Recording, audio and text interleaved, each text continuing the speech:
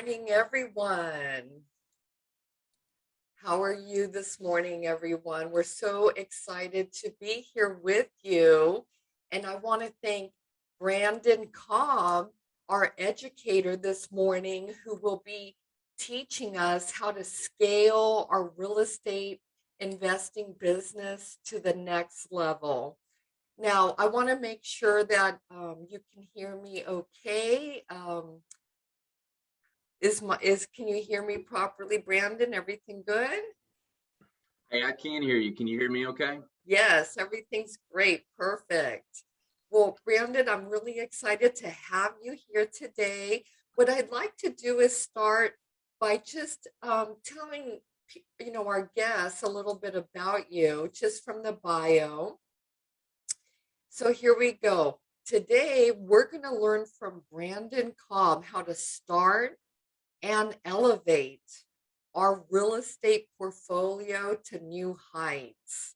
Now, Brandon is the co-CEO and founder of the House Buying Guys, and you may recognize him from being the cover feature of Realty411 magazine. Now, this savvy investor is based in beautiful Nashville, Tennessee, and today, we're going to discover how Brandon ditched corporate life and learned to embrace a roller coaster ride lifestyle of being a real estate entrepreneur. Now, the tips and strategies that he's going to share today can be applied to any market across the country. So be sure to take time to learn directly from Realty411's brand new cover feature, Brandon Cobb. Welcome, Brandon. Thanks, Linda. I appreciate the introduction. I'm not going to be able to top that one. Well, I'm sure everything will be great. Let me stop sharing my screen here. And Brandon, are you going to be sharing any slides today, or are we going to talk back and forth, or do you want to start by telling our listeners your story? What would you like to do? I've got a whole slideshow presentation geared up, so I can share my screen and we can jump right into it. How does that sound? Wonderful. Well, what I'm going to do is I'm going to make you the host right now. That way you can go ahead and share your screen. And before we say goodbye, just be sure to give me back the hosting capability. Okay. All right. So make sure to give you back the hosting ability. Yes, make please. sure you remind me to do that. Yes, I will. We'll remind you. And Jason is here as well. So we'll remind you to do that. Brandon, go ahead and take it away. We're really excited. I see that. Are you starting to share something? Okay, there we go. You should. Perfect. We see it. Perfect. All right. Now, what do you see? Do you just see the big screen, or do you see the screen with all the notes and everything? I want to make sure I've got the right thing up. Yes, I see the beginning of your presentation with your photo that says Invest with Confidence, HBG Capital, and then I also see you on a smaller screen as well. So we're good to go. Okay, rock and roll. Now, there are people, it looks like, that are entering the room. I'm getting some notifications to allow them in the room. So what I don't want to happen is people trying to get into the room and then for me stop them. So I don't know if you have that capability, but what I'll do is as I see little pop-ups come during the presentation, I'll try my best to click on those and let them in the room. How does that sound?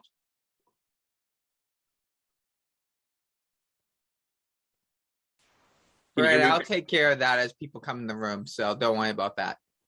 Okay, perfect. Jason, I appreciate that. Guys, I'm super excited to be here today. For those of you who don't know me, my name is Brandon Cobb. I'm the owner of HBG Capital, an umbrella of several companies based here in Nashville, Tennessee. And for those of you who haven't seen me present before, I try to do every presentation a little bit different. So I try not to do the same presentation over and over again. Today's presentation was really catered towards the Realty411 community. I sat down with Linda and really wanted to understand what the community was looking for and tried to do something that was a little bit different. So if you would, please write down what you came here for today and put that into the box, because we're going to do a Q&A at the very end. And my goal for this is not just to educate you on the topics that I've got prepared for you today, but I really want to try to give you what you came here for. So if you have some things in mind, please write them down in the chat. And then at the very end of the presentation, I want to make sure that we have some time to go over those and get everything answered for you so you can get what you came here for today. All right, rock and roll.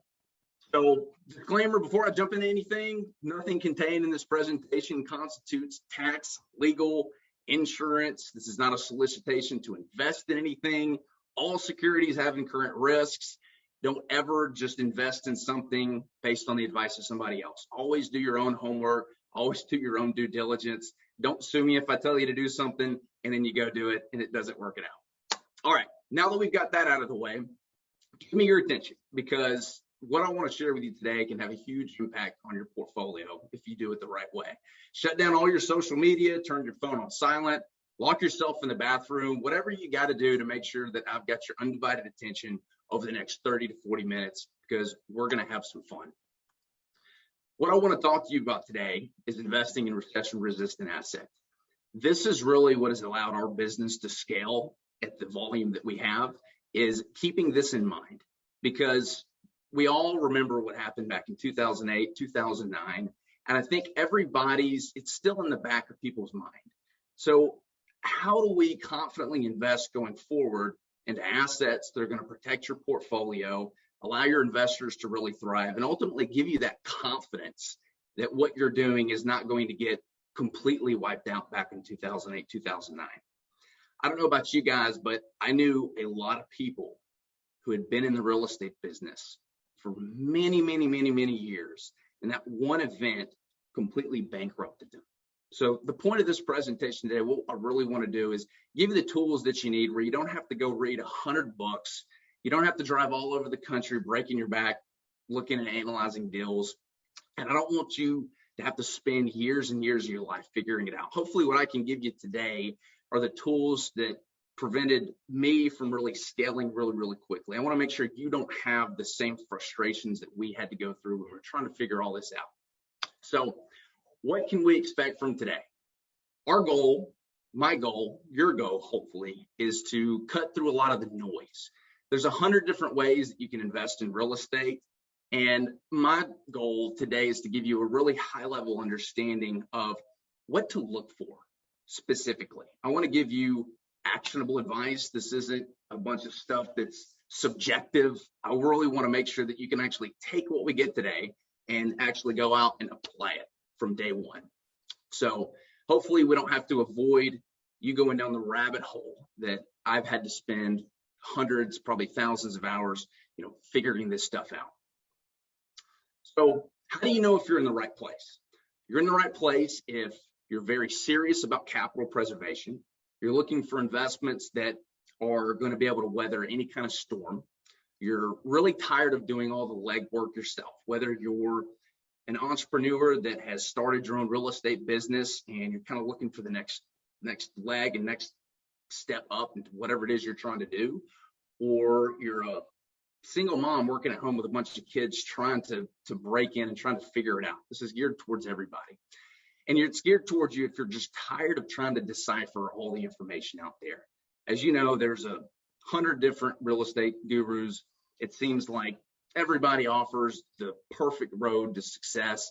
And a lot of times it can be very difficult to understand where you should be placing your money, where you should be placing your time and effort. And hopefully today gives you a little bit of clarity on what's worked for us.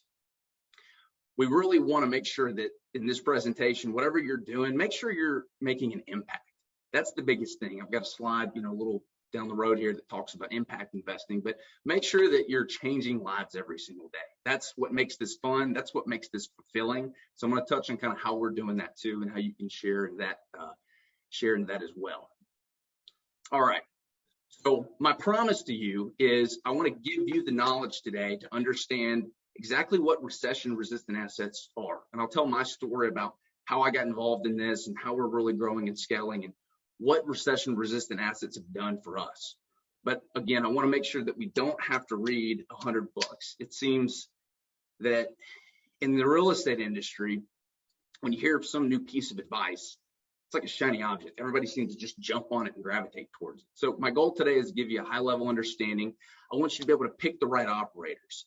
I'm a big fan of, I think Dan Sullivan is his name. He wrote the book, Who Not How. And in that book, he talks about, don't figure out how to go do something. Figure out the who and partner with that person. Bring the who's into your business. That's what's really going to allow you to scale. And I'll touch on exactly how we're doing this on a national level to be able to acquire some of these assets that I'm going to explain to you today. And lastly, I want to teach you how to spot the right deals. Everybody seems to get stuck in this analysis paralysis stage where they don't pull the trigger on anything because they feel stuck. They're like, oh, what is it that I'm not understanding? What is it that I'm not getting, right? I don't want to make this bad investment because I don't know what I don't know. So I want to be able to give you some of the tools that are going to allow you pretty quickly to be able to spot the right kind of opportunities and the right deals so that you can take the time and jump on those when those opportunities present themselves to you. So it's important to have the right mindset. So when you're going on your journey here, it's always great to have the end in mind, because when you have the end in mind, the lifestyle that you're trying to design and the lifestyle you're trying to build, having that end in mind is what's going to allow you to get through the tough times. For me, really getting through those points where things were tough, people in your company are quitting at the wrong moment. You're not able to raise the capital for whatever deal you're doing. You're just not sure how to get started. You're getting beat out from deals. The market's too competitive. Whenever those times come up where you feel like quitting, having that end in mind is what's going to allow you to push through those tough times and break through to the next level. So I always encourage people to think, like, what if you were properly invested? What does the lifestyle that you're looking to build look like? Would you go on more vacations? Would you upgrade your lifestyle? Would you build that dream home? Maybe start that side business that you've always dreamed of? These are the types of things that you need to be thinking about when you are crafting your vision, because it's going to help you break through to the next level. Also, when you stay to the end of the presentation today, I've got a free gift for you. The power in understanding new concepts, no matter what you're trying to do, whether it's a new investment, a new venture, a new business, having the right questions to ask is what's going to be able to help you understand what you need to know so that you don't make the mistakes that other people have. So what I've done is I've got a free ebook I'm going to give you here at the end, and it's 100 questions passive investors should be asking before investing. And this is really going to help you make the determination on which investments are going to be right for you and how to understand those investments. The biggest catastrophe that happens when we're investing is not knowing what we don't know. And that's what really causes the downfall, right? I'd rather miss 10 good investment opportunities than make one bad investment, because making that one bad investment can completely ruin all the good investments. So hopefully this ebook will give you the tools you need to be able to jump into new areas of real estate and be able to understand something by asking the right questions. So who am I? Quick overview. My name is Brandon Cobb. My story is I was in medical device sales, working 100 hours a week. This industry loves to hire young, motivated guys and girls with no families that can just work 24/7. And that's what I was doing. I had bought into this idea that I could design the lifestyle that I want by being very loyal, working very hard for somebody else, and picking an industry that I thought was, pretty much recession proof. I mean, medical device sales, you're always going to need surgery.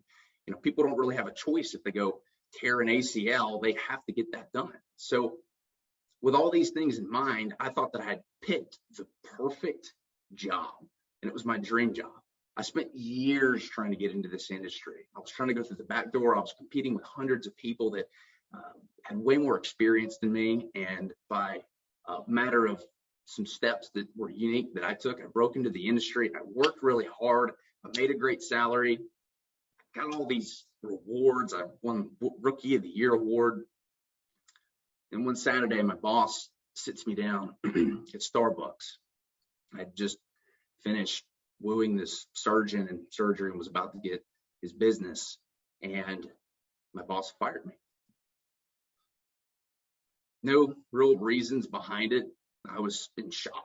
I've never had this happen before. I was working. I had these plaques that he'd given me, and I was so confused. And after the shock settled, I'd realized that this idea that I'd bought into, that I could be loyal to somebody else, I could work nonstop for a company that would take care of me, was just complete BS. And it was at that moment that I realized that if I was going to design the life that I wanted and build the life that I wanted, that I was going to have to do it myself. And so as I went on this journey and started designing my lifestyle, I realized that I get a lot of fulfillment out of helping other people reach their goals. So that's been my goal and my mission, is to help other people invest properly and hit the road to financial freedom and ultimately design the lifestyle that they want. So I own an umbrella companies. HPG Capital is the capital raising firm. We invest in Middle Tennessee and across the country. And I'll touch base in a second on exactly which assets we target. Our holding company is the company that purchases everything. And then we have an in-house construction company based here in Nashville, Tennessee, where we manage all of our own construction in-house. So brief little history is we've done about $35 million worth of construction and rehabs over the past few years. Actively, we've got roughly $10 million, and in the pipeline, we've got roughly $11.5 million. So we started flipping and building houses. We had a lot of success. Other people saw what we were doing. They wanted to join into the success, and we hit a point where we started inviting other people to go on this journey with us. And so it started out with a lot of local investors who were interested. Several years later, after delivering, word got out. We get most of our investors from referrals these days, and now we've got investors pretty much all over the country. We got in commercial real estate this year. We're currently partnered on $42 million worth of active partnerships nationwide. We've got another $33 million in the pipeline, and we've got a great future ahead of us. But most importantly is I'm very proud of the goals that we're setting as a company. Whenever you're looking to scale your real estate business, there has to be a vision that everybody can get behind. Employees don't buy into a job anymore. They want autonomy. They want somebody who's going to invest in them. They want a vision to get behind. And so our vision next year for 2022 is to give away one home to a military family. And it might be a military family that's lost a veteran or an injured veteran, but we are super excited to be able to make this dream a reality for somebody. And when we talk about this during the team meetings with all of our team and employees, my biggest thing is you don't work for me, you work with me. You can see that they light up and they get excited, because being able to come to work every single day with a vision is more powerful than any other strategy you can use to make somebody work with you or work for you. So make sure you're sorry, Brandon, would you mind letting a few people in? They're in the waiting room, and I apologize.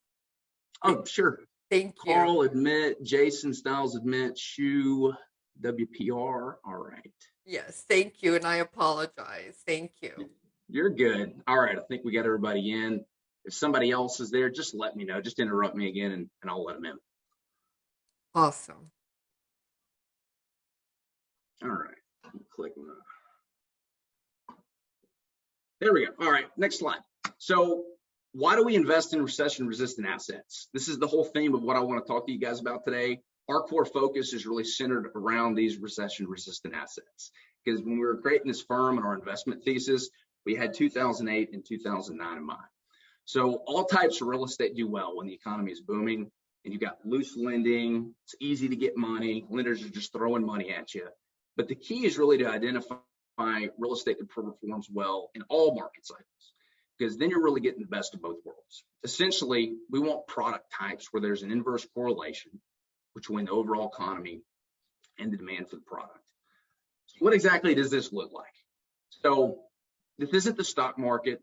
You got huge tax advantages with real estate. Everyone in here is probably pretty real estate savvy to understand the big tax incentives that the government gives you. And we really want something that's insulated against market volatility. I had a guy named Danny who I met with, and Danny was an older gentleman. I think he was 77 or 78 years old, and he was on the verge of retiring. Danny had spent years working a corporate job. He had just saved up enough money to start taking from his retirement and start living life on his terms, what he really wanted to do. The ripe old age of 77, Danny had finally retired. Then a little thing called COVID hit. And we all remember, especially if you're invested in the stock market, what happened to your portfolio. Danny hadn't taken the right diversification steps, and as a result, his portfolio tanked.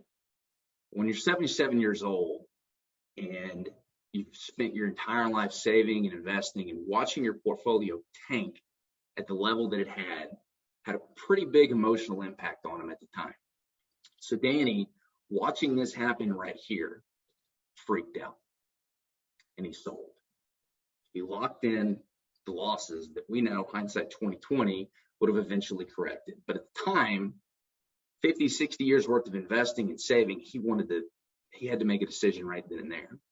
There's no strings attached. We've got educational content that talks about syndications and return on equity structures, everything you need to know to feel comfortable. And lastly, if you have any questions, feel free to email our team at info@hpgcapital.net, and we'd love to set up an introductory call and explore more about how we might be able to help you. All right, hopefully we've got some questions at this point. Linda, do we have anybody type anything into the chat box?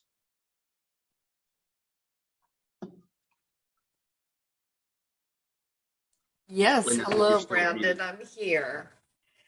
So folks, do we have any questions for Brandon? Now is the time to ask Brandon what you want to know. Do you want to know how to get started, how to scale up? What does it take to get to where he's at? We're here for you. And if you have any questions, please go ahead and type them into the chat. Let's see, I've got questions from, I think, Stephanie Collar. Systems new source of leads for Indiana, established connection for houses 300K to 650K to rehab in Nashville. I'm not quite sure what she's asking. As far as systems for new lead sources, maybe I can touch base on that. Okay. So what we use is, I call it the networking effort. Everybody in this city knows what we do. I set a goal this year to have 1 to 2 lunches a week with people who were in the space that were, these are agents or wholesalers or just investors that have been in and around a while, people who own a lot of land. So every single week I do 1 to 2 lunches where I take them to lunch and I'm just talking about how I can help them. I'm establishing myself as an authority figure. I'm showing the deals that we've done. I'm trying to understand who they are and what their needs are. And I'm trying to build whatever value added content I can around them for that lunch. I've had a huge success with that. Of course, there's a million ways to skin a cat.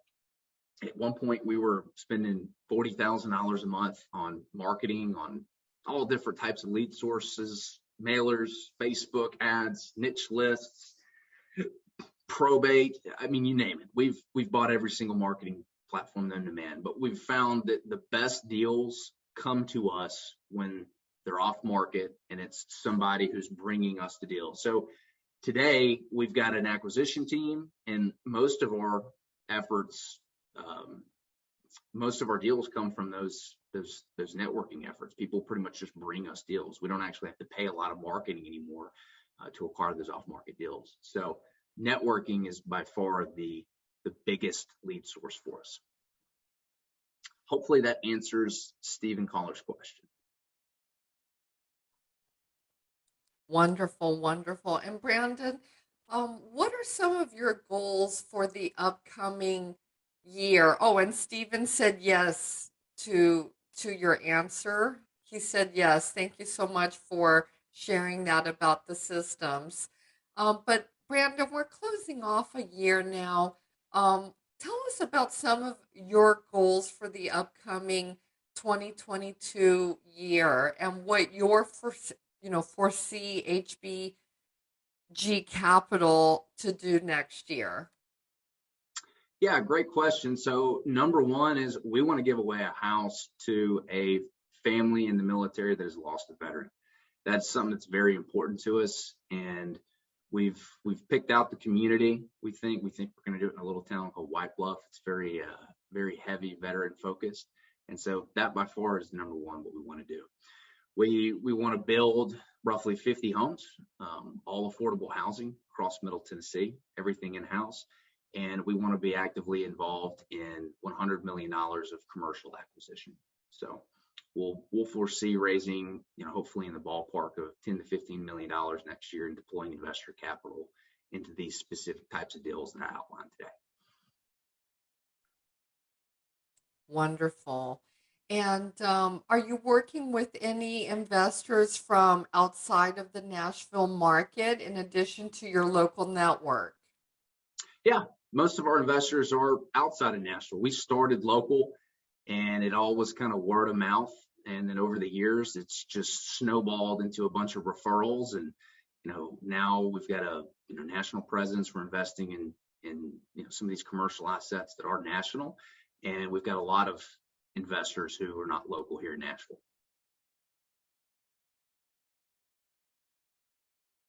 Be sure to, yes, now fantastic. Now be sure to tell our listeners how to get started with you, Brandon.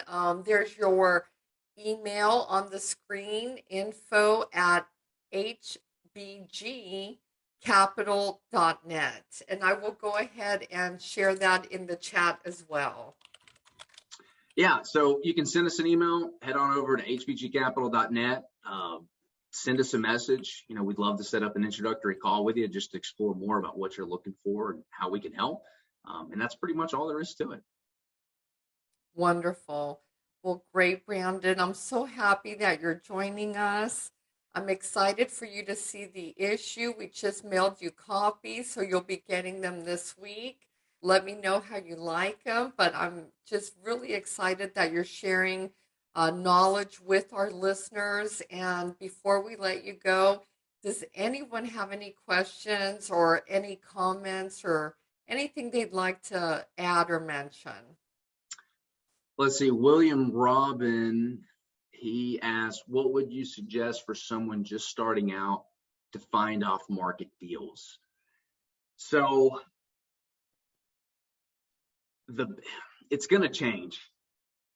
The real estate industry the cheese is moving so fast that the traditional ways of finding deals, it's always changing, right? It used to be do a lot of marketing. Now we're very laser approached. So if I were to start all over again, I would figure out which areas have the most opportunity where the city wants density. So these are areas that the city is rezoning. These are areas where there's a lot of builders that want land. And I would try to go fish in a blue ocean. So right now, the single family market, especially like with rehabs, wholesaling, it's red hot. There's a lot of people jumping into it. There's a lot of gurus out there that are just, Fan Merrill and Fortune Builders comes to town and you got 400, new investors that jump into the market.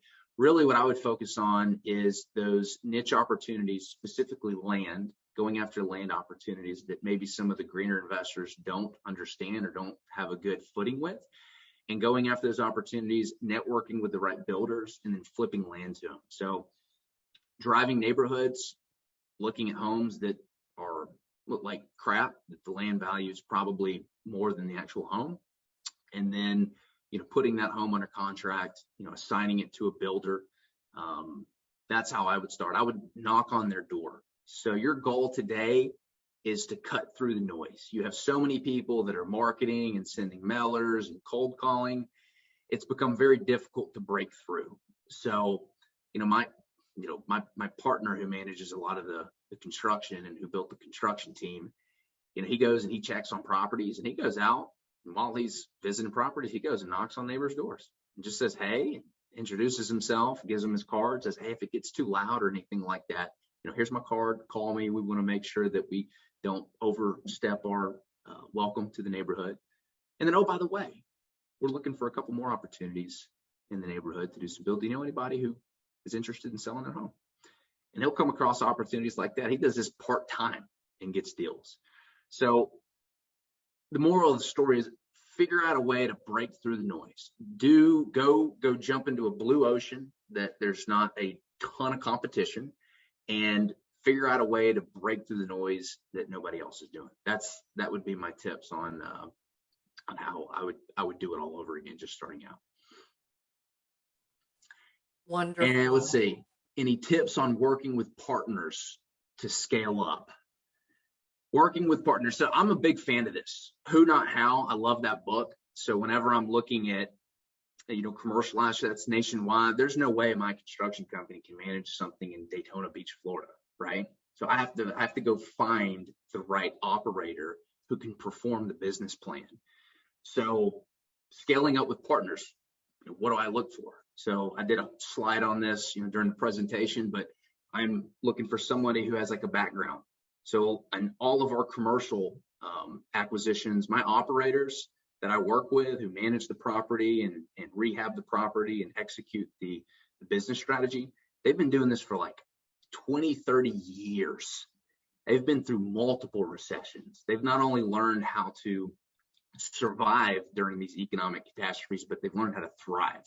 So I look for that track record. What are you missing, right? If you're looking to partner with somebody, you have to understand where the gaps are in your business. So what you're really good at and what you really enjoy. And then offloading every other responsibility to, the right partners is the key. Very similar to building a house, right? You don't want to go and learn how to do the foundation and the framing and the mechanicals and the drywall and the paint. You don't want to do all that. Maybe you save money, but you're not going to be able to build very many houses.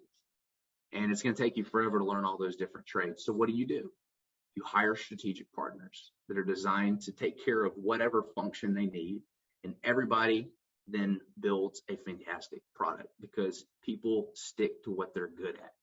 So partnering to scale up, I think it's fantastic. Just make sure you do your due diligence on the partner beforehand before you you jump into that marriage with them. Fantastic advice. Thank you so much, Brandon. We really appreciate your time here. It's been such a pleasure to have you. And I know that our guests are truly benefiting from this incredible knowledge that you're sharing. So now Gianna does have a question that maybe we have 1 minute. So let's see, on a scale of 1 to 10, how important is a real estate license when you're starting off? It depends on what you want to do. If you want to list houses for other people, then you're going to need a real estate license. I don't have my real estate license. I don't want my real estate license. It creates a bigger headache for me and what we're trying to do. And again, who not how. When I sell my houses, I don't see the houses. The agent does that. I hire a brokerage that lists them, designs them, and does all that work. So you do not need a license to get started. You also don't need any money to get started either. You can, go find deals for other people and assign contracts. Again, just check with your local attorneys in the state to make sure that it's legal. But, you can find people to double close for you that'll fund your deal, and you can just sell it, the next day or same day to somebody else. There's so many opportunities to get started without a license, without any money. That's how I did it. And that's how a lot of other people do it too. So don't let that hold you back. Awesome. Well, I know that you're truly motivating a lot of people out there. So Brandon, I'm going to go ahead and reclaim the host position. All right. How do I give you that? So I did that already. So now Perfect. I realized that I could do it from my end. So now I do have the hosting position. And I will go ahead and bring on the next speaker, who is Jason O'Miles. Hello, hello, Here he hello. How is. are you? Jason, how are Hmm, you? fantastic. It's a fantastic, beautiful day. Oh, that's great. Are you joining us from Florida today? I'm in Atlanta. I'm in Oh, in Atlanta. Atlanta. I'm in Atlanta. Wonderful. Yes, Well, indeed. welcome. That's definitely a hot market. That it is. Well, the whole region is for that matter, but there's several of them. There's several of them. So we're going to talk a little bit about that and what that looks like now and a little bit later on today as well. And there's just a ton of options. And, Brandon said a lot of things right, which I'm going to kind of touch on some of those things that he mentioned today because he's right. There are some real changes in the market today, and there's opportunity everywhere. You simply have to know where to look. You have to have those weapons in your arsenal, if you will, which is why I call the company Real Estate 360, because we do it all. We Wonderful. do it all. Let me introduce you real quick. Now we have Jason O'Miles with us, and he is the founder of Real Estate 360 Pro. And Real Estate 360 Pro is a premier real estate and business development and national REI coaching company. So we're really excited to have you here, Jason. I'm going Thank to you. have you take it away. Would you be sharing a presentation? Yes. Okay, in that case, I'm going to go ahead and make you the host. Okay. That way you can share your screen whenever you are ready. And Perfect. you are now the host. We'll just get going here.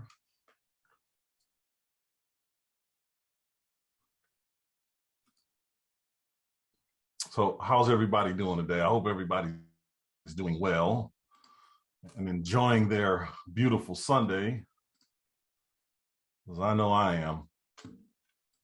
It's Yes, it's lovely out here in California as well. So we're going to definitely enjoy this beautiful weather after the event. But for right now, we're inside learning, getting motivated, and getting ready to prosper in real estate. Yeah, it's giving me a little bit of a difficult time here. It's giving me the prompt. Oh, there we There we go. go. It's There we go. working. There we go, Okay, good, Jason. You good, got good. it. All right, good.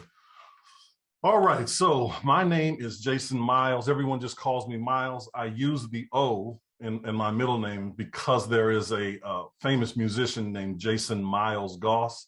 So if you were to Google just Jason Myles, you'd get a lot of him and a little bit of me.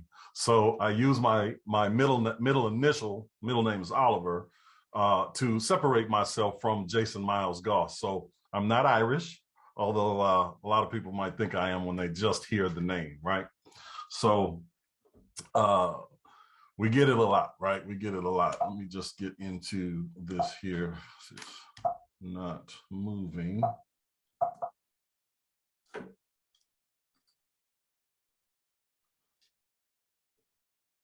Okay, here we go. Yes, I do see movement, Jason, so you're fine.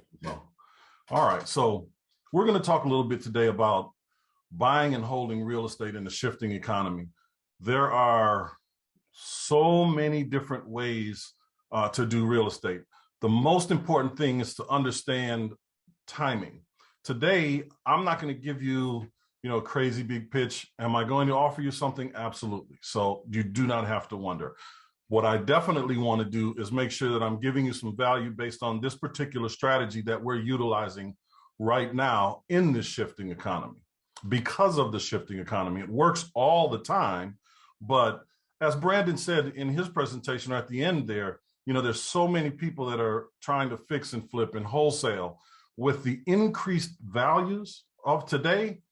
I mean, it is extremely difficult for most people to do that. There are still flippers, fix and flippers that are out there that are doing well, but they may have been doing 50 or 100 deals before this pandemic, and now they may be doing 30, 40, or 50 deals simply because it costs so much to get into the deals, one, and two, there just aren't as many lucrative deals out there as there were before, and it is such a crowded space.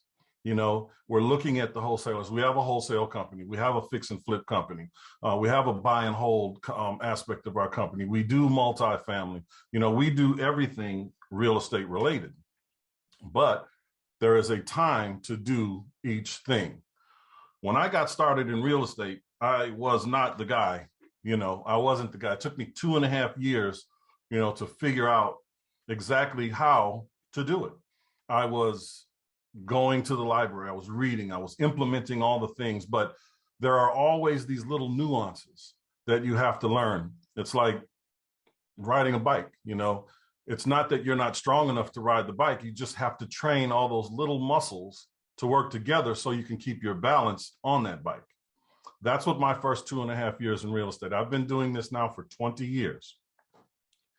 And I got beat up in my first 2.5 years.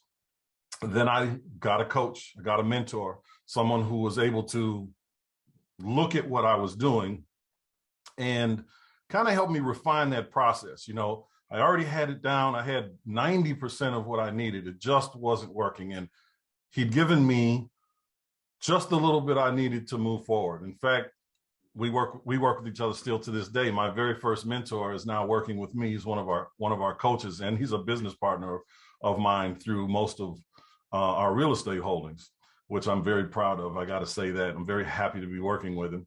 But he just gave me that little push that I needed. And within 3 weeks of that conversation, I made $6,000.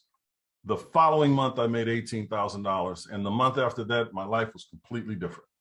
And it was that way until the crash, right? But I just knew how to do real estate one way. So when wholesaling didn't produce anymore, I knew that I had to learn other ways to find success in real estate or to create success for myself. So I began that educational process and teaching myself and implementing new strategies. And the strategy today that I'm going to talk about, that part of our business is doing right now about $45,000, $48,000 a month. And this is for folks who are interested in the buy and hold aspect, but not buying in the traditional sense. We're not going to talk about buying in the traditional sense at all. And why am I qualified to sit here and share my experiences with you? Well, one, it's because of that 20 years of experience.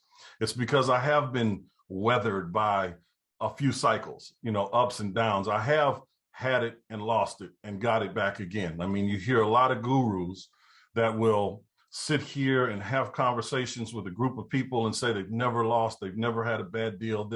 Listen, I'm here to tell you that no one wants to lose, but it's an education process that you will never forget. You know, once you lose once, you're going to remember what that feels like, and you're not going to do it again. At least you're going to do everything in your power to never do that again. And I'm going to go back to what Brandon said. It is about understanding what your weaknesses are.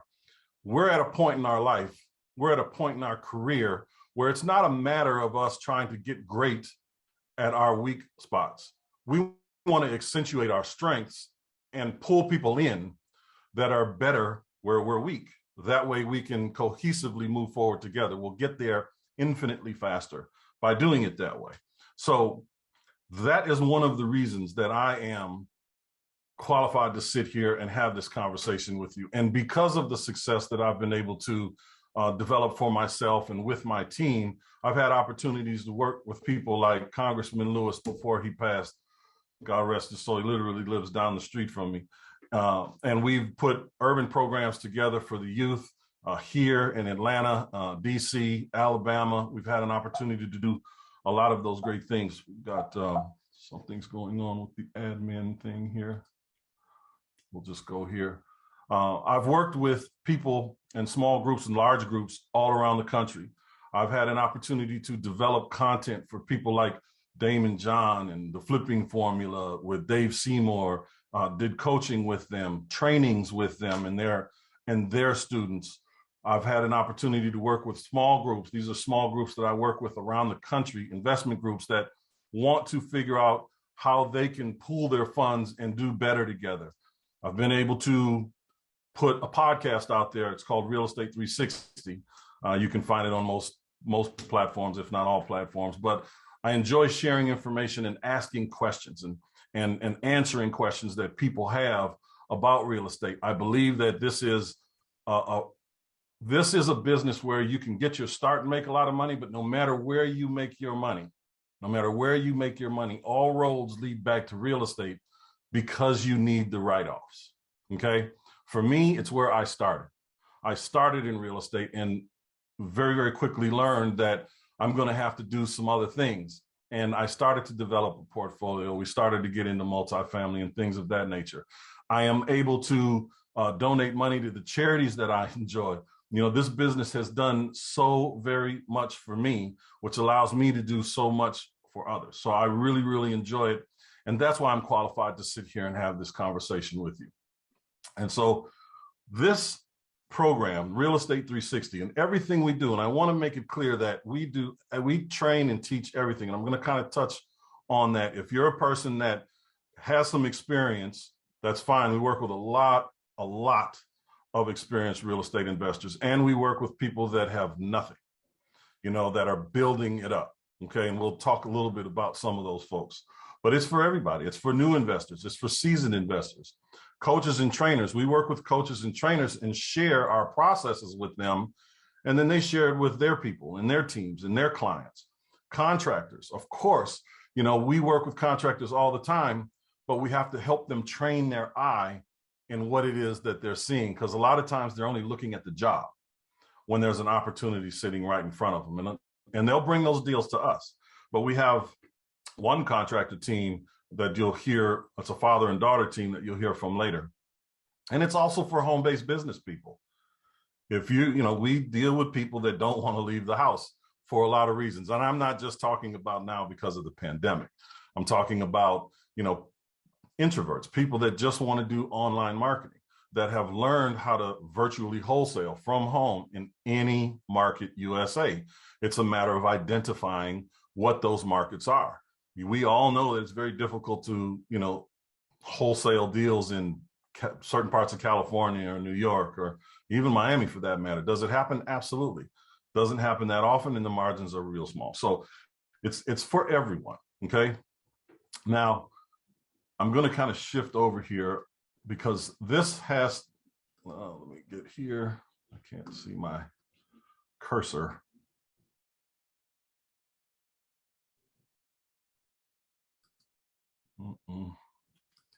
My cursor, I can't see it there, Linda, to shift over. Let's try this.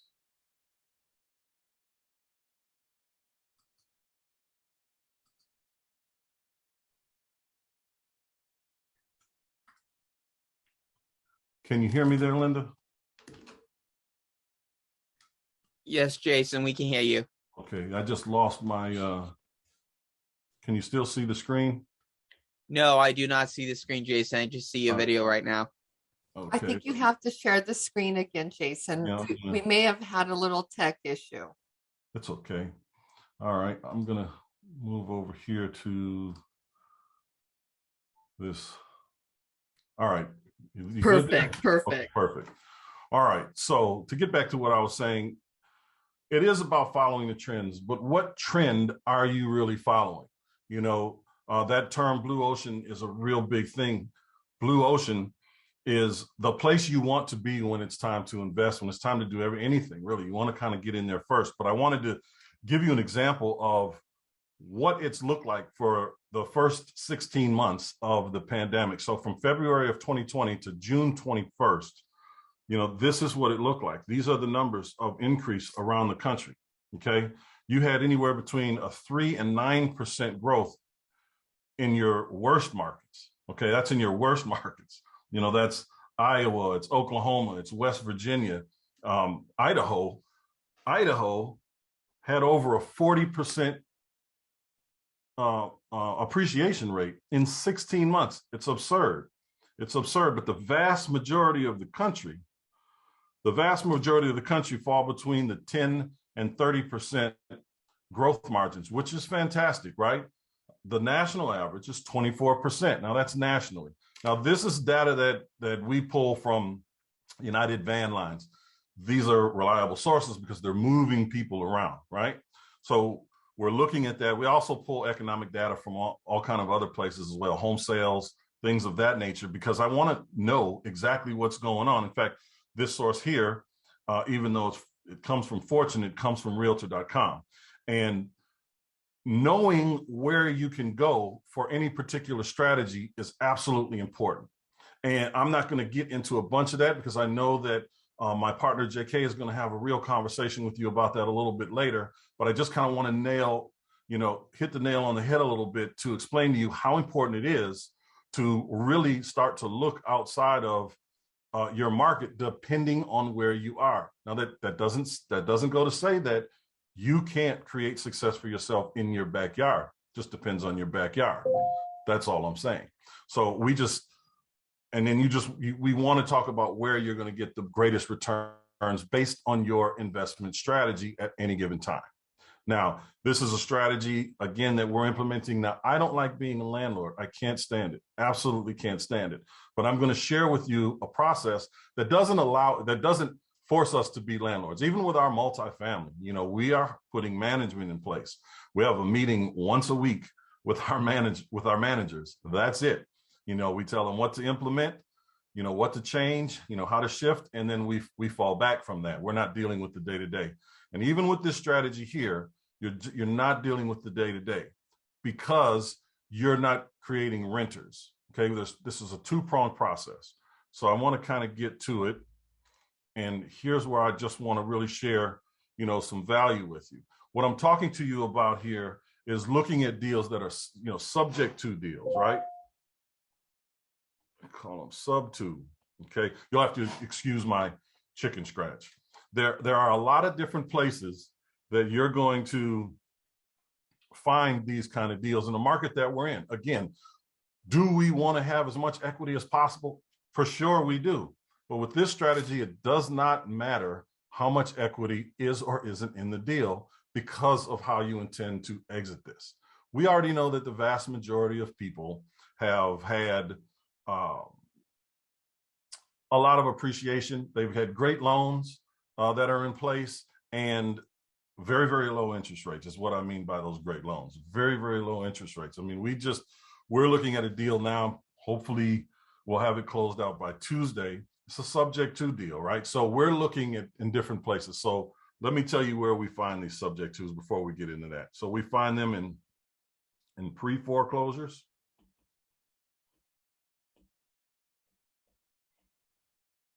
We find them in expired listings.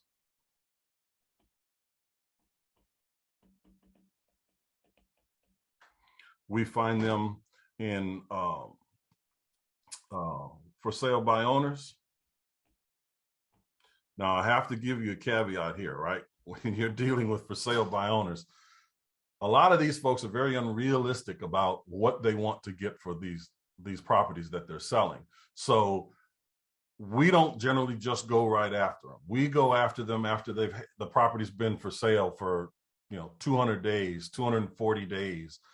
Now they're really wanting to get it sold, but understanding what their motives are is extremely important. So it's for sale by owner because one, they're probably asking for too much money. Two, they do not want to pay an agent, right?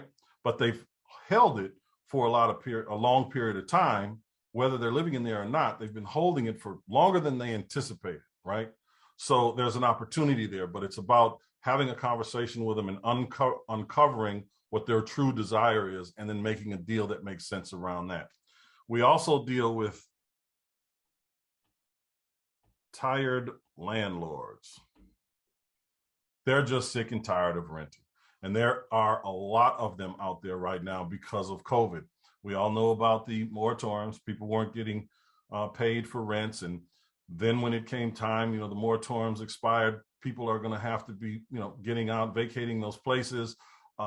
Maybe in a lot of cases, those landlords have gotten forbearances with their lenders, and now they don't necessarily have this big chunk of change to drop on them, right? So they're in a precarious situation. The person can't give them all that money because they haven't been working, so they haven't been able to save money through the pandemic. So, because if they were working, they would have paid rent. If they were making money in some kind of way, presumably they would have been saving some of it so that they can pay rent, when it's time, presumably. But, it was ironic to me that Walmart made all the TVs $597 and the stimulus checks were $600. But that's a whole nother conversation, But those are the kinds of things that we look for, okay?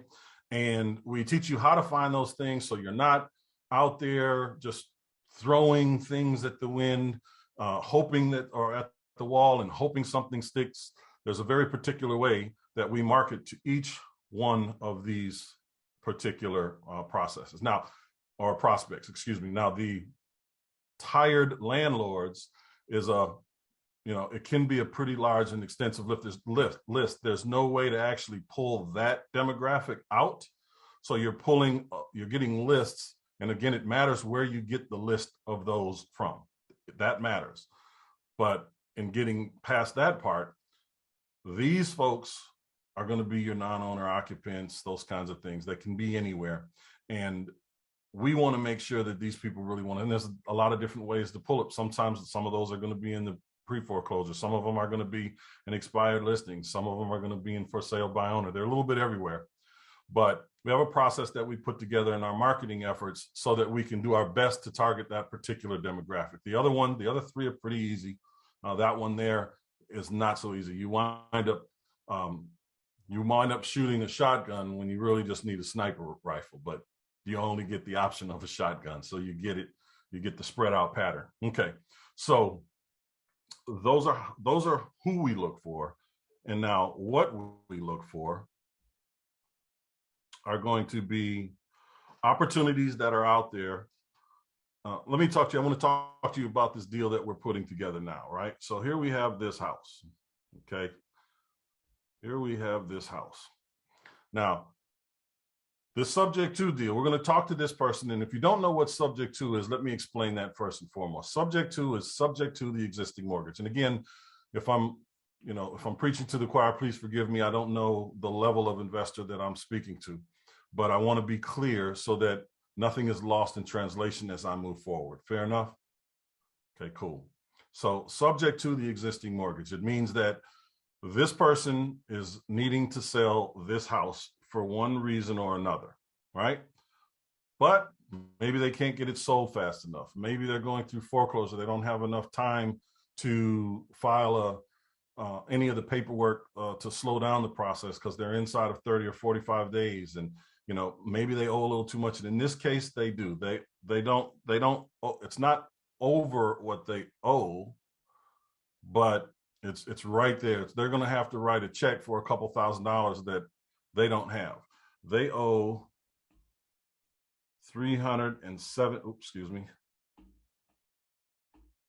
They owe $307,000 on this deal. They just got it, a year ago. They got in trouble. They lost their job. The house is worth right now, it wasn't even a year ago, $320,000. Okay, so $13,000 difference. But even because they tried to sell it at $320,000, they tried to put it out there at $330,000 because the market was moving up pretty quick. They weren't really getting the offers. They were getting the $315,000, $320,000 offers, which is right where they were. But when you do the math, it's going to be 6%. There's no deals getting cut in the Atlanta market, right? It's a hot market. So agents, if you're offering them, if you're trying to cut them from 3% to 2%, they just won't do it. Or even if your agent will do it and you want the buyer's agent won't do it because they don't have to. They simply won't show the property, right? So maybe if you have a good relationship with your listing agent, that's a possibility. But I like to pay people what they're worth. I don't like to ask them to just take discounts because we have a relationship, because I wouldn't want them to do that to me. That's just my take on it. So that's going to cost 6% though. And there's going to be maybe a seller contribution to closing, although that is kind of limited in hot markets. You could say, no, I don't want to do that. I don't want to pay 1 or 2% in addition to, it's totally up to you. Or maybe there's an appliance allowance that you're going to allow with this particular property. All those things buyers are going to ask for. So if you're going to take your appliances, they're going to ask for an allowance for that. So let's just call it another 1%, just to be modest. That's 7%. 7% of 320,000 is what? 1,400 and 21 is $22,400. That equals 7%. So they couldn't sell it, is the point I'm trying to get at, right? Because they owed 307. They were not going to be able to take 325 or 320 for that matter, so that they could get this property sold. So they had to be a little more creative. They do not have an interest in being a landlord. We had that great conversation. So we go in and we have a conversation with them, and we explain to them the process of a subject to, which is where we come in. We're going to take over your loan, the $307,000 loan, subject to the existing mortgage, because they have to, they've got to get out of there. They're behind about 15,000 or so. We're going to be able to have a conversation, which we already have. We're in conversations right now with the lender for them to take maybe 5,000, 4,000. We've offered them 2,500, and for them to put the rest on the back of the loan. But we're going to see. I think we're going to be somewhere around $5,000 because they want to get it done. They want this to be resolved.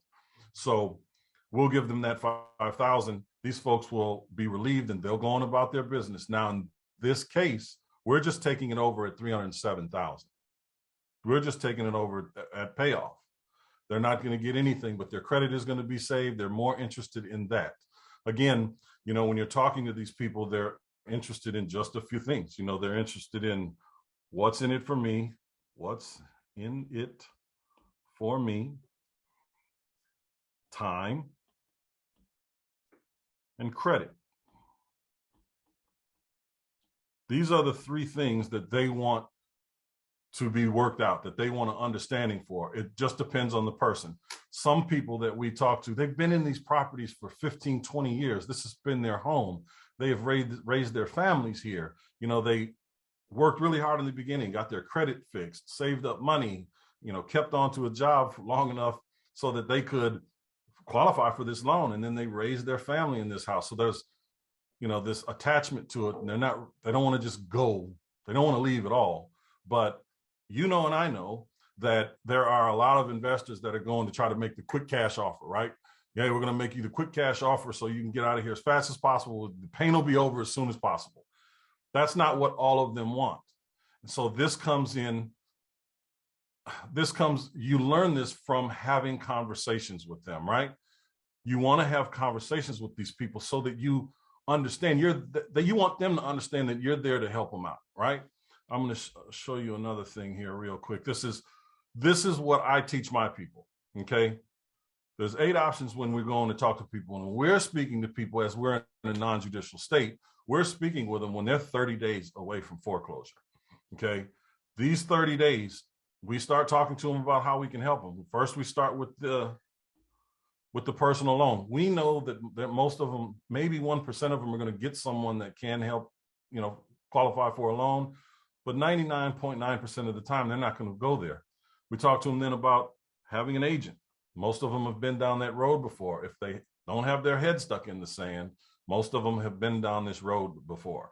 And in the market that we have today, depending on how long that person had that property, they would have been able to sell it on the open market pretty quickly and move on to the next chapter in their lives. But when we're speaking with them, they don't have any time, okay? They don't have time for that.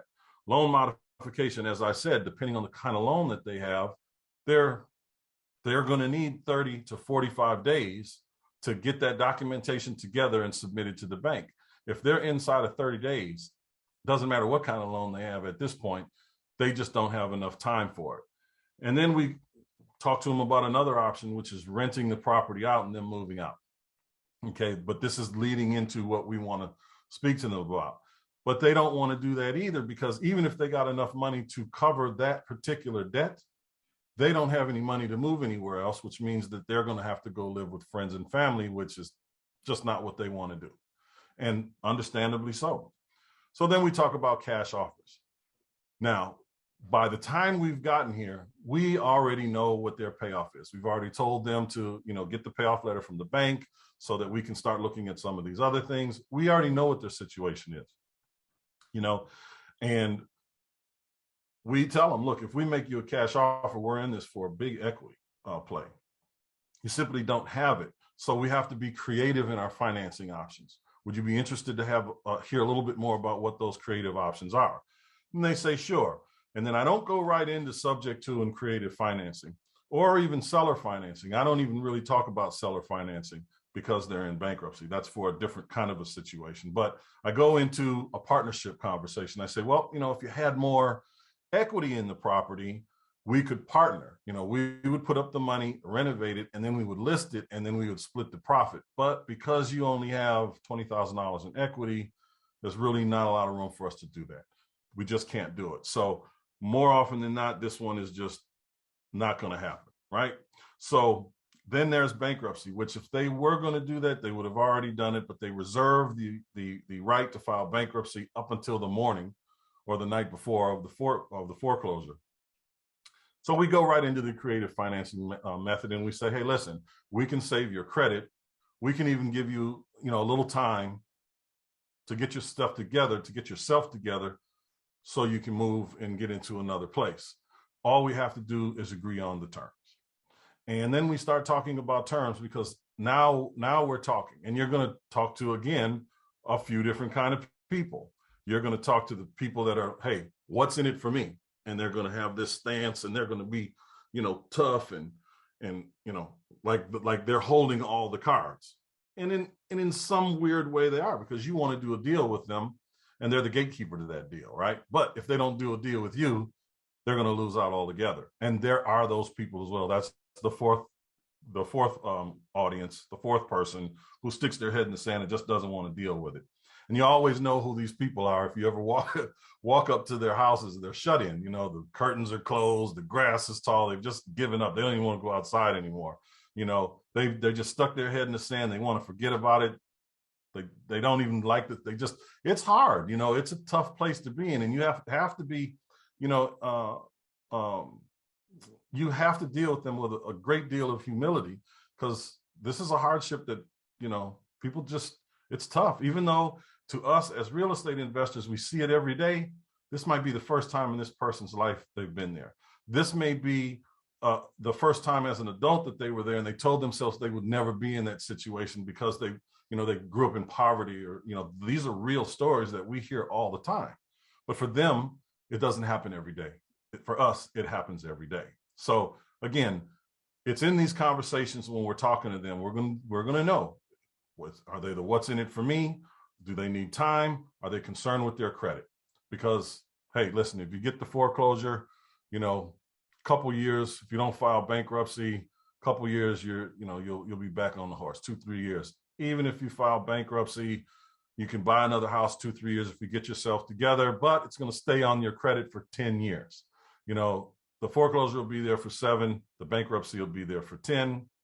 When it falls off, you can kind of, you can start doing other things. And we explain these things to them. And then we start working it out. Now, but what happens once you have the deal? Because you don't want to be a landlord. You don't want to be a landlord. And I wouldn't want you to be a landlord. That is definitely not what I'm here to talk to you about. Okay. So once we do the subject to, and we have this property under contract, we are going to do one of two things, depending on where that property is. We're only doing one of two things. We're going to do both of them, but in different situations.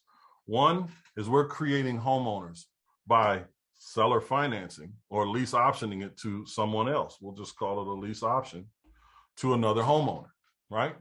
Meaning they're going to come down, because there are a ton of people out here that have a lot of cash but are not credit worthy, and they're looking for an opportunity. They don't want to rent. Maybe they have a lot of company, a big family, have pets, something of that nature, and it's difficult to live in an apartment when you have a large family and pets, period, point blank. Or maybe you just want some privacy. So they have the money to put down, and depending on where that house is, you're going to get, $5, $7, $10, $15, $20, $25,000 down, depending on where it is. And $25,000, $30,000 is not outside of believability, depending on where it is. If it's a $30,000 house or $300,000 house, these folks were already thinking 5 to 10% down anyway. Sometimes it's a negotiation, but you do what you can do. You agree on what you agree on. Either way it goes, they're going to put a substantial amount of money down. So you have to know what you want going into it. And we have formulas that are set up for you so you know what that looks like. And you get that down payment. That down payment is going to cover whatever it costs you to save that house, plus some equity, plus some money in your pocket. That's the goal, right? Then let's say rent in the area might be $2,000. You're not going to charge $2,000. You're going to charge, I don't know, maybe $2,500, $2,600, $2,700 with a couple $100, $200 or $250 going towards their down payment in the future. And there's an exit structure that you do when you do it this way, where you say, all right, today the house is worth $320,000. So you tell them, we're not going to sell you the house for any less than $320, say $325, right? That's going to be our distance. Not going to be any less than that. But in a year or 2 years, what we'll do, once you get approved, I'll get an independent appraisal done on the property. This is just my exit strategy. I'll get an independent appraisal done on the property. And then if the appraiser comes back and says, hey, the house is worth $340,000 today. If it's $340,000, I'm going to split that $15,000 equity with you, 50-50. I'm going to get $7,500. You're going to get $7,500 of it. That $7,500 they'll use towards their down payment. That $250 that I was giving them for the year or two, that's anywhere between $3,000 and $6,000 if it was 2 years. That's coming out of the equity that I've already built into this deal, right? So if I'm getting 332.5 less the 6, that's what? 326.5? 326.5. I've already gotten the down payment. I've already had $500 or $600 a month cash flow off this one deal. That's not bad. If my payoff at that point, let's just be conservative. Let's say that the payoff was $305. I'm walking away with $21,500, and I'm not paying management and I'm not paying commissions. I don't need to pay commissions because that person is already living there. So there's no agent involved. I'm not being a landlord because they are owners. They are responsible for all of the repairs to that property. I'm not going to get calls at 11 o'clock at night. I'm just getting a check in the mail. I call it mailbox money. I'm just getting a check in the mail every month. And that's that. And that's that. Now, going into option number 2, depending on where it is,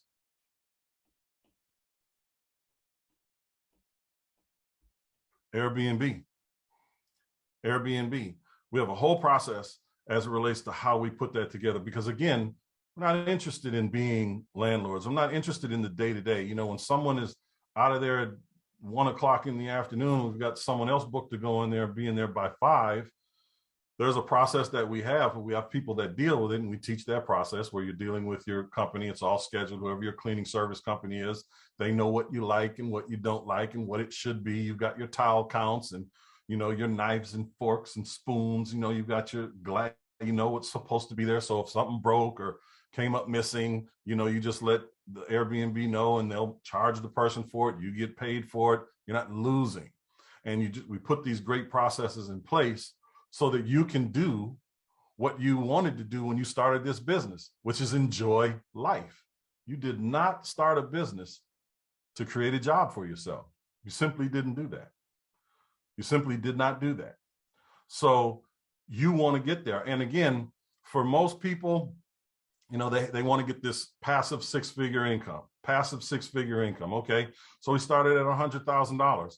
If you're getting $400 passive per month, per house, you're going to need roughly 21 houses. That's going to equal 100,000 passively a year. That again does not count the down payment money. Okay. It's 21 houses. It's less than 2 houses a month if you want to do it in your first year. Now, I can tell you definitively that if you put this particular strategy to work, and you spend maybe 5-6 hours, I'd say 5 to 10 hours a week, and you really, really went and did this, you'll do 1 to 2 deals a month if you were doing it by yourself. And that's not having, VAs make calls for you and do all that other stuff that we would recommend that you do so that you can save your time. But it's just 21 deals a month. a year, excuse me. It's just 21 deals a month. Oh, I keep saying a month. It's $8,333 a month is what it should be. And $8,333.33 a month for 12 months is $100,000, right? Or 99,999 and change. So you're right there is the point I'm trying to make.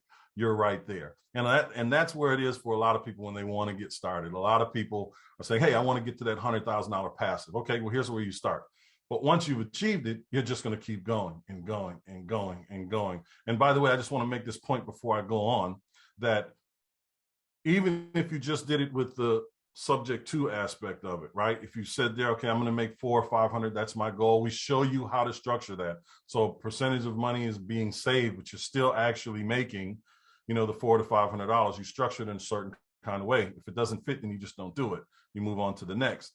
But with the Airbnbs, you're talking about making, per house. And again, it depends on where it is, $800, $1,200, $1,600 a month, $2,000 sometimes profit on those, which just helps you get there faster. Okay. It just helps you get there faster. So I wanted to really share this one particular strategy with you because it is so very important. I did not mean to cut that off. Please excuse me. It is so very important that you have some options. Now, if you're wanting to wholesale, if you're wanting to fix and flip, build your business, all those great things that, we do, we want to make sure first and foremost that you understand that this is a business. Okay. We're not going to have John Smith and Jane Smith go out there and do business in their name. That's everything in the first aspect of what you learn. It's called Success in Your First 30 Days. We go over the fundamentals of just what you're supposed to be doing and how that works. All right.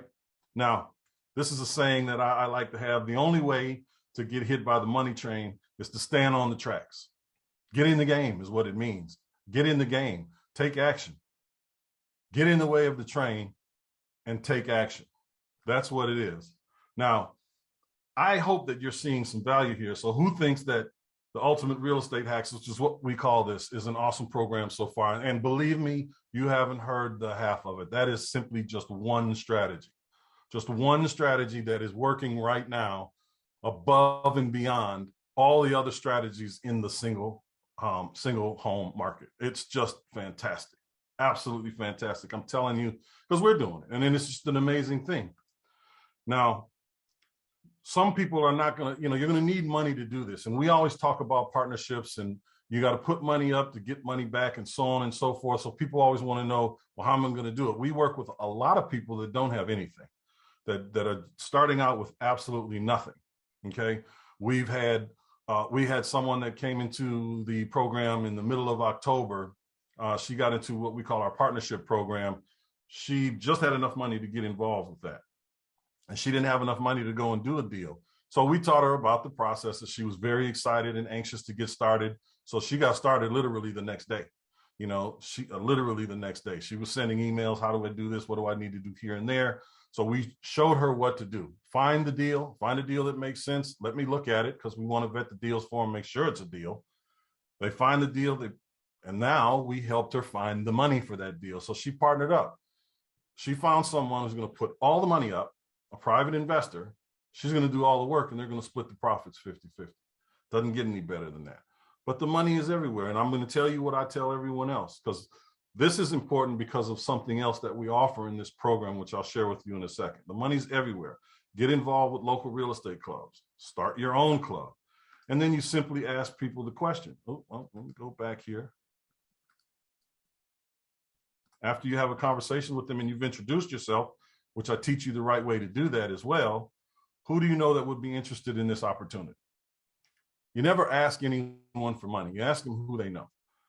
And then they're going to wonder, well, why didn't you ask me? They might not be till tomorrow.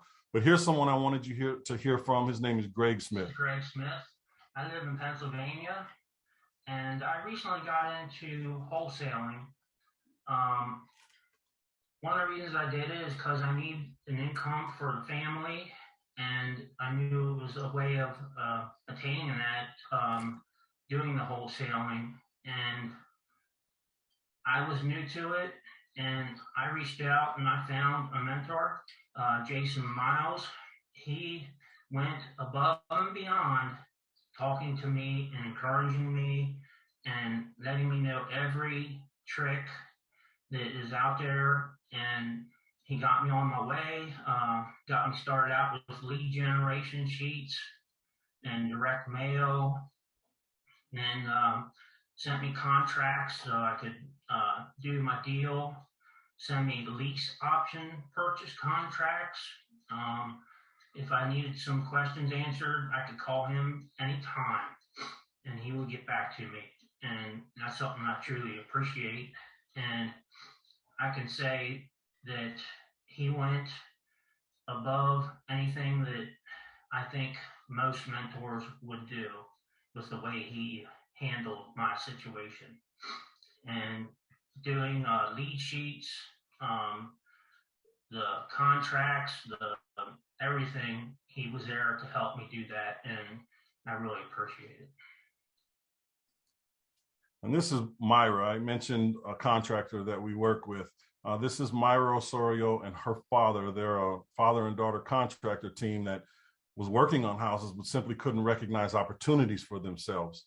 So they came into the one-on-one coaching program and have been doing just gangbusters.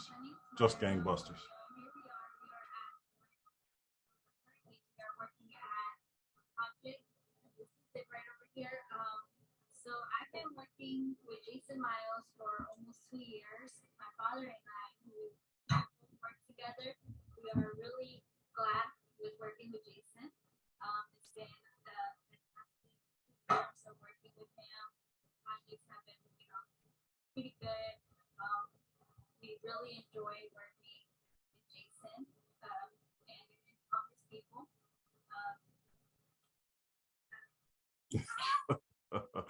Yeah, so that's Virus. She's good. But, this is why some people are paying us as much as $25,000 a year for our one-on-one coaching trainings, because we do everything.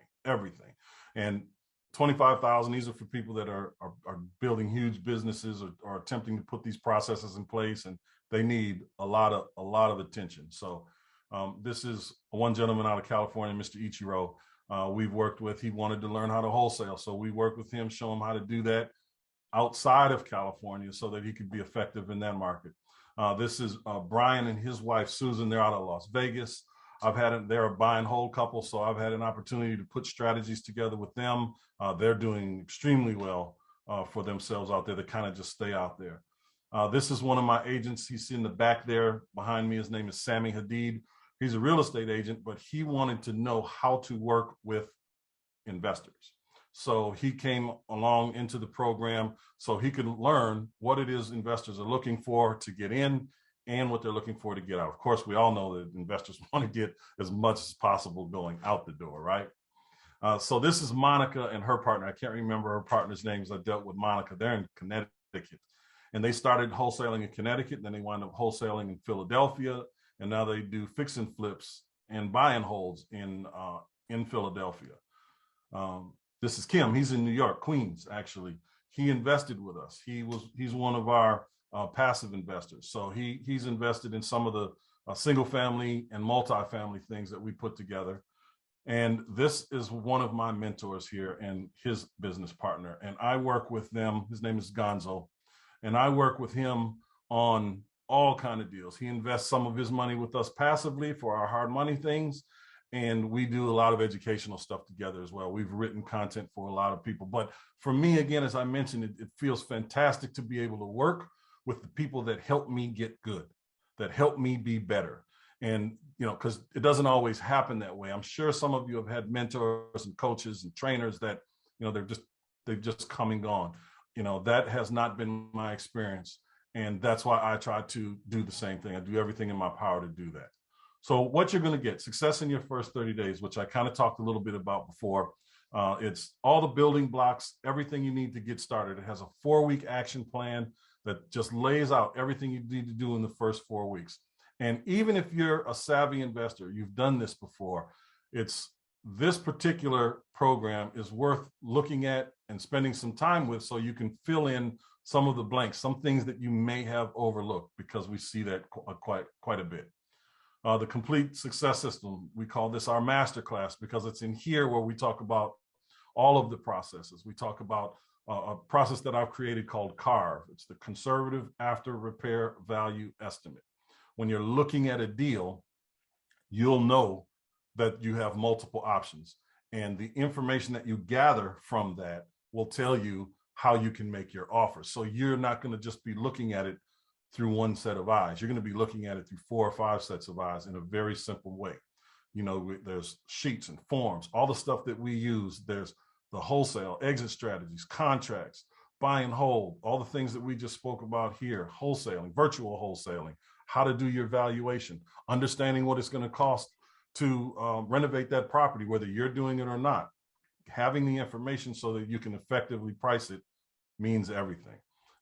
We do live 6 months of live coaching. We want to make sure that you are getting your value. I want to make sure that we're speaking with you, and we also record those. And we're going to do a one-on-one strategy call, so we understand exactly what it is you need, so that we can help you put together a plan that's based on what you want to do today and put you on the path to where you want to be tomorrow, because you're not always going to be doing the same thing.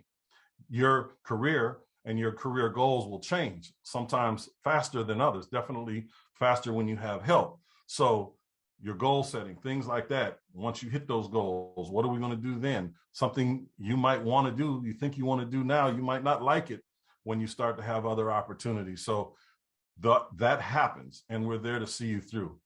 Also, when I was talking about the money, introduction to raising private capital. You're going to want to raise your own private capital because you're not going to want to put all your own money into these deals. So it's imperative that you learn how to raise private capital, how to introduce yourself, where to go, where the money is, those things that I mentioned in that previous slide. That's why I mentioned it. Yes, may I interrupt for just a minute? There's some people waiting in the waiting room. Would you mind clicking the button that says allow all? Okay, let me get to it, because yeah, sorry to interrupt.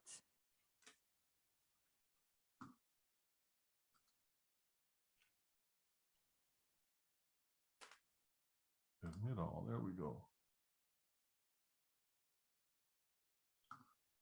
Wonderful. We just added a lot more people. We sent out a big email blast, so we have some people in the waiting room. Thank you for letting them in so much, Jason. Got you. You're still seeing my screen there, right? Yeah. Oh, yes. Everything is absolutely fine. Please continue. Well, I got to get that thing off the screen now. There we go. All right. So at any rate, all these things that we have, we got through that. The success system, ultimate real estate hacks, the one-on-one personal strategy call, the introduction to raising private capital, how you're going to need to do all that. All of these things we sell. If you went to the website now, you're going to see it. You know, we do it all the time. That's what it costs collective if you've got them all. But we made a great deal for the Realty411 members where we're doing it at roughly 83-84% off. And if you have interest in it, just hit that QR code right there with your phone. I'll put the link in the chat as well, but there's options for you as well. I mean, it's only $9.97. You'll have lifetime access to all the digital products, and you will be successful. If you put forth the time, the energy, just 5 to 10 hours a week, you'll have success. We also have payment options if you need it. They're there as well. This Ultimate Real Estate Hacks is a program that is truly worth its weight in gold. Here's just kind of an outline. I went over, you know, all these 3 things I only went over 2 of those, right? So there's the payment plan, there's the one time. We went over everything that's in them, but there's also a bunch of other stuff there, right? I'm going to give you a copy of my book right here. It's called When There's Blood in the Streets, A Real Estate Investor's Roadmap to Winning. And it's all about how to take advantage of not just the market today, but overall, and when to shift and what to look for. You're going to get weekly live support sessions where I was talking about with our training, with our group coaching. It's every Wednesday, right? And it's live. If you can't make it, it's recorded. We have it there for you. So you'll be able to get your questions answered live one way or another, right? You have access to all the forms, contracts, and spreadsheets that we use on a regular basis every day that we use to streamline our business. Our exclusive Facebook group where you get access to all of we have international real estate investors there to get additional questions answered. If you have them, you can't get a hold of anybody. If you put them in there, you're definitely going to get an answer. You can put your deals in there if you want to sell your deals. Again, we have people from all over the world in there, all over the country, all over the world. And there are past students, present students, and there's bonus trainings that I conduct in there on a regular basis. And of course, our coaching calls and trainings that are archived that you always have access to. There's motivational information back there, audios that you can download and listen to while you're driving or walking, books that you can read. The books that I like to get are, I put them back there that are, Rich Dad, Poor Dad, Napoleon Hill, 7 Habits of Highly Successful People, and Who Moved My Cheese, all these things that give you the ability to be introspective of yourself and to say, hey, what is it that I want? And of course, that QR code is right there. So now you have 2 choices. The first one is that you can do nothing. Don't take this leap of faith, which, by the way, is 100% risk-free, 30-day money-back guarantee. If you're not happy with the service that we're providing you, you don't have to stick around. You just, for whatever reason, if you don't like it, you don't have to stick around. And the second option is that you're going to invest this small amount today, coupled with all of the value that I'm giving you, and you're going to give it your best shot. You're going to take action.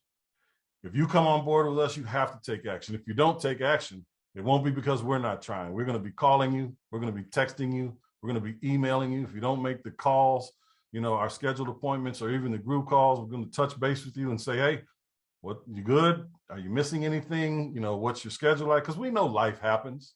We know that you can't make every one of those every week. We know that. We just want to make sure that you're putting in the time that it's going to take for you to find success. That's it. But we are dedicated to your success. And if you are dedicated to your success and you want to learn some of these techniques and strategies, capital for yourself, learn how to identify deals in other places, all these things, all these strategies, take advantage of this opportunity right now. Don't waste any time. Hit that QR code with your phone. Take advantage of it because it is truly worth its weight in gold, and it will change your life if these are the type of investment strategies that you're looking to do. And so I want to get in now and go ahead, and I want to drop that link into the chat box here. I'll stop sharing that screen.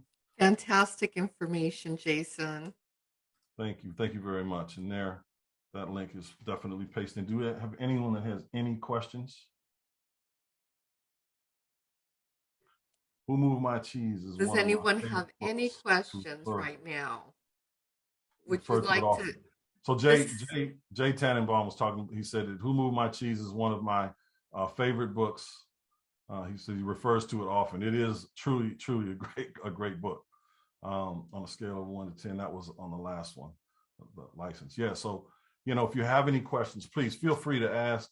I'm here to answer your questions, give you whatever value I can as fast as possible, because I value your time. I value Linda's time and every other speaker that's up here. So, we're here to help you out in any possible way there is. I just let a couple other people in, and I'll give you back the screen. Thank you. I'm going to go ahead and reclaim the hosting position. And I want to thank you for joining us, Jason. It's such a pleasure to work with you. And I'm so excited that we're going to be working together to help a lot of investors who may be new or may be stuck. That's right. I think that's one of the most important. Next level.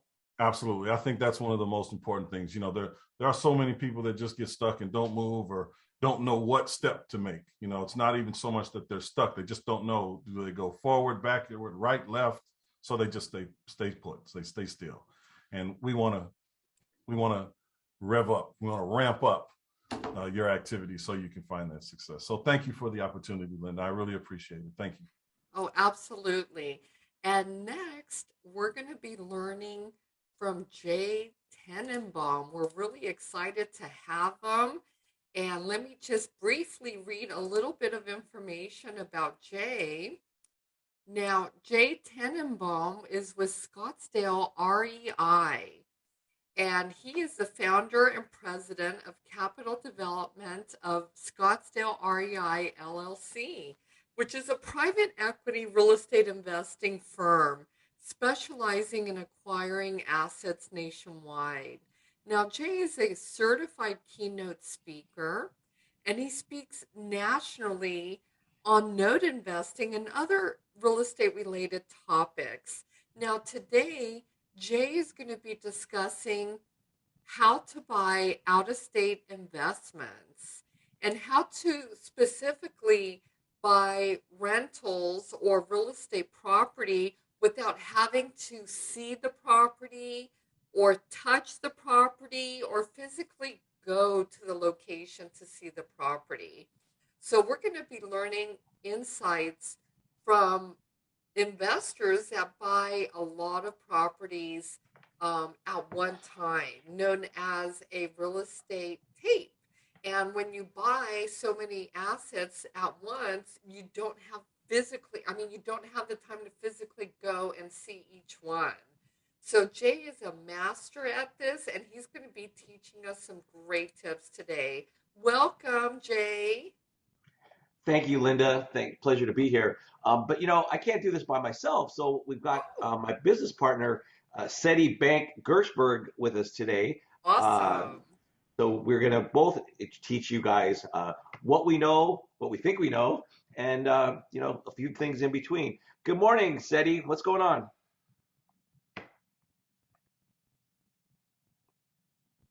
Good morning, Jay. Good morning, Linda. I had to get off mute on there. It's good to be back. It was good to see you out in LA a couple weeks ago at the LA Grand Real Estate Expo, and we're really excited to present today. Awesome. Well, thank you. Take it away. Now, before you share your screen, I have to enable one of you to be the host. Jay, would you That's like fine. to be the host? Okay, Yes. I will go ahead and enable you. One moment, please.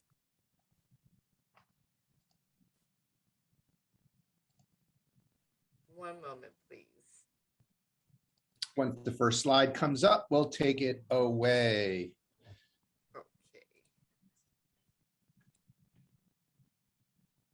Okay, you are enabled. I'm enabled. All right. Does that mean I'm an enabler? Enabler. Take it away, Jay and Seti. Here we go. All right. Let's wait till that comes up. And I see a lot of gray and black. Uh-oh. Let's. You may want to share your screen once again. Everything should be fine from our end. Can we see my screen? Not I yet. just see a message that you're about to share it, but it's not sharing. I'm hitting the right buttons on my end. It should be sharing momentarily. SETI, can you? I could see Realty411. And now I see a whole bunch of gray and black. Perhaps could you share the screen, Seti? Yeah, I can do that. Let me enable, Jay, if you could enable Seti as host then. Certainly.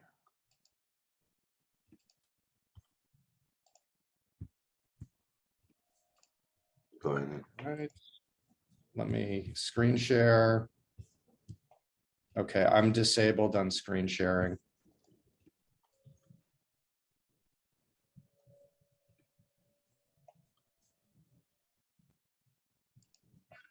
Linda, you want to take it back? Let's give SETI privileges. Yes, one moment, please.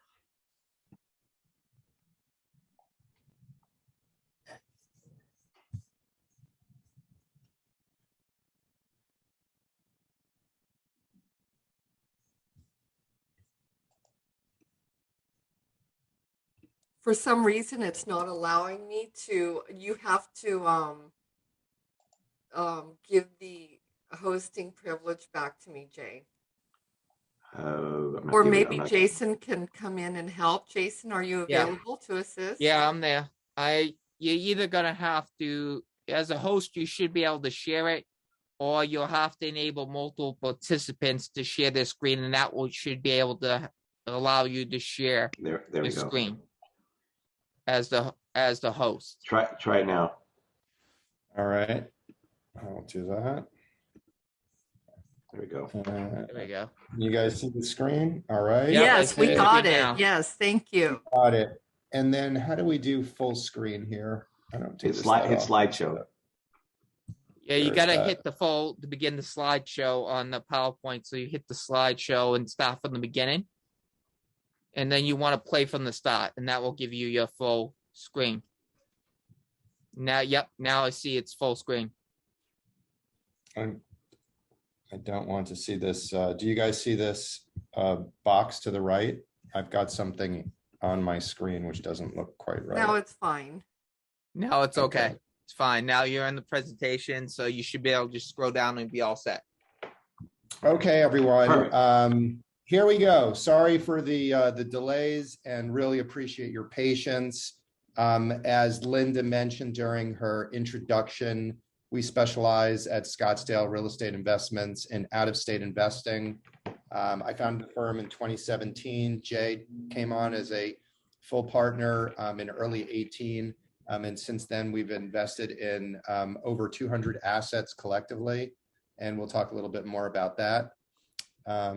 Let me get to the next slide. So why invest in out of state? Well, there's a lot of reasons, and we'll get into those specifically. We're also going to talk about our discount acquisition process, which is really very different from the way most people buy assets. There's a lot of training out there on how to find deals. We do it very differently. We'll get into that.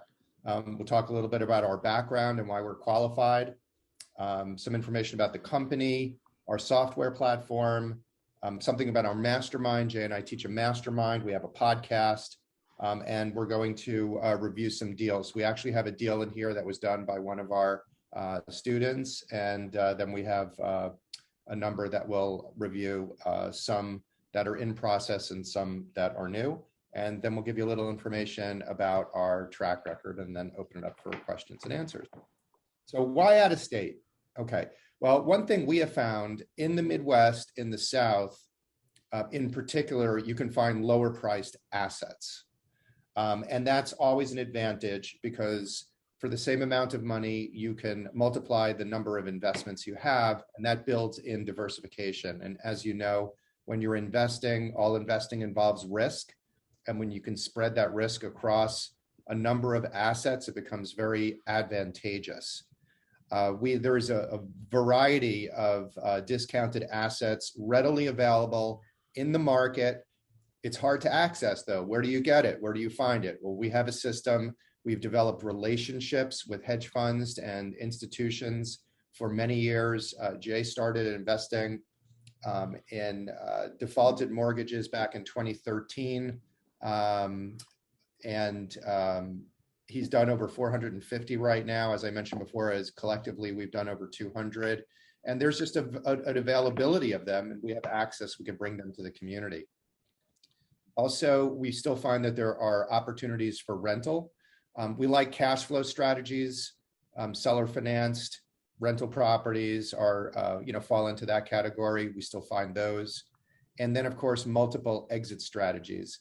That's one of the key distinguishing features of our system is that when you're buying defaulted mortgages, there is no one exit. We're working with over 20 different exits. There's 6 or 7 core exits and then variations, but they're very creative and it gives you flexibility over time. So as the investment evolves, you can make the best decisions on it. So we've talked about investing out of state. We've been talking about that primarily that Seti and I invest in distressed mortgage notes. So to clear up the confusion and understand of what that is. What is a mortgage note? Well, really, we're buying nothing more than paper. We're not buying the four walls and a roof of a single family residence. We're buying the paper on it. So basically, it starts like this. You go to buy a house. You sign a promissory note. You sign a mortgage. In the West Coast states, that security document that the bank attaches to your house is called a deed of trust. In the Midwest and the South primarily, it's called a mortgage. Okay. And so that's what we're buying. We're buying it at a discount, which will explain where the money, where in the old adage, you make money on real estate on the buy, not necessarily on the exit, or both. Here, we're going to show you where the money is to be made on the buy. And we talked about, so Seth and I are lazy. We really don't like to hunt. We're not out there door knocking and sending out yellow letters and doing all kinds of stuff. As Seth mentioned, we have relationships with banks and hedge funds. They bring us assets on a regular basis in our emails on Excel spreadsheets. Just the vernacular in the industry, they just call it a tape. But it can have one asset on it, one mortgage note on it, 5 mortgage notes on it. And we've got a surprise for you. We're going to show you what a tape actually looks like later on in the presentation. And guess what? It's got 900 mortgage notes available to acquire on it.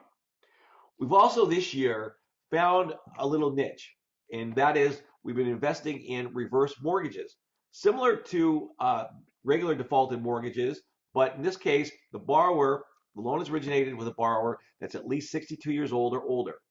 And essentially what happens is the bank, Wells Fargo, other institutions that do reverse mortgages, pays off whatever mortgage the elderly person has, or just puts a mortgage on a free and clear property. But the beauty of a reverse mortgage for the elderly person on a fixed income is there are no future mortgage payments the rest of their life.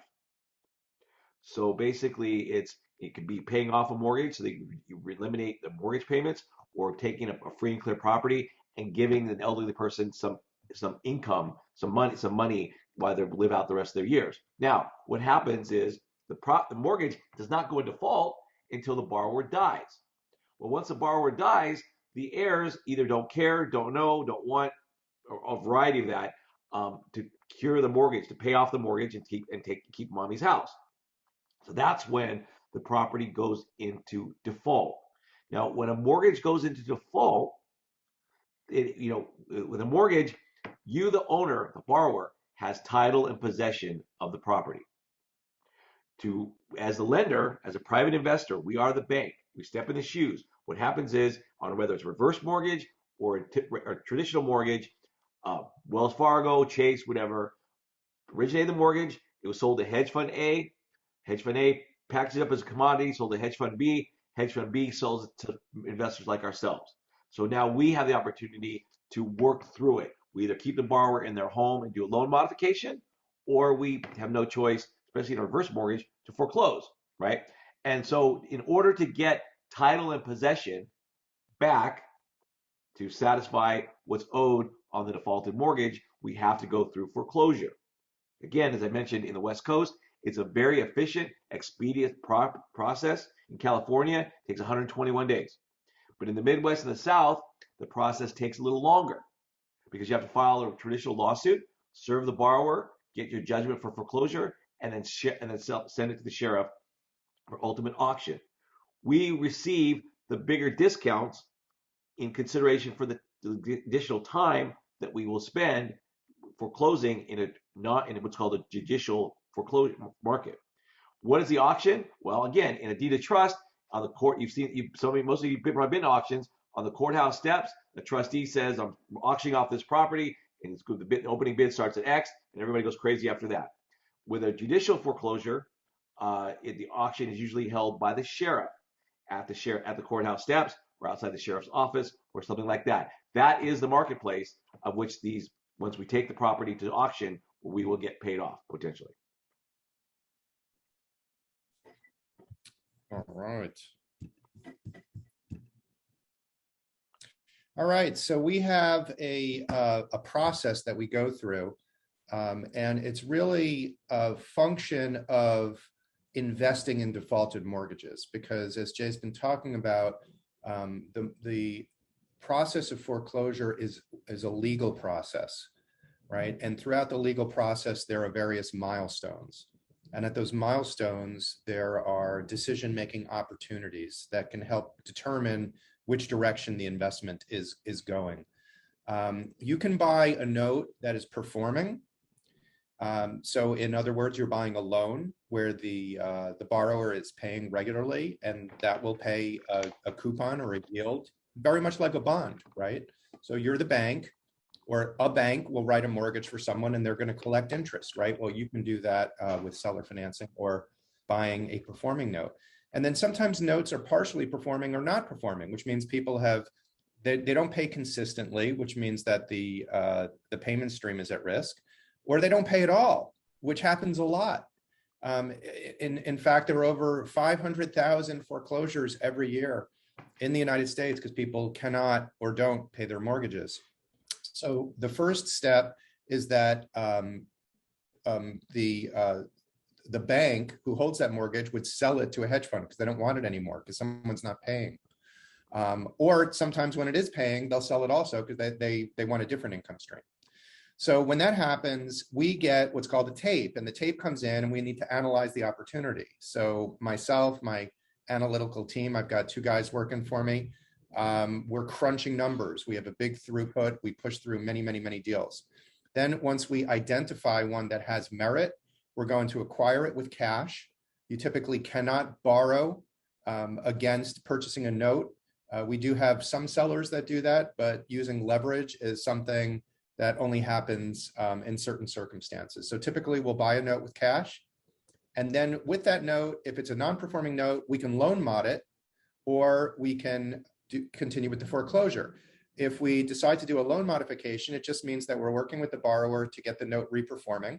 And once it's reperforming, we can collect the income stream, or we can sell that note to another investor. And when you sell it to another investor, you'll sell it at a higher price because there's a value add. And the value add is that you've gone from a loan that is not paying to a loan that is paying, right? So this is where we have one of those decision-making opportunities. If we go through with the foreclosure and a judgment is entered, then the next milestone moment would be at the sheriff's auction. At the sheriff's auction, they're going to put the property up for auction with the intention of paying off the loan holder, which is us, right? And if the auction goes a particular way and a buyer is out there, we can get fully paid off. And if we don't get paid off, we can take back the house. Once we get the house, then we can do all these different exits. Wholesale, flip, rent, seller finance, handyman special, seller finance after a rehab. There's many, many different exit strategies that we can get involved with. So there's always this process that we go through. It's repeatable. We do it over and over again, and that's how it works. So who are we and why are we here? Well, again, I was a debt collection attorney for 20 years in California. And the only real estate experience I had back then was owning and living in my own home. I had no other real estate experience of that nature. However, in the process of retiring from the practice of law in 2012, I started investing in judgment liens in California, and then found an opportunity. A buddy of mine sent me an email that said, this guy is having a note buying for dummies workshop in San Diego. This was August of 2013. And I went down there and I was hooked. Because basically, I've been in debt all my life, just not personally. And this was just another debt instrument that I was used to, chasing down. But the biggest takeaway for me was, we've all been to, the guru type events, the hotel ballrooms, etc. And the education and the information you learn over the course of the weekend is fantastic. But come Monday morning, my challenge was always, where and how do I find a deal? But in this note buying for dummies workshop, I met not just one, I met actually 2 hedge funds. I had the opportunity, where I was going to find that first deal, I had the opportunity from the sources during that 4-day introduction. And 450 deals later, the rest is history. Like Seth mentioned, we met in around 2017, summer 2017, here in Phoenix. And we started working together around late 2018. And collectively, we've done, Seth and I together have done over 200 deals in that short amount of time. It tells you that deal flow is possible, it's plentiful, and like I said to the other speaker, Who Moved My Cheese is one of my favorite books because we're always looking for where the next opportunity is, but the deal flow right now is doing just fine. And just a little bit on my background. I'm a Wall Streeter. I worked in investment banking and hedge funds for many years, trading debt securities and managing equities. I'd never invested in real estate up until, I owned 2 homes, right? So throughout my life, I owned a couple properties, but I never really was a real estate investor till back in 2017. When I jumped in and started doing this full time, and that's where I'm at right now. And this is all we do, and we just love it and bringing our system to others. Gentlemen, I'm sorry. Can you please see if there's anyone in the waiting room? I apologize. There should be some people maybe in the waiting room that are waiting to be let into the webinar. Can you check, please, Jay? I can't see anybody. Yeah, I don't see okay. anyone either. Thank you. So, as we mentioned, Seti and I's company is Scottsdale REI, and what we do is these deals that we've been talking about. So, going back a moment to our history, it's when people provide presentations, sometimes it's who are we and how did we get here, and sometimes it's, oh my God, like a country western song, I lost my wife, I lost my car, I lost my job and everything else, and all of a sudden I'm a real estate investor. Well, what Seti and I really, our background is, we came from no experience at all, didn't ever necessarily have a country western song as to how we got here, but started investing in real estate, and now we've done, we enjoy what we do. And part of how we do that is, as Seti mentioned before, when you're buying distressed mortgage notes, you can't go to a bank and get, 70, 80, 90% of the acquisition. You've got to raise it with private capital. And so we do that with Scottsdale REI. The REI does not stand for the camping store. So it's real estate investment, because we work with investors not only to provide them with legacy, cash flow, passive investments, but we also enables them to learn what we do in real time. Yes, we have masterminds, and yes, we teach what we do over a 8 to 12 week basis. But we also work with our investors, and by the decision making that they make, and understanding what we do, how we do, when we do, why we do, our investors learn this business very rapidly. Next slide. All right, so REI Blade is our software platform. We're not going to talk much about it today, but REI Blade is an enterprise level program that's able to help you manage your entire real estate portfolio, whether it's multifamily, single family, or notes, or all of it, or storage facilities, or mobile home parks, whatever it is, it's handled in REI Blade. Everything from analysis to project management to CRM to marketplace, capital raising tools. There's just a lot of stuff in there, guys. We developed it because we needed it ourselves. And we found that there's many activities that you need to do when it comes to real estate investing. REI Blade helps us manage that process. And if you have an interest in learning more about it, seeing a demo, I'll put my name and contact information in the chat. You guys can just reach out to me offline and we can talk about that offline. Our podcast is the Real Estate Mastermind Live. You can find us at www.remastermind.live. We have been doing this for over 2 years. We've got, I'm not sure exactly how many episodes, more than 50 for sure. We interview people all across the real estate spectrum, from multifamily to attorneys, everything regarding real estate and investing and creative investing strategies. So come listen to us. Last month we had 7,000 downloads. So we're doing good on that, and would love to have a bigger audience. We do it live every other Tuesday on Zoom, so you can participate and meet our guests and network with other investors, and it's a great experience. So come on out to the Real Estate Mastermind Live. And one thing All on right, our let's get into podcast, some.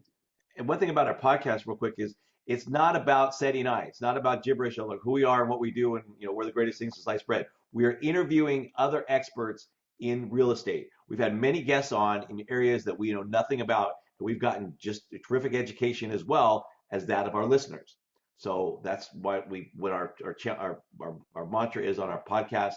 And again, it's live. You can interact with our guests, and it's great opportunity. Let's get into some stuff.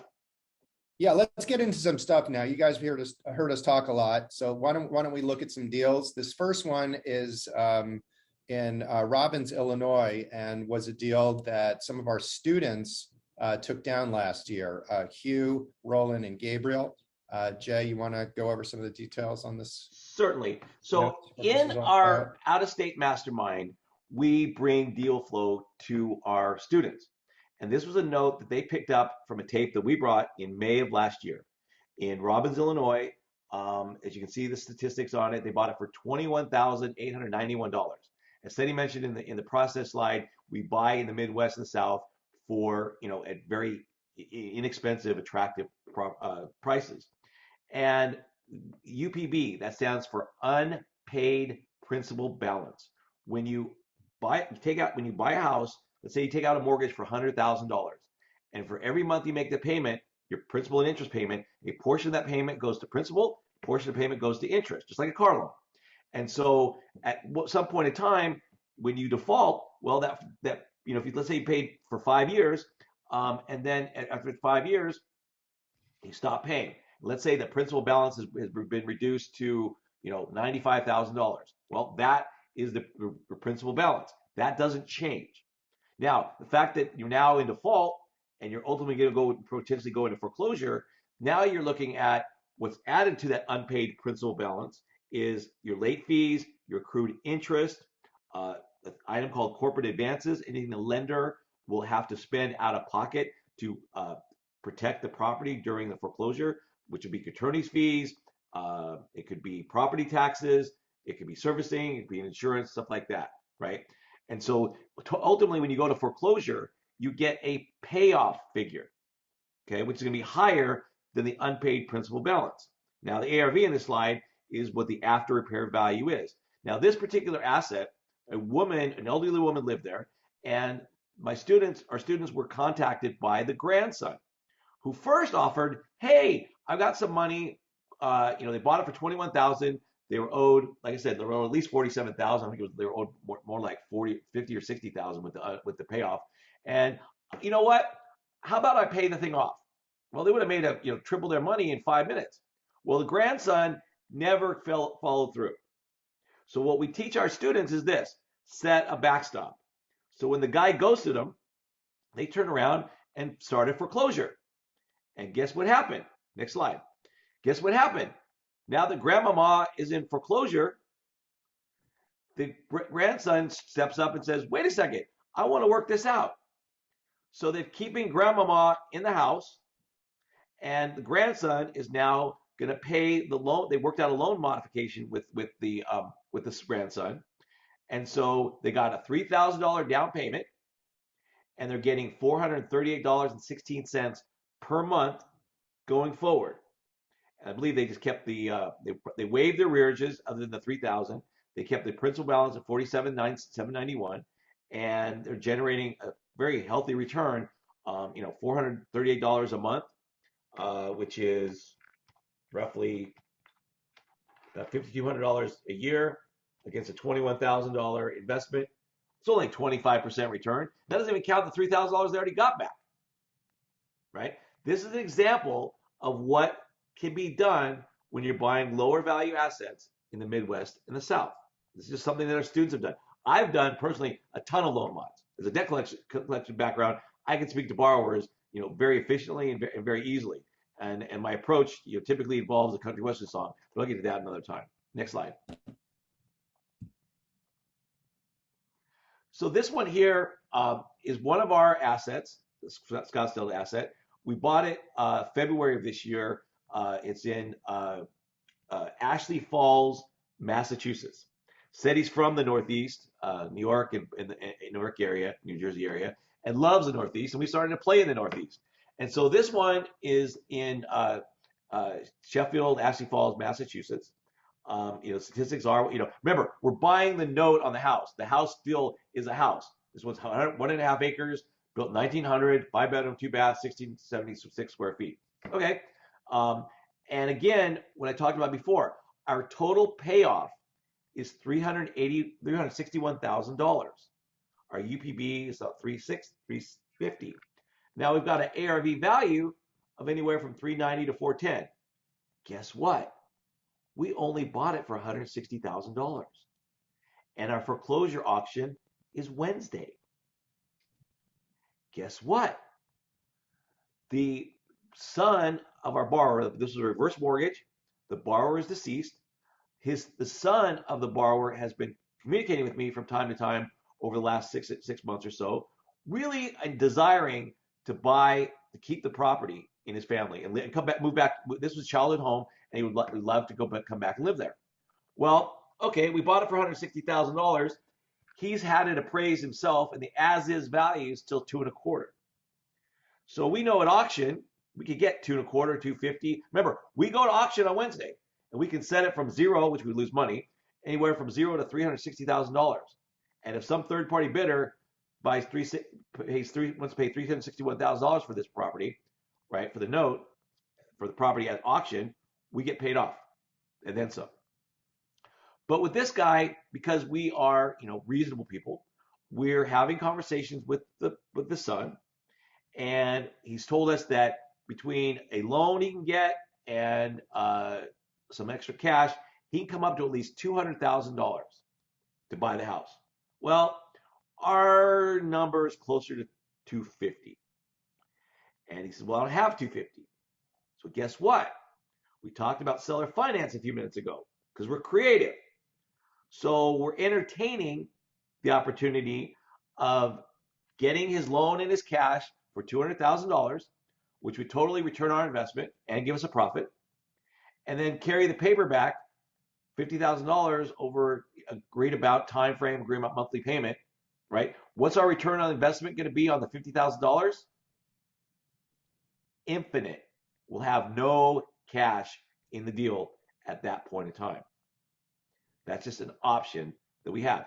Again, we may not work something out with him. We may end up going to auction. We may want to, because of what we do these things through syndications. We have multiple investors that invest with us in a member managed limited liability company. So we'll have a conversation with our investors on Monday, and we may decide, if the guy can't put it together for 250, we don't want to do it. And maybe we set the auction at 275, the bid, or 250, or 2.25, or maybe we want to take the property back. That's a decision that our investors will make with us, along with us, on Monday.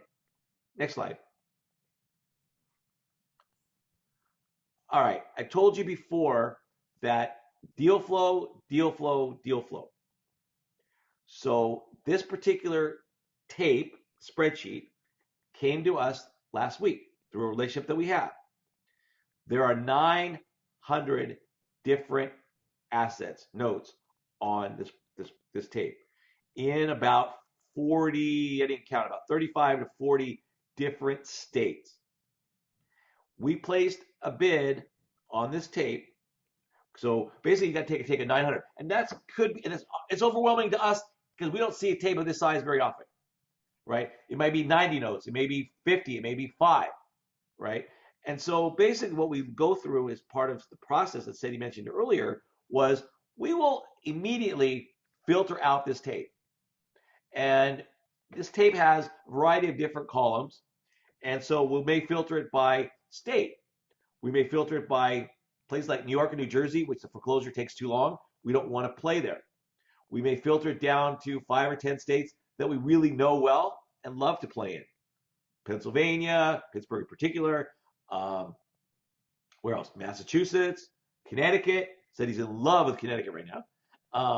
And other places that we've got, that we regularly buy notes.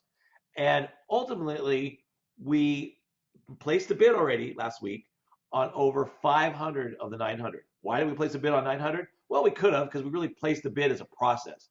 And what I mean by that is when we're bidding on these assets, we get the spreadsheet coming in, and our process to make an offer, to make a bid, is completely different and upside down than buying a normal piece of property, right? What I mean by that is you go to buy a fix and flip or a rental or whatever you're going to do, and you're going to do all kinds of diligence before you make an offer.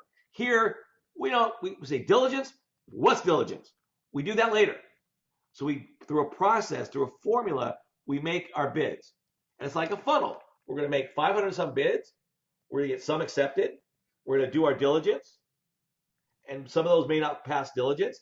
And then we'll end up figuring out what we're going to buy. It could be 5. It could be 50. Who knows? We do know as of yesterday that we were the highest bidder on a number of assets. We don't know how many. We don't know what specific assets yet. So we should be able to take some down. Doesn't mean the seller's going to accept our number, but we were the highest bidder because there's 78 other bidders on this tape. And basically, our process allows us to be nimble, because if there's a feeding frenzy to get our bids in quickly, then we could get our bid in very efficiently without doing a whole lot of research, a whole lot of diligence.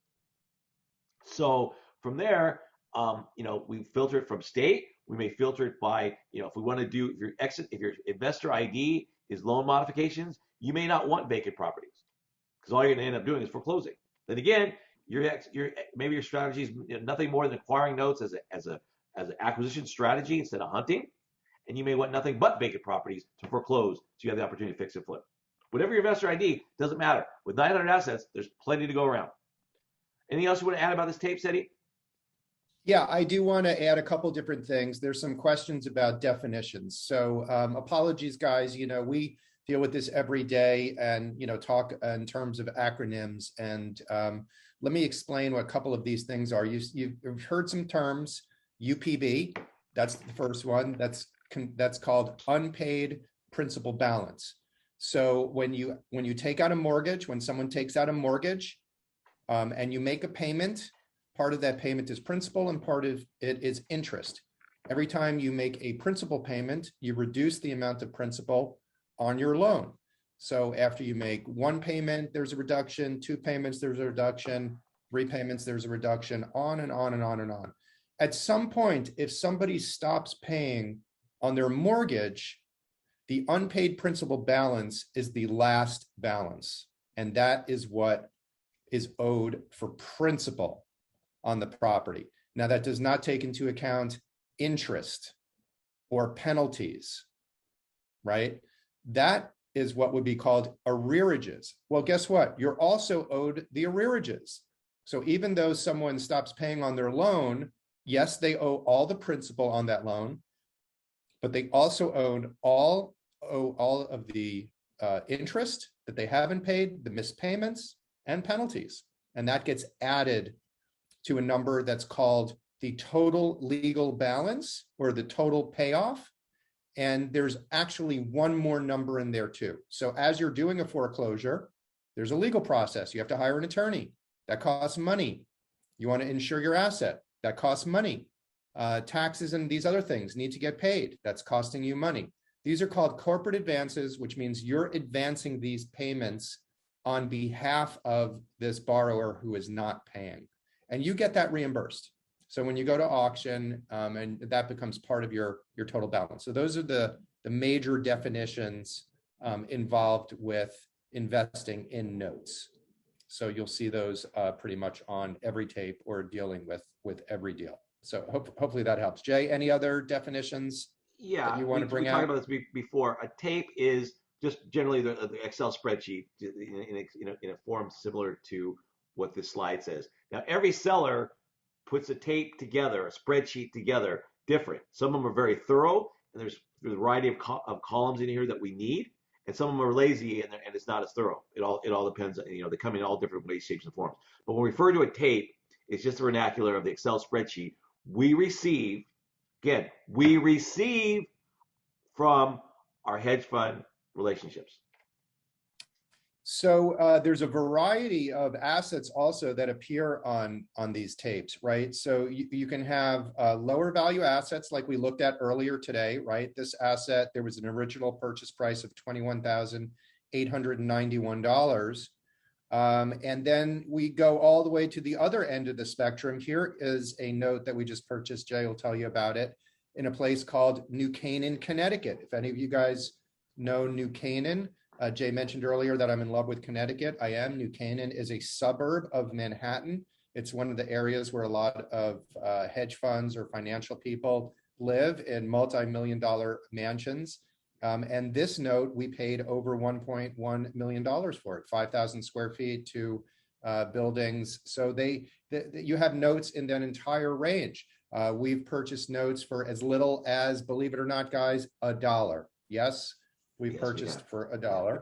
And all the way up to this one, which is 1.15 million so far, the most expensive one that we've purchased so far. But there are even notes you can buy that go up from here. Right. And this slide is also representative of, we have put this together as a syndication. This is what I mentioned before. We have a member managed limited liability company already set up, so investors can come in with different denominations, different investment contributions. So we never expected somebody to come in with 1.1 million. In fact, this happens to be from a seller relationship which does provide financing. So we actually got 70% of that 1.1 million as debt, and then we're raising another $400,000. And we haven't exactly finished the raise quite yet, and there's still some opportunity to join in with us on this one. I'm not going to go into much detail on a call like this, but if you're interested, you'll get our contact information, and you can reach out to us, and we'll walk you through what this potential investment would look like. This one, yeah. And going back to New Canaan, as far as the legal process, foreclosure already is underway. Our attorneys just have to file the borrower has appeared in the action. Our attorneys just need to do a different type of motion to obtain our foreclosure judgment. And in Connecticut is a little different, depending on the property. You don't necessarily have to go back to auction. You may be able to the property may revert to you automatically by operation of law in Connecticut, which gives us, again, options. Again, getting paid off at auction is an exit strategy. In places like Connecticut, where we may not even go to auction, would ensure, if we're buying an asset like this, that we have to take back, we wouldn't be exposed to the auction, and we would get this property back. Now, if you can see here, we've got profit potential. This thing could be worth over $2 million plus. Or we got a strong team in that area. We've got a great contractor, great realtor. Put a little bit more rehab, much more than a lipstick on a pig, and this thing could be worth, what, Seth, over $5 million? Well, so New Canaan is the type of area that does support multi-million-dollar homes, 5, 10, 15, $20 million. And you do need acreage. So in this case, we've got 2.65 acres. So, if you wanted to put a 10,000 square foot home here and put that, do an investment like that, absolutely. This area can support something like that. Awesome. Next slide. And if we don't only just go coast to coast, we even are out of the continental United States. We own several assets in Hawaii. And while Linda mentioned that, majority, almost all of what we've acquired, I've never seen, touched, or feel any of it. I did actually was in Hawaii in October, and I saw the 3 assets that we own. I was in Honolulu. This asset is on the Big Island of Hawaii, and no, didn't go to the Big Island when I was in October. We haven't closed on this one yet. This is another investment opportunity. Again, we enjoy Hawaii. We're finding some tremendous deals. Again, you're looking at a $320,000 purchase with a payoff of $731,000 and an ARV of $950. With those kind of numbers, we talked about before about the options that we have, right? Can we get paid off at auction? Well, do the math. We're into it. We'll buy it for $320,000, and in this one, the judgment for foreclosure has already been obtained. We're just waiting for a sale date once we close on this asset, and so we could so basically, when you're making a decision of what you want to do as far as setting your minimum bid at auction. You put yourselves in the shoes. You are the lender at the moment, but you put yourselves in the shoes of a third-party fix and flipper. Now, this house is worth $950, and let's say, it needs $100,000 in rehab, right? Then, you figure out, okay, what kind of profit do I want to make? And we run those kind of numbers and go, well, maybe, and I'm being hypothetical here, I haven't done the math on this one, but let's say we decide to set the minimum bid at $450,000. We don't have to set it at the total payoff, right? With a 950 ARV, it's possible we'll get 730 for it. But what if we decide to set the bid at 600,000, right? We've doubled our money. And the thing is, if we set the minimum bid at 600,000, all we do is set that minimum bid at whatever number we want, and we let the frenzy go for it, and we're not participating at all. Because if 2 or 3 bidders decide, they have this house, and it's 630, 640, 650, until it gets to 731, all that increased bidding by several investors at the auction, it all comes back to us. So we like to set it attractive to inspire bidding, but we don't care what it ends up at, as long as because it has to hit our let's say we set it at 630, but if it doesn't hit 630, then we get it back. And let's say we have to take this property back. We want to take this property back. Well, we probably would bid at 730. In this case, we may not get it back, but let's say the ARV was only 800,000. Well, if we're asking 730 as our minimum bid, we'll probably get it. We'll probably end up taking it back. Do we owe 731? No, we bought it for 320. We are the bank. We inherited the defaulted loan. That's why I said we make money. Potential to make money is on the front side. We're owed $700,000. Whoever originated this loan and all the default and all the arrearages and accrued interest that's accrued, the payoff on this is $731,000. If you are the borrower and you decide to wake up one morning and say, I want to keep my house, you'd have to come up with $731,000 to pay us off unless we decided to take less, right? But we only bought it for 320. The difference between what we bought it for and what's owed is the profit potential just on the note itself. Now from there, it goes back to we bought it for 320 with a $950,000 after repaired value. Again, we don't own the 4 walls and a roof quite yet. But if we did take it back, we're looking at a potential house worth $950,000 that we're going to own for only 320. And to get the 950 payoff, 950 resale on a flip, we'll put the rehab into it ourselves through a credit facility that we have. And the beauty of our syndications is once we get if we do get the property back, we do what's called a delayed purchase with our own credit facilities, and we return about 70% of the investor's capital back to them. So at the end of the day, when we go to exit this property, our investors have less cash in the deal than the original 100% they put in to start with. Can you explain that you're getting payments in the meantime?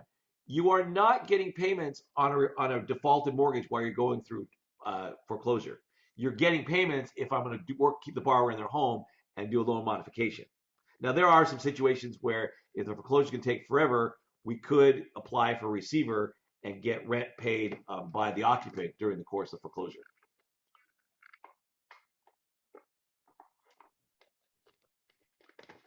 I have a quick question, Jay. Sure. If you were to do that, would the foreclosure process stop if they start paying you? Good question. If I understand the question, if during the foreclosure process a borrower starts paying us, yes. In most states, yes. If I'm going to receive payments and do a loan mod, then I have to stop the foreclosure. And I'll tell you a quick story. Once upon a time, we were in Cleveland.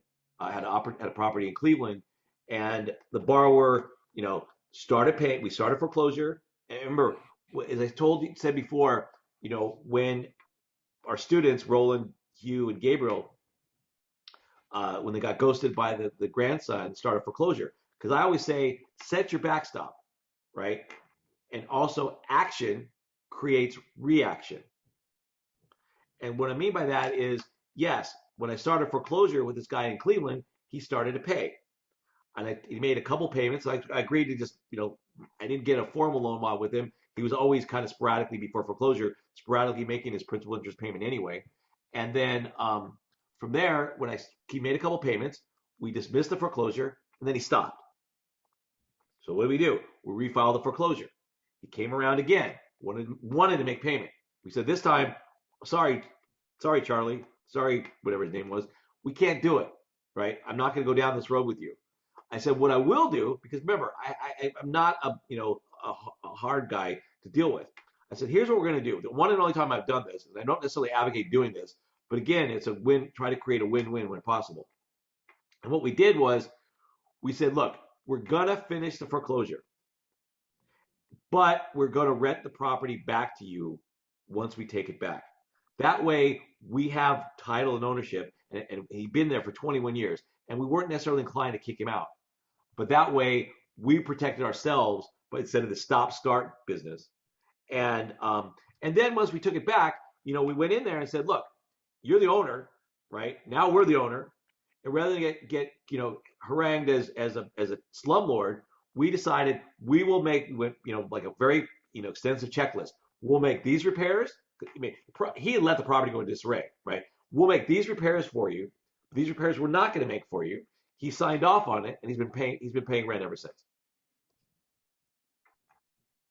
Wonderful. Can you also check to see if there's any new people in the waiting room? I've been watching it. Okay. Thank you. Yeah. Appreciate it. Anything else, Eddie? On this one, no, I think we've kind of covered it. Except I would just, emphasize again that we're buying a loan, we're buying debt, we're the bank, right? And when we go to auction, we own a loan, we don't own property. So our loan can get paid off, and can get paid off up until what we get owed. And if we're not paid off, then we get the property, right? So it's a method of acquiring property or profit, right? So that's our acquisition strategy, and it allows us to put ourselves in positions that are opportunistic. Some of these turn into paying monthly cash flow arrangements. Some of these turn into profitable situations when we immediately get paid off at the auction. And some of these provide profits down the road if we do a flip. We can also turn them into cash flow situations. So really, we have maximum flexibility in what we do. And that's what makes it a lot of fun, because each of these assets really is a story. There's a person behind it. There's a story behind it. They all work out a little bit differently. Jay talked earlier, it's not really about us. It's about, the opportunity and what's available and what you can do, because we were in your seat a number of years ago, and it was taught to us. We learned it. We're a product of the product, and anybody can do this. And while we do want to show what the opportunities are, we also want to demonstrate, what our track record is, because honestly, I'm very proud of it. I know Jay's proud of it. So here, just to show you what we have here, the top line in green is the total of everything we've done at Scottsdale Real Estate Investments since January of 2018. You'll see that we've spent a total of $12.84 million. That's actual cash for assets that are valued at close to 27 million, right? And you can see that we're buying on average at about a 52% discount of the value of where we see the after repair value. And I think that's just spectacular, right? It's great. It's like Warren Buffett, buy low, sell high, right? You're always buying at a discount. The discount is baked in. We've been involved in 204 transactions. Sorry about that, going back. And in 34 states. If you look at the picture down here, you'll see the states in blue. We've done 1 to 5 assets. The orange ones, 6 to 10. The gray, 11 to 25. And in Indiana, we've done over 50 deals. And then if you see the two other rows that we have, you'll see total MM, which stands for our mastermind. So in our mastermind, our students have raised $2.6 million in cash to buy almost $6.6 million in assets. That's a 60% discount. And they've done over 91 deals in 26 states since January of 2018. And actually, the first mastermind ended in July of 2018. So that's really where this all starts. I was part of the first, let's say, graduating class that Jay taught in our mastermind group. We called our company 11 Exits. We bought 7 assets. And I think we closed it was July, August, or September of 2018. And yeah, now we've sold most of those, right? That was a few years ago. So we've been part of that, and it becomes a reality for other people. So it's a way for us to share the knowledge and share the wealth, raise the boat for everybody. Here's our contact information. So just to review, we've got a podcast. Come out and listen to us. Become part of our family. No cost, www.remastermind.live. It's there on the bottom. We're available. We're around. We provide what we call never-ending support. That's why we're okay leaving our phone number and email. We're here. We're here to provide information to you guys. And there's opportunities to get involved with our software and our deals and our masterminds. So we've got nothing specific to sell you guys. So sorry if that's disappointing, but we do want you to reach out to us and become part of our community and get to know us. And hopefully we'll do some business together down the road. Jay, you got any final thoughts? Sure, because in our community, right, working with us and through our software, et cetera, what are we doing? We're solving the challenge that I had in 2013. We are able to bring you all deal flow, whether you're partnering with us to learn or you're an experienced investor and want the deal flow, because it's deal flow, and deals make the world go round. So a couple questions real quick. How much contact do you have with defaulted owners? I have a debt collection background. I can speak to borrowers. It's something that in our mastermind I will not teach, however. Don't try this at home. There's too many rules and debt rules and regulations, et cetera, that are pitfalls. So yes, we have a third-party credit counselor. If I don't make the calls for you, we have a third-party credit counselor that will do it for you, because it's something you don't want to get tripped up and say the wrong thing or do the wrong thing, and a disgruntled borrower ends up suing you. That's not fun. So that's something I won't teach. I can teach it. I won't teach it. Don't want to be taken out of context. Our deals are mostly single family, yes, because that's what we know. We do have a 14-unit in Pittsburgh that was brought to us as a property from our wholesale contact in Pittsburgh. But typically we are doing single family, notes against single family, because that's what we know best. Yes, there are commercial deals available from our hedge fund relationships. We just don't ask for them because we're not in that space.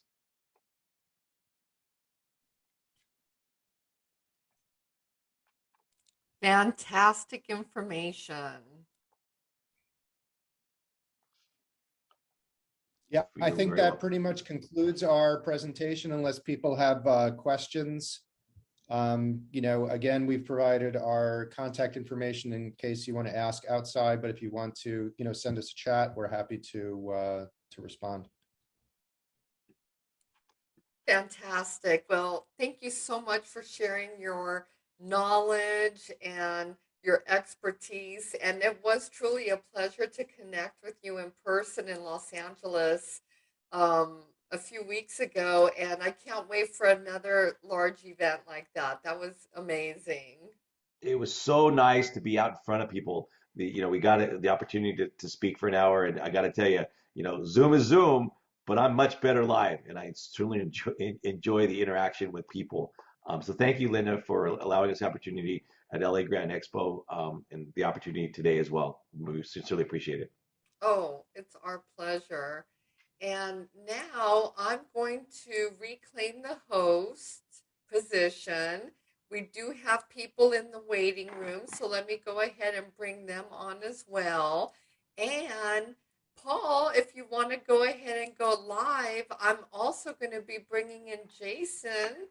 He's going to be introducing you, and he is helping me with all the tech support. Hi, Jason. Hey, Linda. Thank Hey, you so everyone. much I want for to welcome. everything.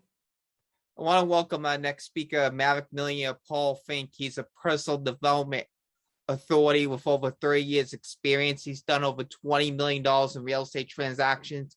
He's created over $30 million of information products, and he's going to show you the 7 secrets and negotiation secrets when it comes to real estate or business. Well, welcome Maverick Millionaire Paul Finck to Realty411. Hello, hello, hello, Jason. Thank you so much. It's great to see you out and about and enjoying the world. And although this is virtual, so many of us just saw each other. Nice seeing you, Jay, Seti. Great seeing you guys. And we've got a whole bunch of people that we just saw just a few weeks ago live, which was phenomenal. And we have been doing live events now for the last few months, going back and doing that. And I'll talk a little bit about that later on today, later on in this hour, and let you know what's coming up for live events in the near future with me. Right here, right now, we're going to talk about a little bit about negotiations and communication and really how to create that 6, 7, and even beyond that 8-figure incomes that so many of you are looking for. And it's something I've been in the real estate game for a little bit now. I'll talk a little bit more about that. Only right now I'm going to go right to my my screen. Let me see if I've got power here to share my screen. Yes, Awesome. I made you Awesome. the host. Very well. And now to get to the correct screen and everything I've got popping up here on And my Paul, computer. if you could please stay cognizant of new people that may be waiting in the waiting room and let them in as they show up, that would be fantastic. Beautiful. I'm taking a look at that as well. Thank And you. we're multitasking over here. So let me go live and we'll start with a video. And go there and take a look at this, everyone.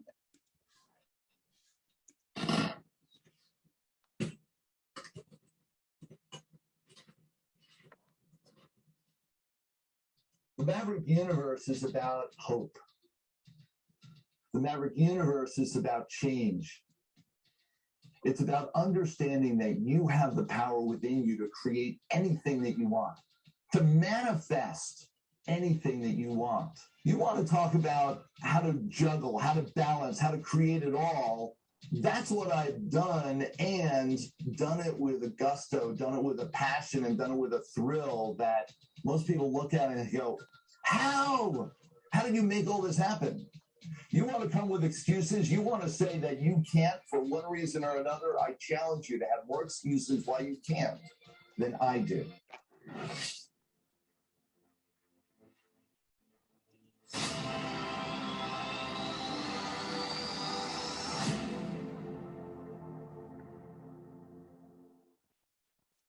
Paul Finck, also known as the Maverick Millionaire, discovered his passion 30 years ago when he entered the world of entrepreneurship.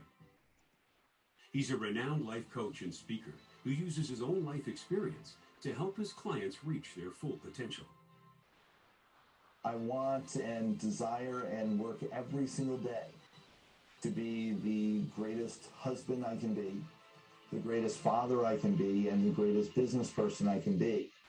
And I work every day to make that my life. All my approaches are counterintuitive, are different. To create a different result, to create a magnitude of power within you that manifests into a power in your external world where you can change the universe. My mission in life is to get this message out to millions and millions of people all around the world. That for you to be the leader in your community, for you to be the one to deliver this message in your community, in your societies. In that way, we're going to change the world. In that way, we're going to have a movement of people that are real powerhouse, that are real leaders, that can really guide the way for everyone to reach their fullest potential. The mission of the Maverick universe, the Maverick community, is to inspire people to be their fullest potential. To understand that we all have the possibility inside of us. And yet most people walk around with blinders on. Most people have no clue what their possibilities are. They have no clue what they could do. You see, here's the great news. Once you understand that it's in your power to move, it's in your power to create something different. It's in your power to control your destiny. You can make anything happen. You can create the abundance in your life like that. The journey to Paul's success was filled with dizzying heights and staggering lows. But he managed to utilize his situation and take charge of his life, making the Maverick universe the life-changing powerhouse it is today. There's never a time to sit back on your laurels, to kind of just glide. There's too much to do. Come join me, come hang out, spend time in the Maverick community with me, and I'll show you a life that you could only imagine, because it's a life that I've been able to create.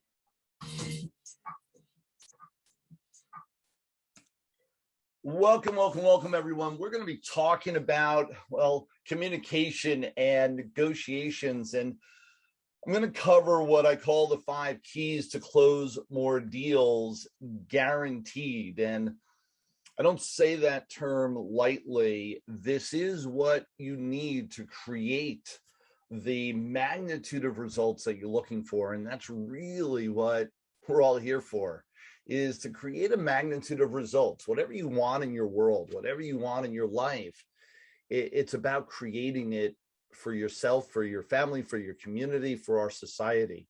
So what do you need? You need a success formula, and part of that success formula in real estate investing you've been talking about for the last 48 hours basically is find the deals, fund the deals, and scale your business. These are really paramount to your success. When we talk about find the deals, you want to find more deals on a regular basis. The more deals that you find, obviously, the more money you should make, assuming that you find, well, profitable deals. It's not just about finding deals. I know so many people that get into the real estate game and all they want to do is find deals, and they'll find deals, only half of them, if not more, end up in the tanker. We need to find profitable deals and make them happen. So key number 1 in this whole 5-step journey here is deals are not found. And this is really key. Deals are created. And so it's not about finding deals. And although people talk about the numbers, and it's definitely a numbers game, it's about knowing how to create the deal, knowing how to move it from a deal that may be adequate at best to a deal that is amazing. And it's where I've created most of my profits. So your communication makes all the difference in the world. Are you communicating as an expert? Are you an expert communicator?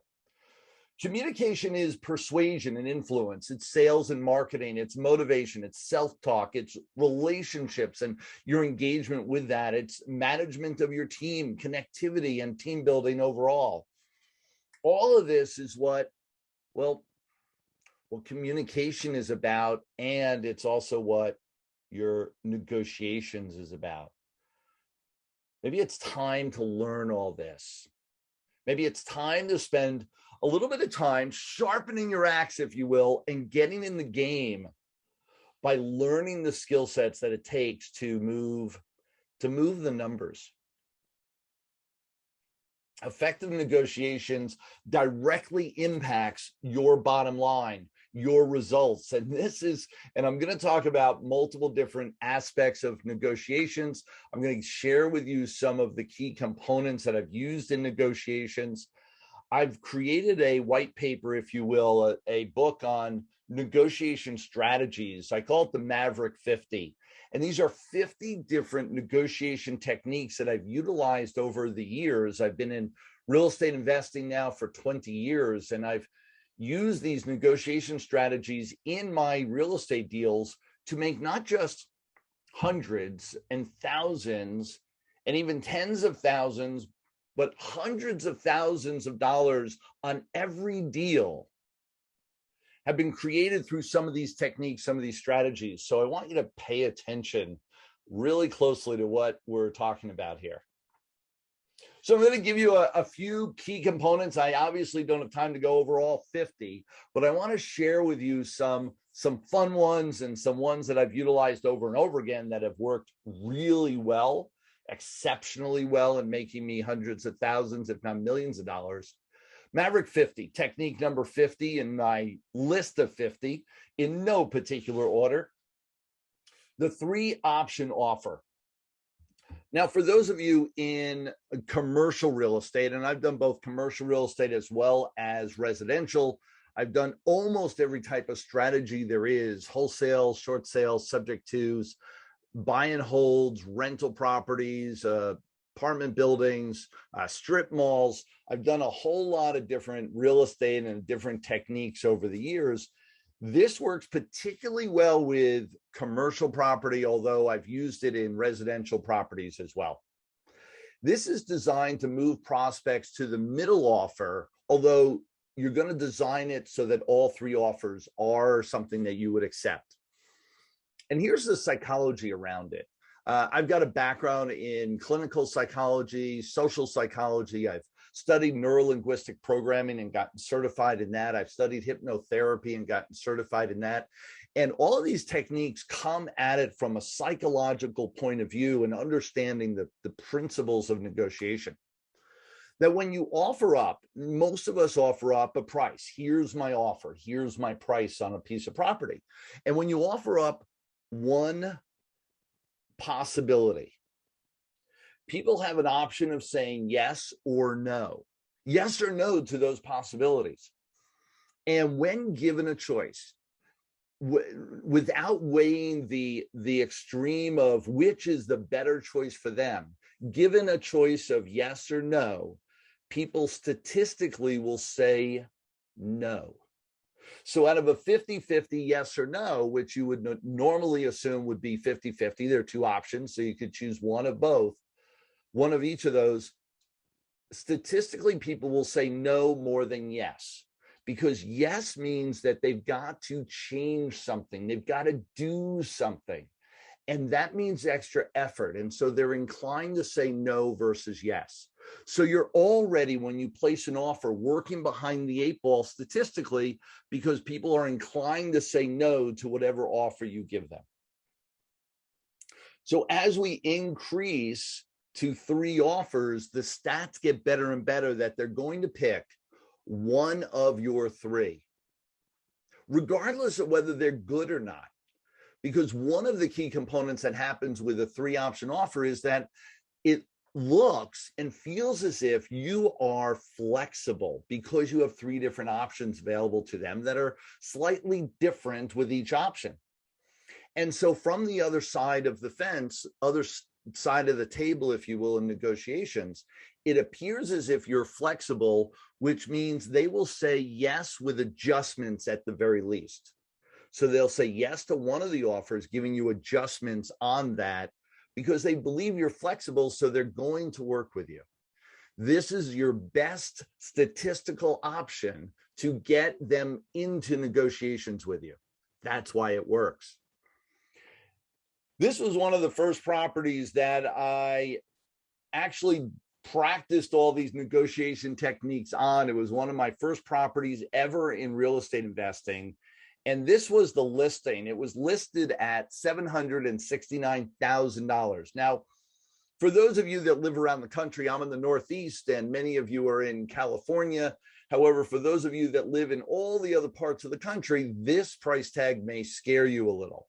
And I understand. I was the guts and the perseverance to just move forward regardless of price tag is really key in the negotiation game. That's the risk management, if you will, of it all. Only for $769,000, I crunched the numbers and I placed an offer and then started negotiating with all these different techniques and ended up getting the property with my 3-option offer. You see, the 3-option offer is you have the option 1, which is a higher offer, option 2 is a middle price offer, and option 3 is a low price offer with adjustments in other terms. One of the things that excited me the most about real estate was that you could adjust the terms, and there were so many different variants that you could do that really gets exciting because you can absolutely create a magnitude of results, meaning you could absolutely create a deal in almost every piece of property you look at with a motivated seller and a motivated buyer just by adjusting the financing and the terms and the conditions in which you're going to buy it. I did buy this piece of property. It's a strip mall, and we bought it for $372,000 and change. This is really key, is that if you remember the list price versus what I bought it for, you begin to realize the power of the negotiation technique. So we did multiple different techniques on this deal. The first one was the 3-option offer, and then we went from there and negotiated even a better and better price along the way. This was some of the results that we created. List price $765, purchase price $372. Held it for 2.5 years, did spend about $2,500 in repairs. Cash flowed over $2,000 a month. This was really key with this negotiations. Realize that this cash flowed from day one. Day one, I found something that was fully rented. When I actually closed on it, it was completely rented. It was already in process of being completely rented when I was negotiating on it. Cash flowed $2,000 a month, so it obviously was a great deal. And then we sold it for $685,000 2.5 years later. Obviously a great deal, made us over $300,000. And I say us, my wife and I. This was definitely an independent investment. And some people say, well, I don't have that kind of money. How could I get into a deal like this?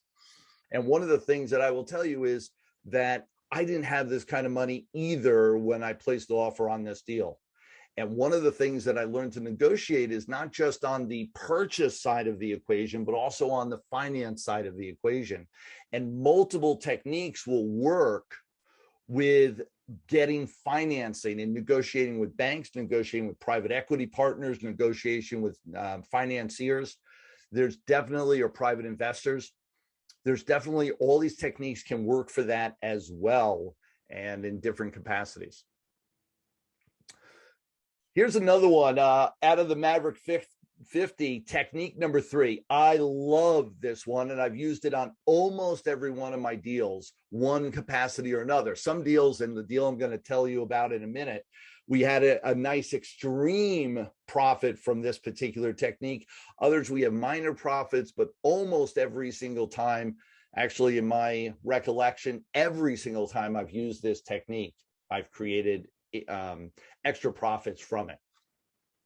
This is inspection report discount, or what I like to call dump the monkey.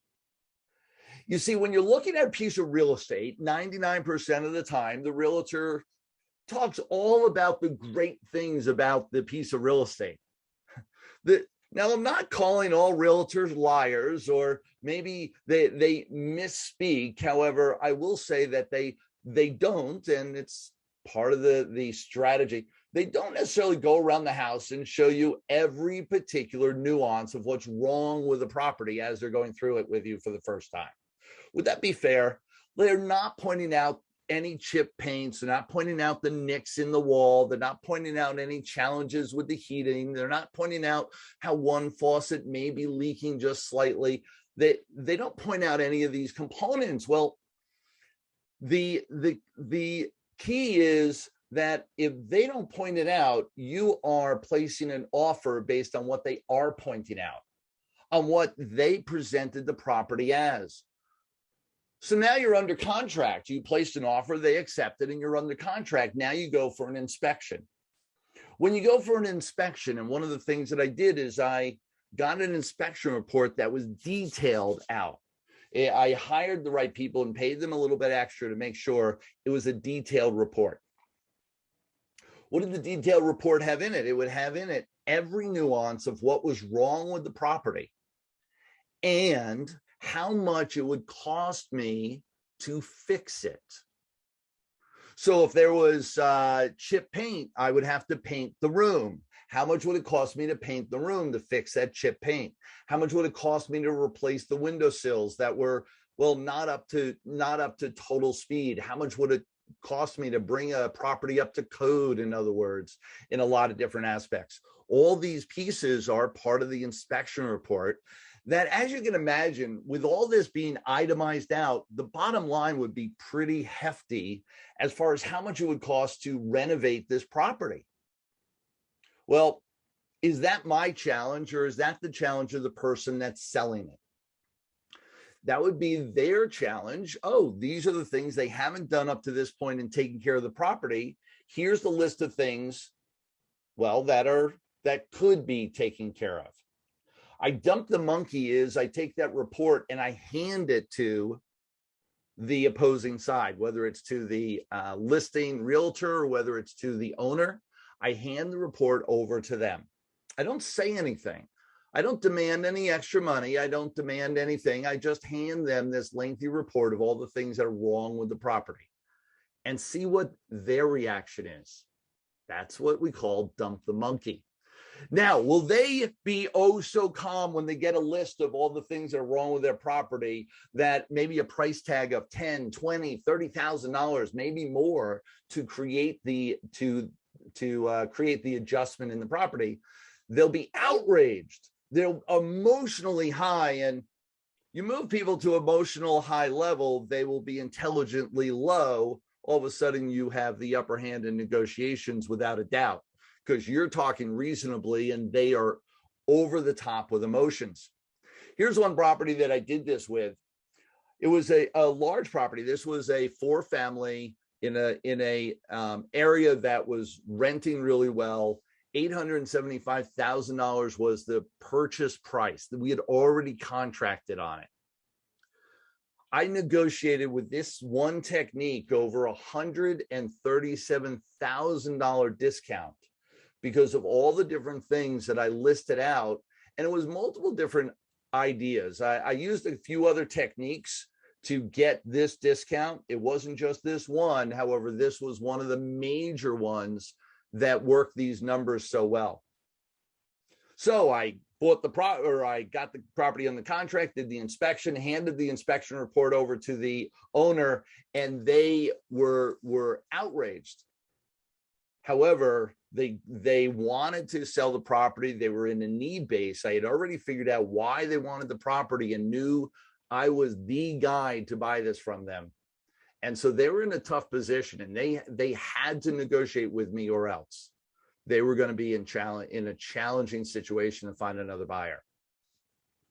So that was really key. And so for everything I did, this was the next step. I learned to stack my negotiation techniques. And it's one of the things that I'll teach you along the way is how to stack these, utilize multiple different techniques together to build a magnitude of results, to build that $137,000 or 10, 20% discounts off of your property. Now, you want to maximize your results. And here's the stacking these really help. How does this happen with funding? And I want you to really get communication techniques with funding is really important. Your deals are funds as a resource? Are they limited or limitless? And this is a concept and a belief that I want you to get, because until you get this, everything else becomes more challenging. Funds is a resource. Most people that get into real estate for the first time believe it is a limited resource. They only have so much money in their pocket, and they can't go and do anything more than what they already have or they already have available. One of the things I teach all my students, and we spend a ton of time on, is understanding funds are limitless. That with that, you never have a lack of funds, because you don't have a lack of a resource of funds, because funds are limitless. It's a lack of resourcefulness. And it's a lack of resourcefulness to know how and when to get the funds. Strategic timing, strategicness about your whole design is really important. Double your incomes and double their income. Here is one of my great students. They've been with me now for 11, almost 12 years. I can't believe it. Yes, I lock arms with you and I just work, go forward, step in and step out, helping you strategically design your world and your life.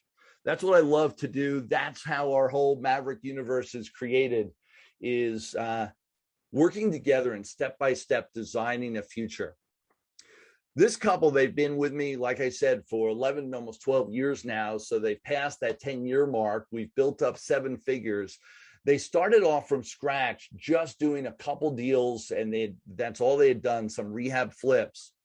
And we brought them from just getting started to now over $25 million in assets, because we helped them really create an understanding of how to get funding. That was the first step.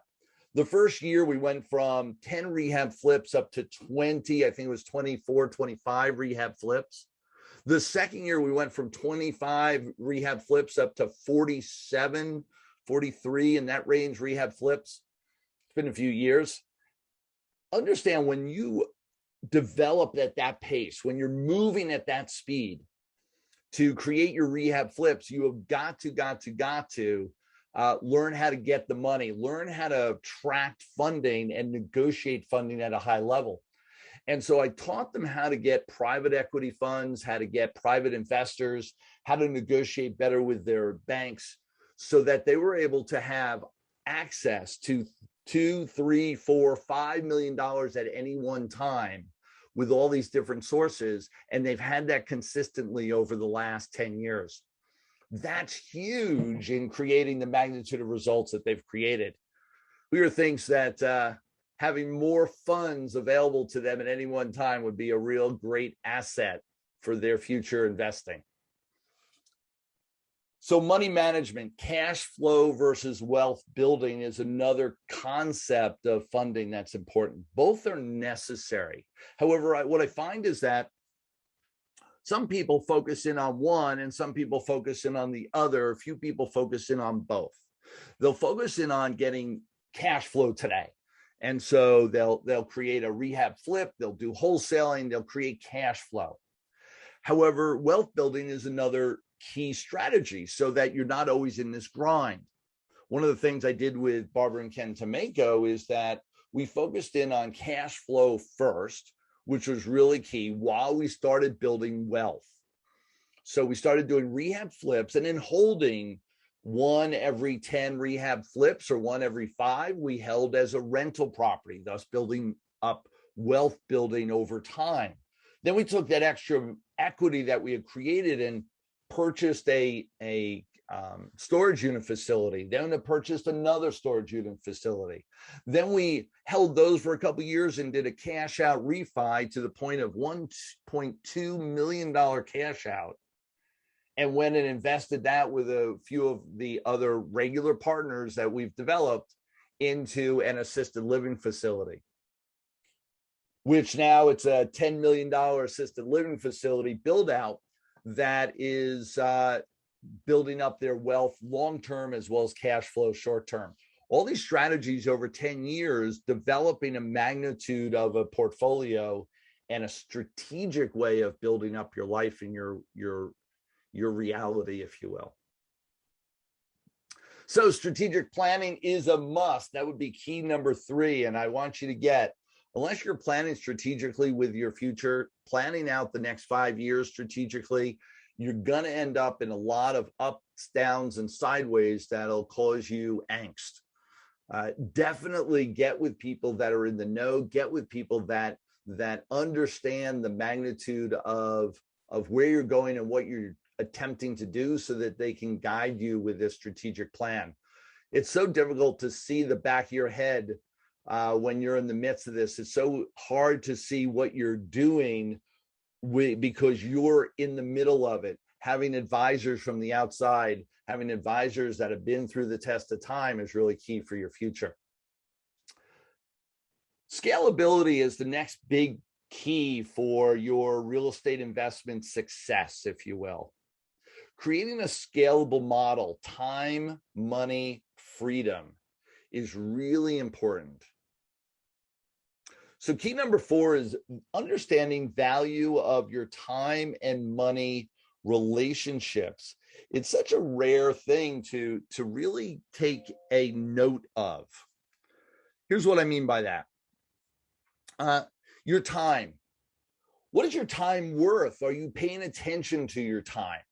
Is your time of value, or do you squander it and give it away on a regular basis? Do you do things that are low minimum wage activity versus the highest and best use of your time to bring in the magnitude of results that you're looking for? Do you understand the where you're spending your time? Are you aware of how you're spending your day, your hours, your minutes? Here's something really interesting. And imagine this. Imagine that you're walking down the street and you actually get robbed.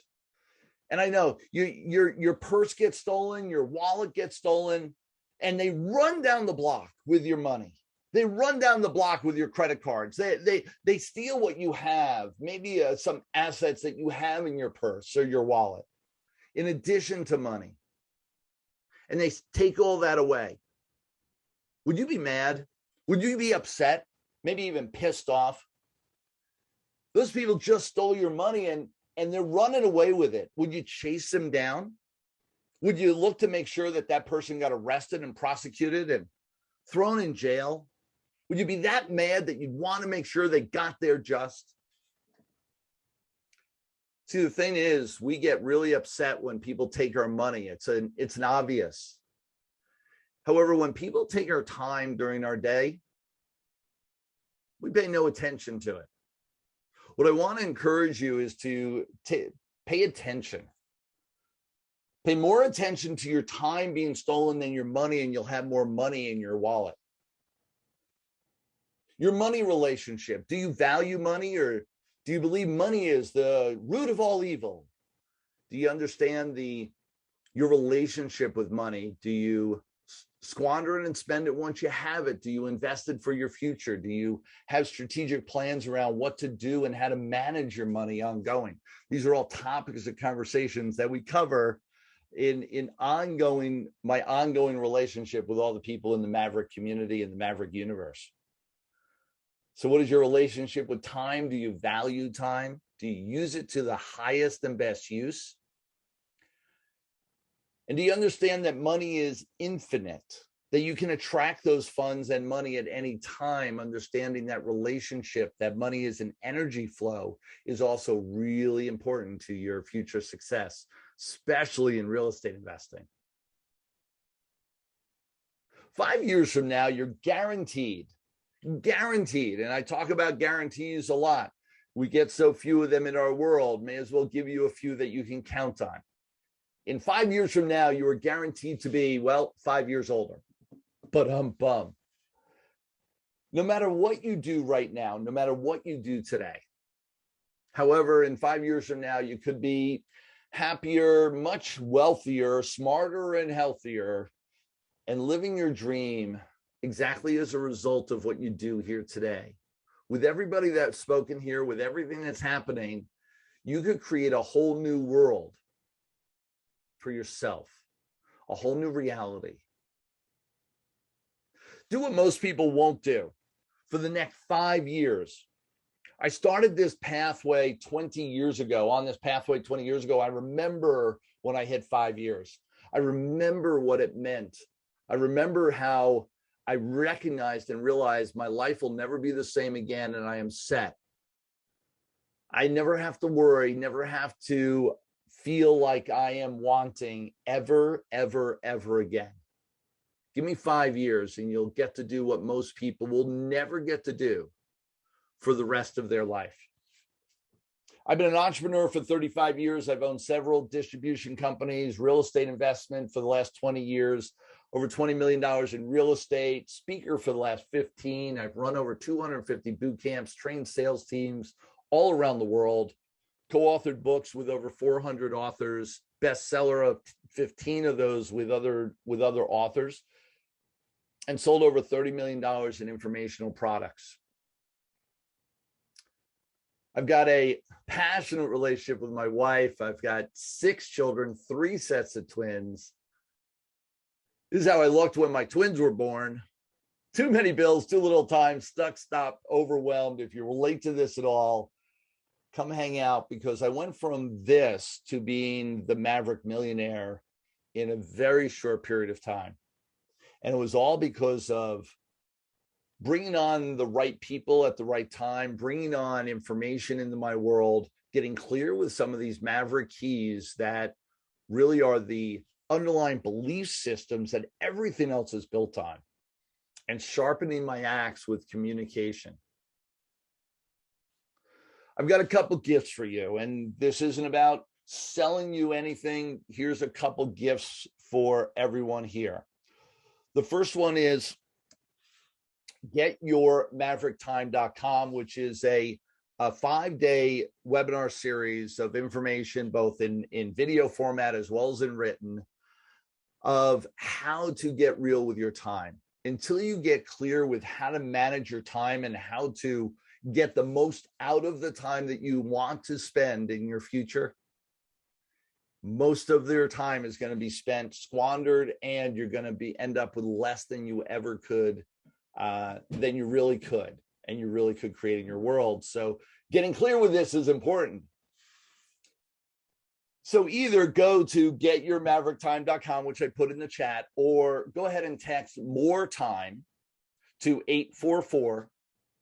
844-432-0449, 844-432-0449.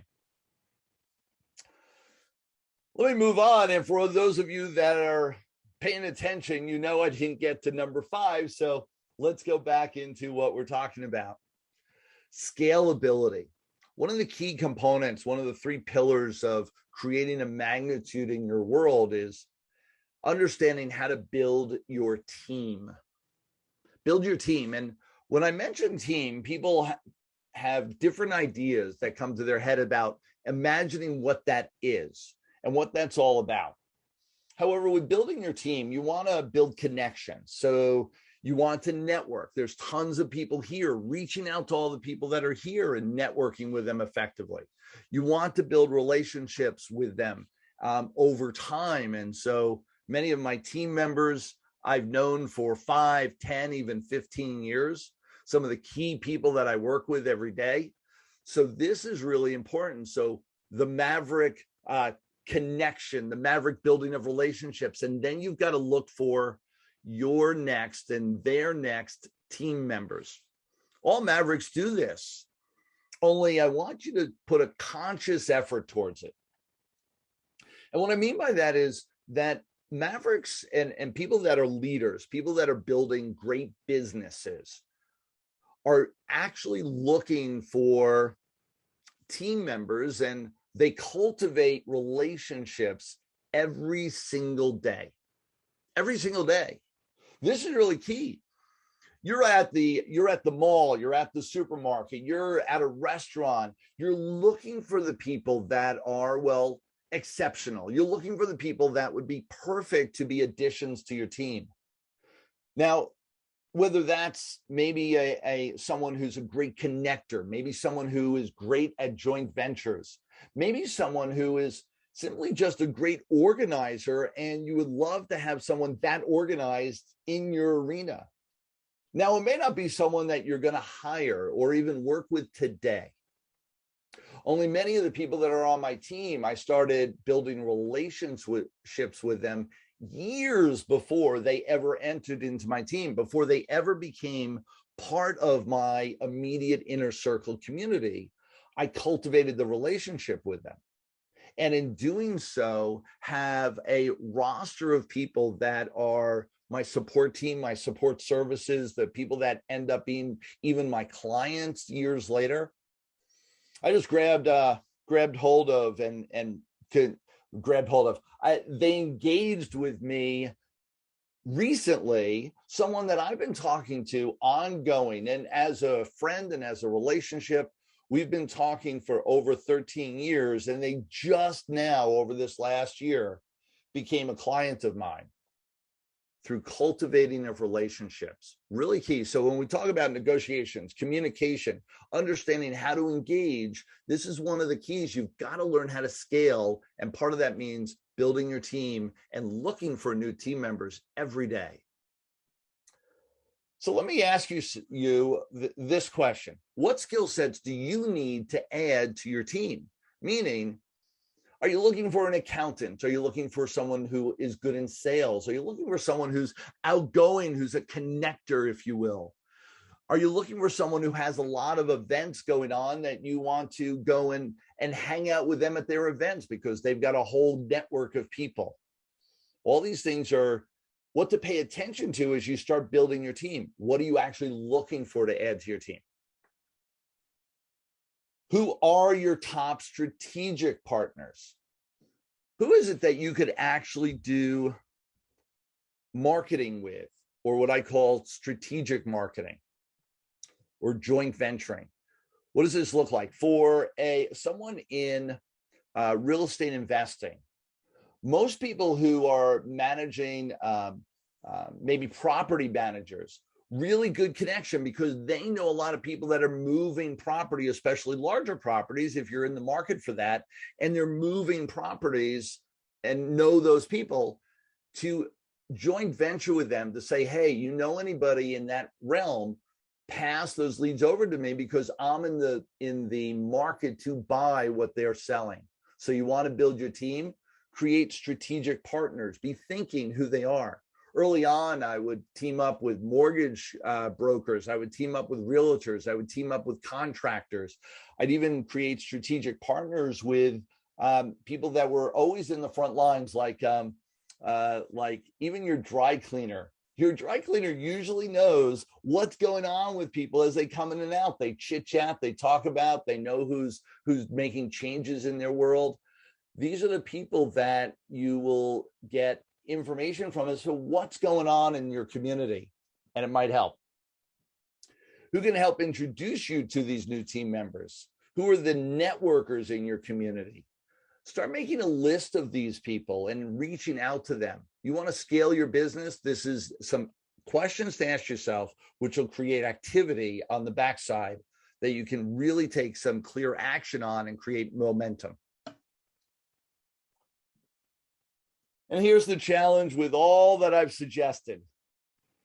You want to learn how to create deals, access limitless funds that's all around you, strategically plan for your future, build effective time-money relationships, and build your team. Well, all of these factors, to do this, you must change. You must actually shift from where you are to where you want to be, because everything you want is in a place you've never been. Everything you want to create is found with new skill sets, new opportunities, new shifts in your world. And that takes you to change. Where success lies is beyond your comfort zone. Now it's your chance to decide, are you going to stretch? Are you going to move to that place outside of your comfort zone? Or are you going to stay within your own space and continue to get the results you've been getting? I've worked with just thousands of people all around the world. Here's just a couple of them. Walter, he was a realtor and investor, And we helped him. He came on board into the Maverick Universe community, and he went from $300,000 a year to $300,000 in 1 month. Who thinks a shift of that kind of magnitude in their income would be helpful? How about this guy? I would absolutely walk over broken glass to train with Paul Finck. I'm not asking to do that, but here's why Paul said this. He said that his passive income went from $300,000 to $175,000.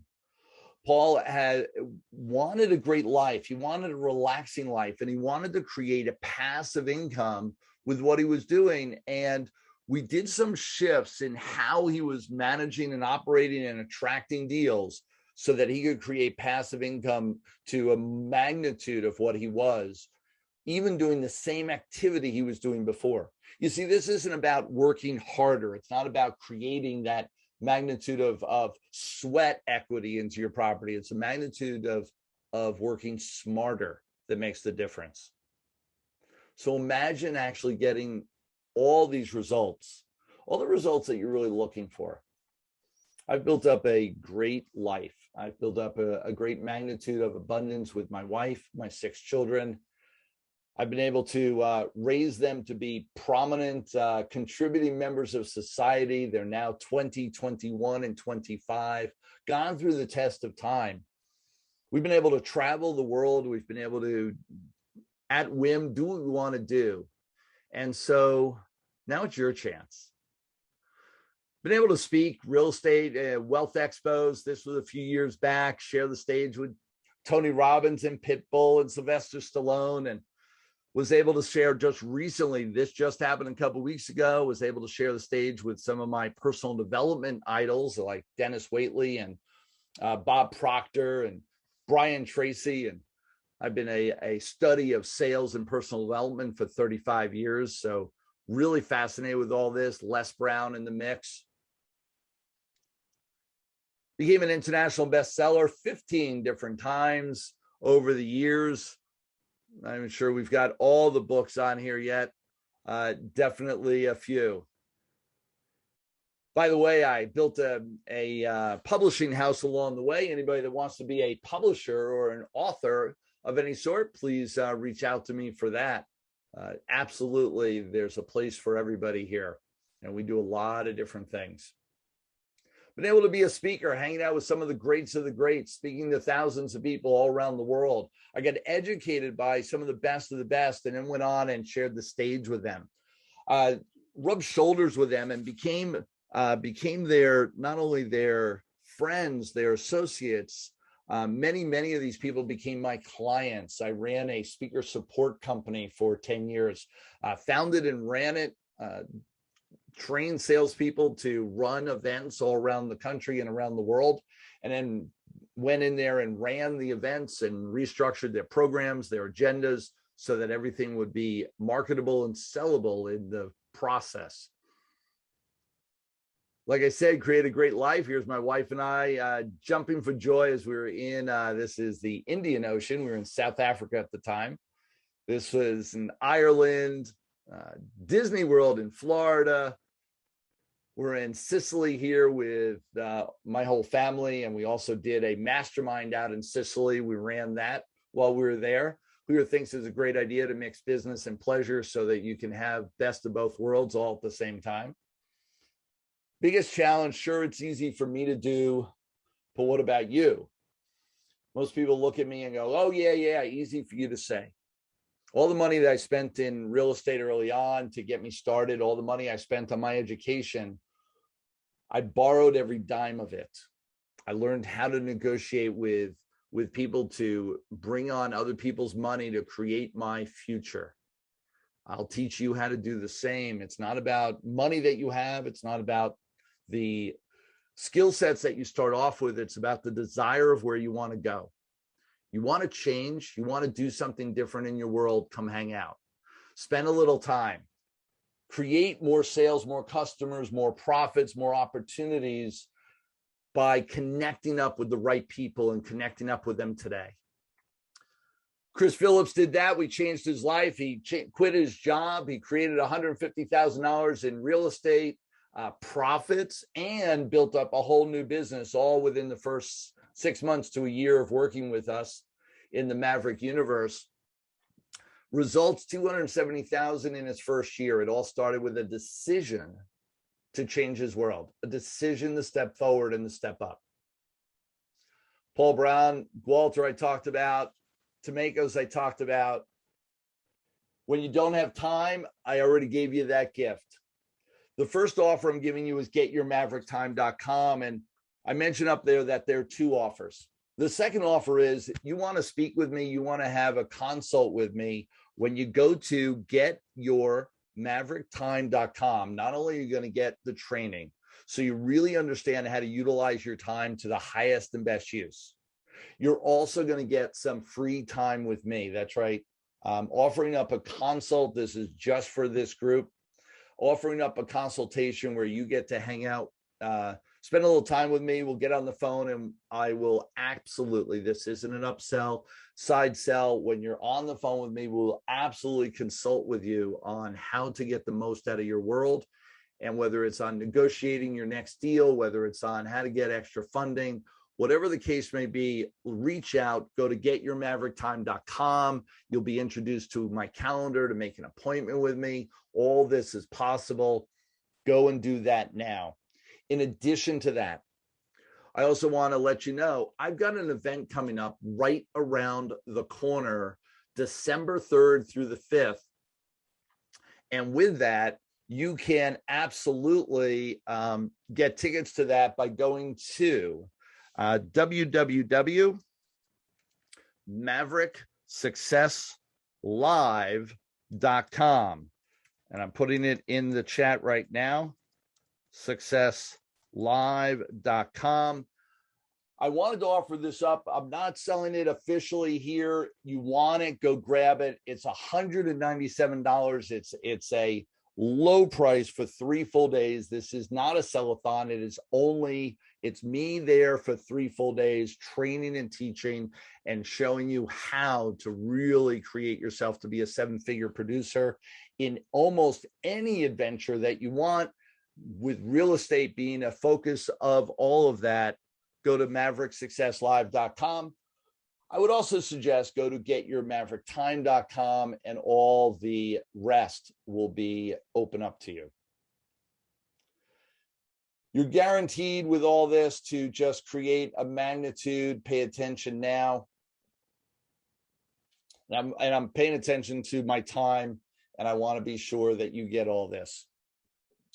I'm going to come out of sharing the screen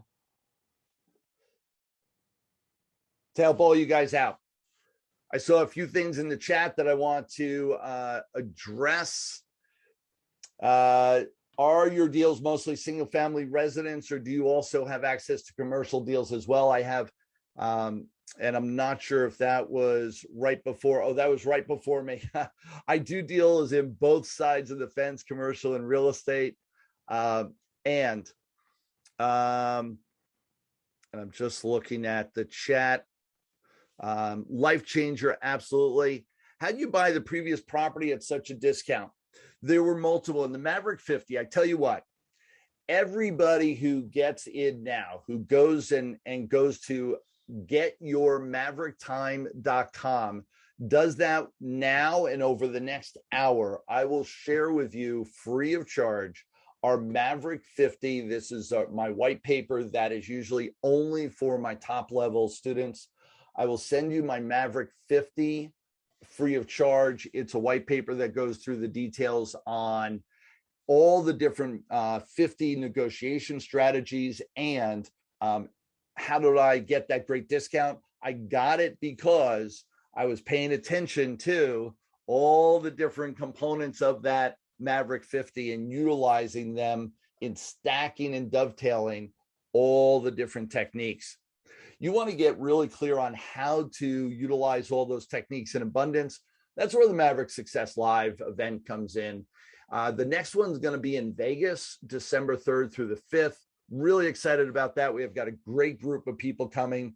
Our live events usually really interactive. We have maybe 30, 50 people that are there, and we make it really conversational. Bring your biggest deals, bring your hardest challenges, bring your challenges with building your team, building your business. We deal with all that directly from the stage live, and we answer all your questions. So it's really an interactive, really a deep dive mastermind, brainstorming for everybody in the room. And you're going to walk away with so much understanding of things like the Maverick 50 to really create a magnitude of results. So everyone, go ahead. I see a few people that are already moving forward and getting it done. Go to getyourmaverick.time.com, getyourmaverick.time.com. And when you do that, you're going to get 5 days of time management training, understanding how to create time at whim, meaning imagine you could create an extra hour a day in your world. An hour a day. That's an extra day a month, every single month. It's an extra 2 weeks, approximately 2 weeks by the end of the year, that I'll teach you how to create through the Maverick Time. GetYourMaverickTime.com. You're also going to get a consult with me. You're also going to get the tickets to the event. So all of that is possible for you. Any questions, go ahead and put them in the chat. I am here for all of you. I believe we had a quick hour, and I wanted to be cognizant of that. And I'll tell you a couple things that are off the radar here. I had a great time. I mentioned briefly that I was able to speak to Dennis Waitley. Dennis Waitley is somebody that was in personal development, the psychology of winning, understanding what's going on inside of our heads from early on. And so when I was in my 20s, I was listening to, through University on Wheels, listening to cassette tapes in my car of Dennis Waitley and motivating me and moving me to everything I have today. It took me 10, 15, almost 20 years to learn that I needed to apply these techniques into my world on a daily basis, not just know them. All too many people end up with going through trainings like this, listening to people like me, and you'll take a few notes, you'll take a few nuggets, and then you'll walk away never actually applying what you learned here.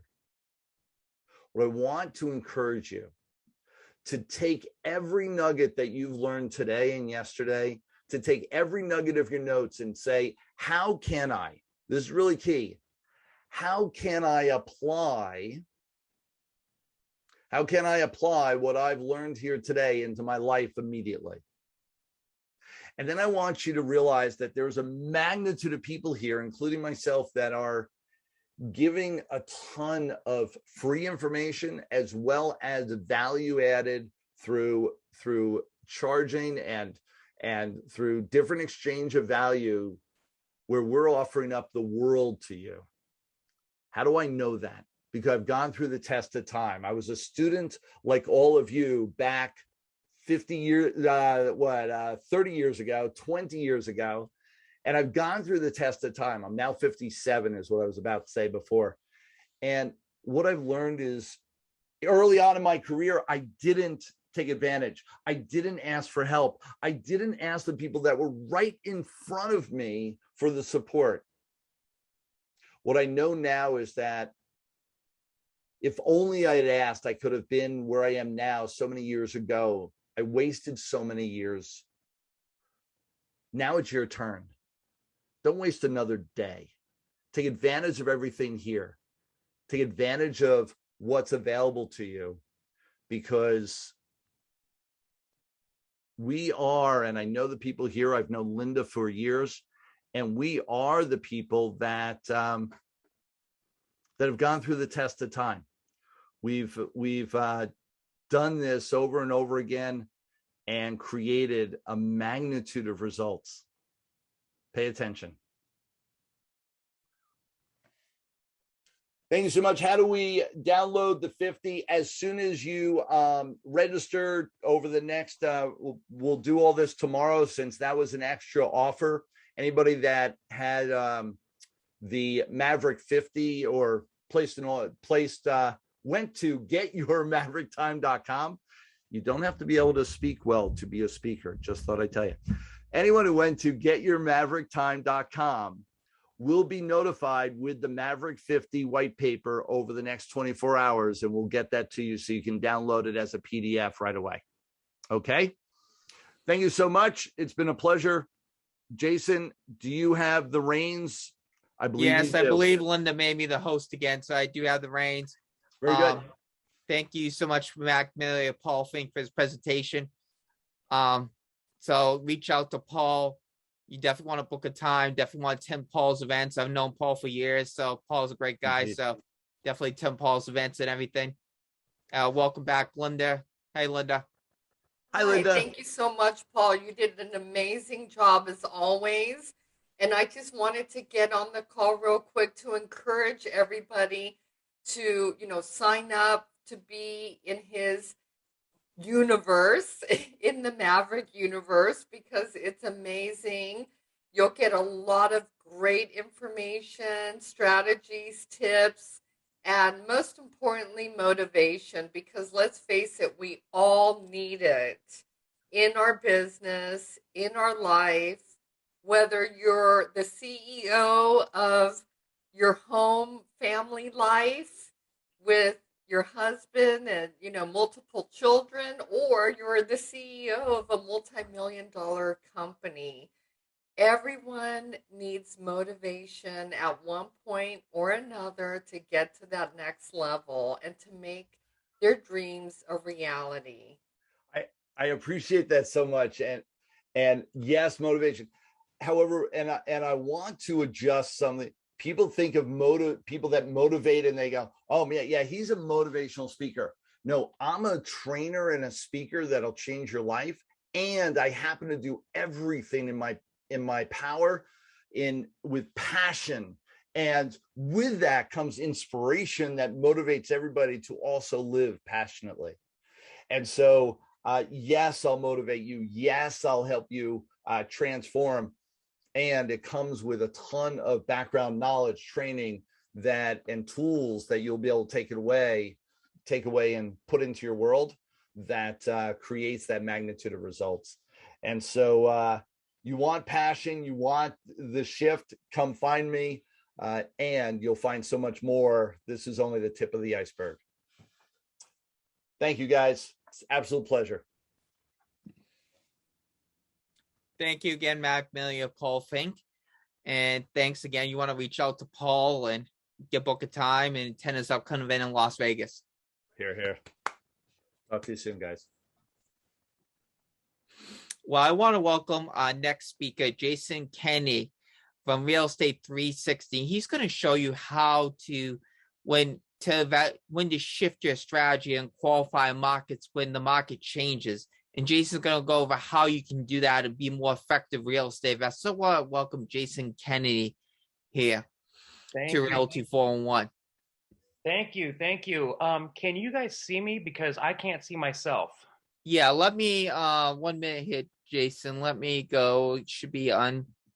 Let me I see your video is I can't see you, but let me look at your video should be on. It's not, so I don't know why your video is not coming on because it said stop video, but I'm going to make you the host, Jason. Okay. So you can share your screen. Yep. And so let me make you the host right now. So you're going to be the host. Okay. Awesome. All right. So I'm going to share my screen here. I don't know why the video is not coming up. It says it's on. I don't know what's going on, but I'm going to share my I don't know. It is on, Jason. So your video should be coming up. I don't know why it's not the camera or something like that. Are you able to share your screen, Jason? Yep, here I am. Okay, great. Do you see it? Yeah? Yay, nay? Yeah, yes, I see your screen. I see your screen, Jason. That I see for sure. That's coming up. Okay, cool. Awesome. Well, thank you, Jason and Linda, for allowing me to spend this next hour with everyone. I want to welcome everyone to my presentation. Thank you. And I hope everyone's having an awesome Sunday. I myself have been enjoying the Florida weather. Linda knows this, but I recently moved to Florida. So I'm actually really enjoying. While everyone else is getting snow apparently this weekend, I'm sitting on, I'm chilling on the beach most days, at least in the evening time. So, it's all good. So today what we're going to do, we're going to spend the next hour, and I know you already got a chance to listen to my business partner, Myles, Jason Myles. Again, he usually goes by Myles. I go by JK, just so people don't get confused. But yeah, he talked about how to, and he was really powerful information on subject twos and what we're doing and all that good stuff. So what I'm going to do is I'm going to kind of play off of that, and I'm going to talk about qualifying markets. And so the reason why we're going to talk about that is because, let me put it this way. Let me ask you out there, all of you out there, how many of you would love to have let's put it this way. How many of you would love to have a deal in the pipeline that generates at least 5 to 10 grand in the next 30 days? Now, are you going to stop there? No. How many of you would love to see that happen? Okay. How many of you would love to see how to generate legacy wealth or generational wealth, however you want to call it?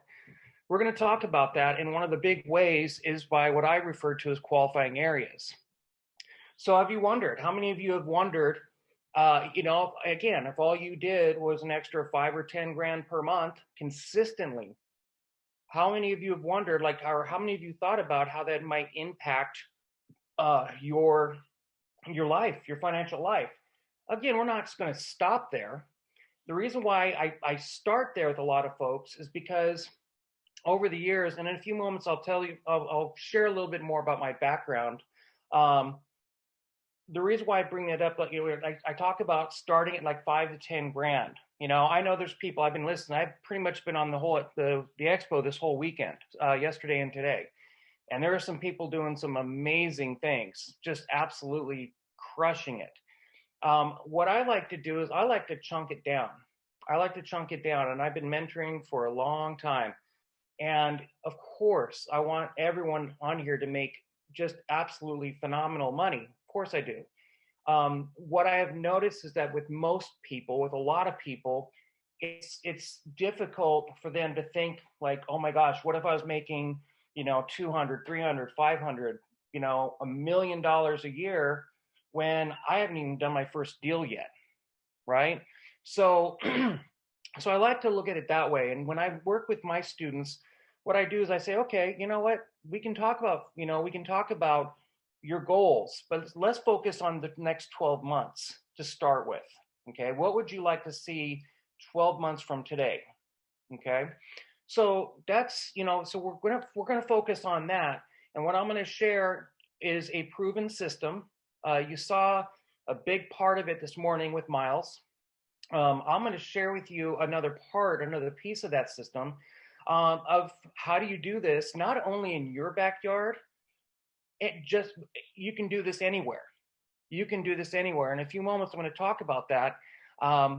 That's where and why qualifying markets is so important and how to do it. I'm going to show you how we do it as part of our system. Okay. And so, yeah, you're going to discover our system of success. You're going to discover how to get some deals in the pipeline in the next 30 days. And for those of you who are on this presentation right now, this webinar, and you're thinking to yourself, really? You're thinking, really? I can really have a deal in the pipeline in the next 30 days. Yes, you can. I'm going to show you what we're doing with our students, our investors. The record, and I'm not going to set false expectations here. So let me be clear. The record for our students, literally, they got a deal in the pipeline in their first week in our program. Okay. Now, am I going to guarantee that? Of course not. Of course not. It has happened. In fact, it just happened a couple of weeks ago. I mean, we're talking brand new. We're not talking 10 years ago, 8 years ago, 9 years ago. No, we're talking like 2 weeks ago. This couple out of the Bay Area on California, Northern California, put a deal under contract in Atlanta, a fix and flip, in their first week with the program. Okay, and this is what you're about to discover, how that makes it happen. And I promise you, I'm going to give you the content and give you the information you need to know how to move forward with that. Okay, now, one of the things that I've been noticing lately, and this is why I put this slide in here, the time is now. The reason, what I've noticed lately is I'm hearing more and more people making the comment to me going, oh, you know, I don't know. I'm gonna wait to get into the market. I'm gonna wait until it crashes. I'm gonna wait for a correction. I just don't. Yeah, I'm just gonna wait. I'm gonna sit on the fence. And what I'm gonna tell you is, when you have the proven system, when you have a team and you have resources at your disposal, I'm gonna tell you right now, it doesn't matter what the market's doing. Yeah, I just said that. It does not matter what the market is doing. Why do I say that? Simple.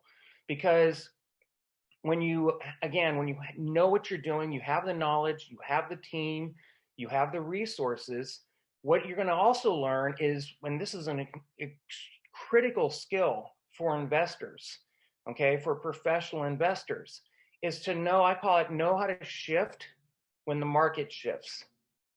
Okay, the market's going to shift. We all know it will. It always does. Real estate is cyclical.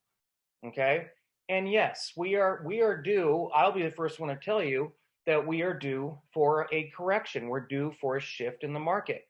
We're actually long overdue. And guess what? I'm not worried one bit. I'll give you an example.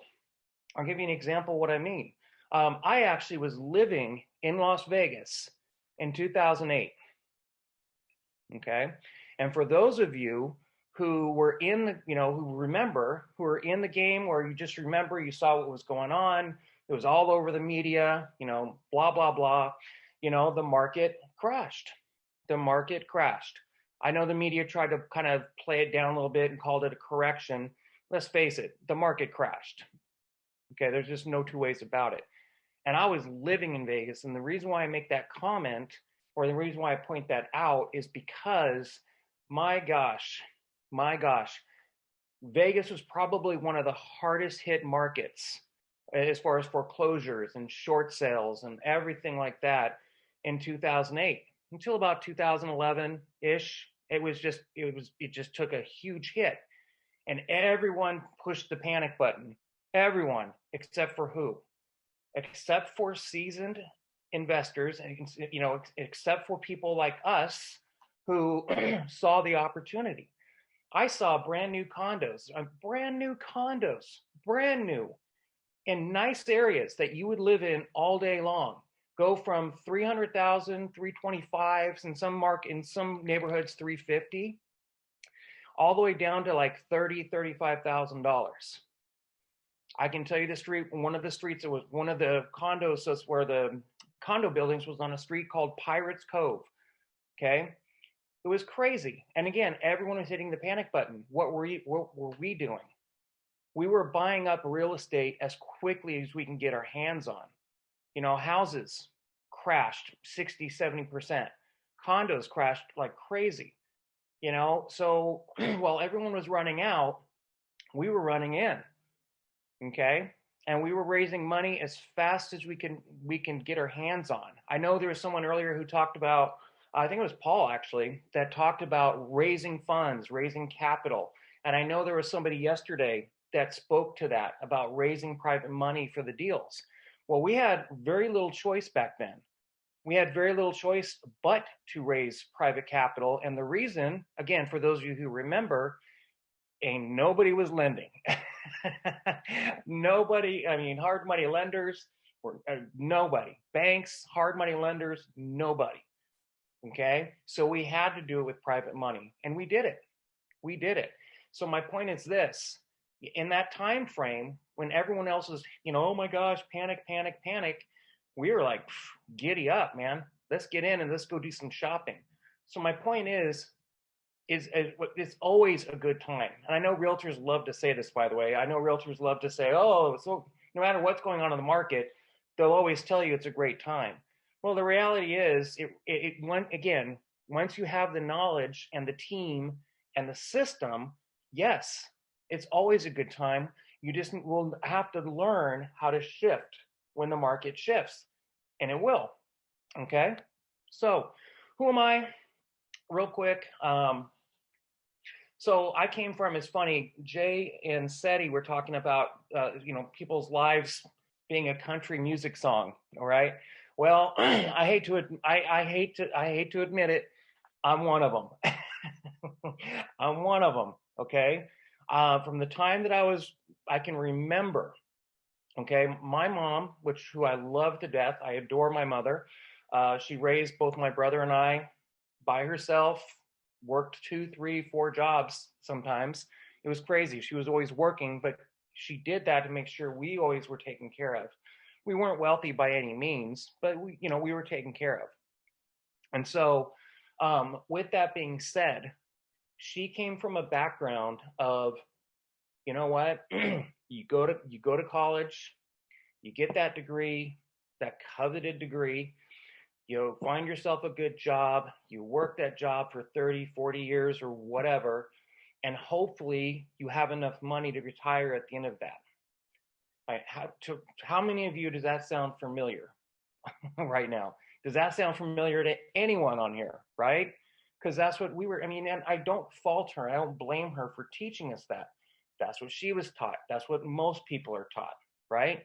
That's exactly what it is. So me being me, I tend to be an all or nothing kind of guy. I'm like, well, if I'm going to go to college, I'm going to make it worth my time. So 8 years later, a master's degree in counseling and $100,000 in student loan debt, right? I got it. I got my master's degree. Let me see. I think there's someone who's trying to come on. Hold on a second, guys. I think there's someone who's trying to come on. Oh, he just said, oh, there he is. No, he disappeared. Okay, I'll check again.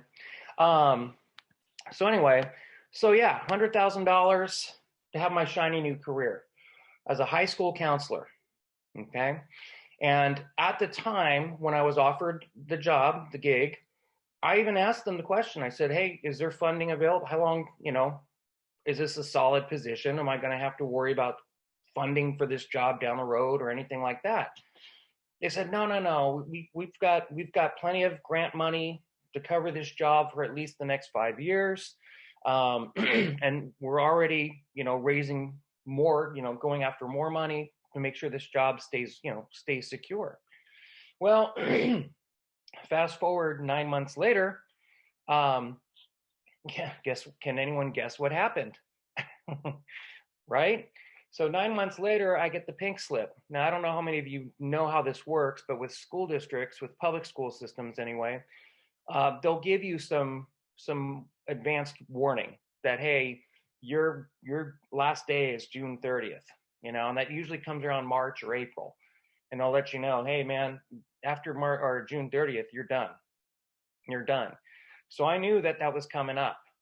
And you know what? I'll tell you right now, on the one side, I was ticked. Man, because I was taught that my golden goose, my golden ticket to, a secure financial life was go get that college degree. And now I'm sitting here looking at getting laid off in my first year. And it had nothing to do with my performance or anything else. The way the school district works is, hey, man, you're the rookie. The budget's getting cut. You're the rookie. Sorry. You're a nice guy. Sorry. Nothing personal. And I'll tell you what, and I'll tell you right, at first I was mad. I'm going to admit I was mad. Then I realized, I took a step back and I realized, I'm like, I just decided, I'm like, this is probably one of the biggest blessings that I had at the time, because it taught me something really important. And what it taught me was man, nobody cares about your financial future like you will. And I don't mean that to sound mean or rude or obnoxious. It's just the truth. People are going to look after their own financial situation before they look at yours. That's just how it is. They need to feed their family. I get it. So at that point, excuse me, at that point, I decided I'm not doing the job thing. I am never going to put my financial destiny in somebody else's hands.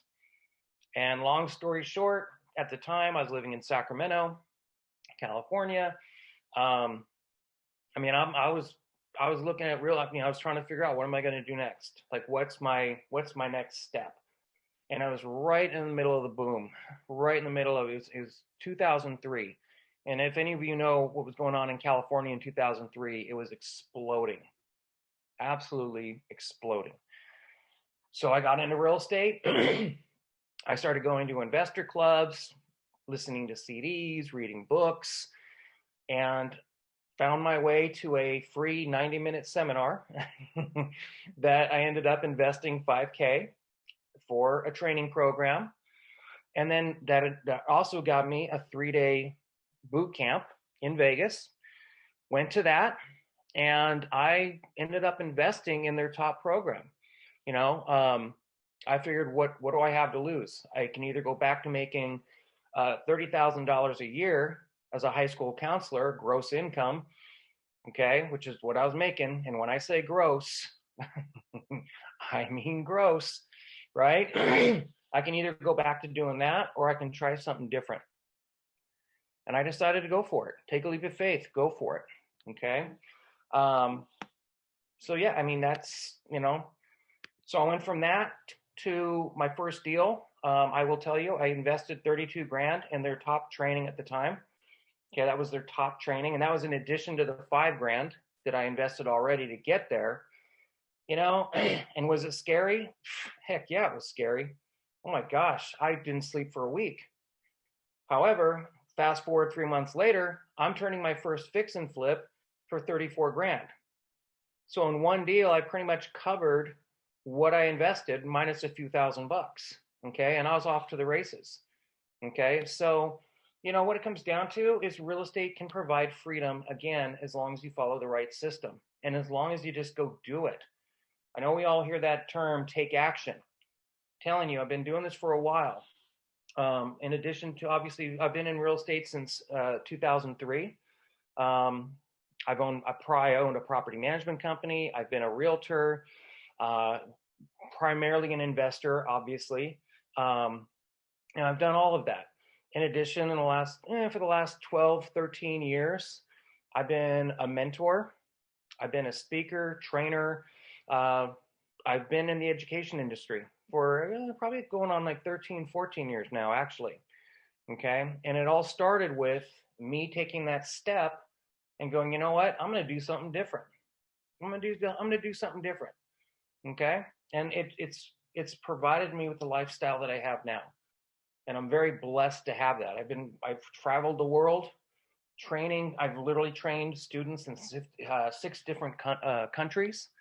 I've been able to just go all over the US and it's been a blessing. It's been a real blessing. Okay. And I couldn't have done it without that critical step, that key critical step to just say, you know what, I'm going to go for it. I'm going to go for it. Okay. So going back, the main challenges that I'm seeing people having right now is, where to get started, how to get started. How do I get the money? How do I find my team? And again, going back to what I was saying before, a lot of people, one of the biggest challenges I'm seeing right now is people, they're fearful. They're fearful to take that step because they're waiting for this, crash to come, and they're convinced it's going to happen, which there is going to be a correction. Is there going to be a crash? I don't know. And you know what? Nobody can tell you for sure. That's one thing I'm gonna warn you about is these prognosticators out there.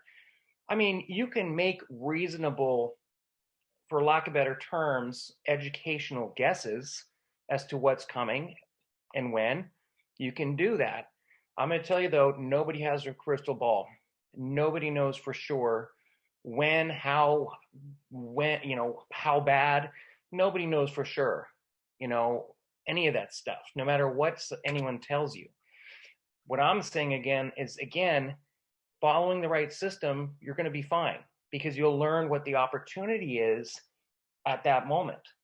Case in point, I told you about 2008. What was one of the biggest strategies in 2008? For any of you who are paying attention to the market, it was short sales. It was short sales, especially in markets like Vegas. It was short sales and foreclosures. That was the biggest opportunity. And then that shifted because banks were figuring out that we were flipping these short sales.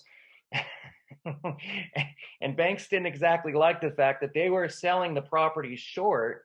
For those of you, and forgive me if, I'm sure you know what a short sale is.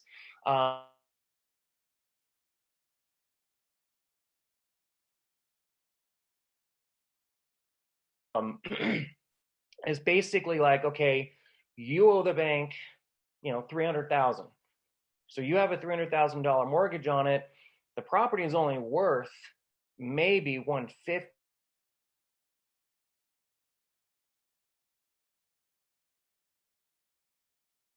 Agreeing to sell the property short. And in addition to that, as an investor, well, if the property is only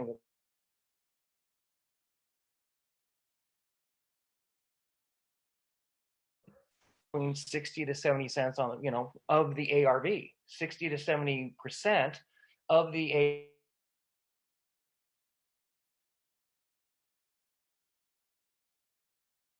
all time. I mean, that was the opportunity at the time.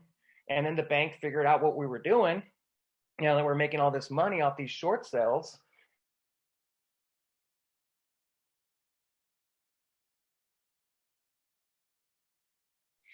So, the main reason why I'm doing this, the reason why I do this, the reason why I travel the world, the reason why I do all these trainings and everything else is because, you know what? I'm a counselor at heart. I'm a teacher. I'm an educator.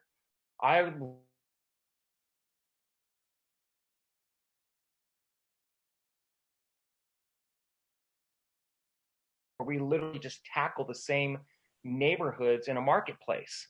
And when we do that, we're actually controlling our own value.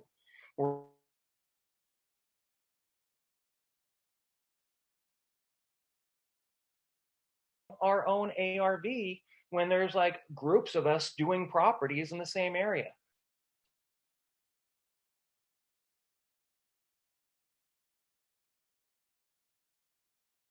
Can't tell you how many times I've had neighbors contact me and just are so grateful because they've lived there forever. It got run down and now it's improving, because they can't afford to do that. So they're grateful, to say the least. Okay. So let's talk about qualifying areas.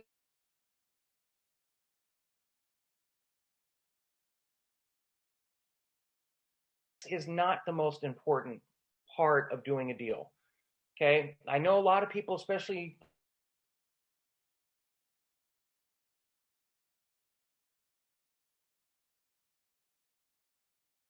part of it. It's not the end all be all though, because I can show you markets right now where you can pick up property.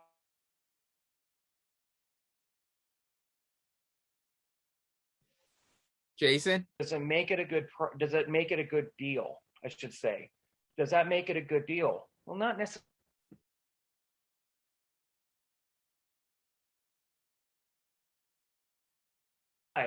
In a few moments. It might be in a declining market.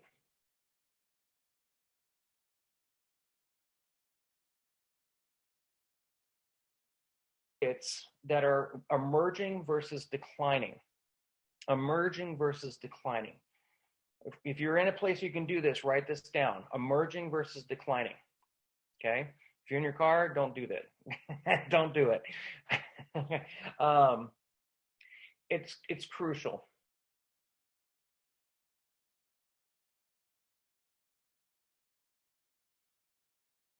Is because I'm going to tell you, first of all, yes, can you find deals in pretty much any market in the US? Of course you can. Of course you can. Can you do it in your backyard? Yeah, you can find deals in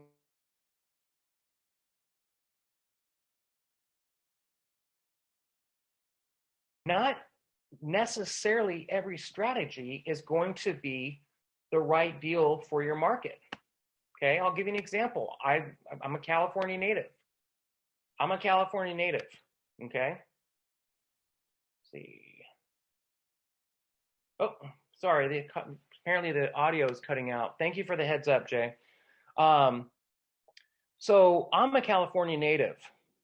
And what does that mean? Why is that important? I'll tell you right now, for the last several years, I have not touched real estate in California, especially rentals. I won't do a rental property in California. Why? Because it's the numbers don't make sense. Okay. Now I just moved to Florida three months ago, and definitely that's a whole different ball game. But I'm a California native, and I'm telling you, I mean, the return on investment has nothing to do with the actual price itself. Because I know people, when I tell people this, people ask me, they're like, well, you know, it's because everything's so expensive. No, that in and of itself is not the reason why. It's not. Okay. The reason is because the return on investment is ridiculous. You know, we've had trainers during the expo talking about multi-unit investing, you know, apartment building, you know, large apartment buildings, things like that. Well, I'm going to tell you right now, where I was in San Diego for the last 11 years before moving to Florida, you know, you'd be lucky to find an apartment building that's kicking off a 4 or 5% cap rate.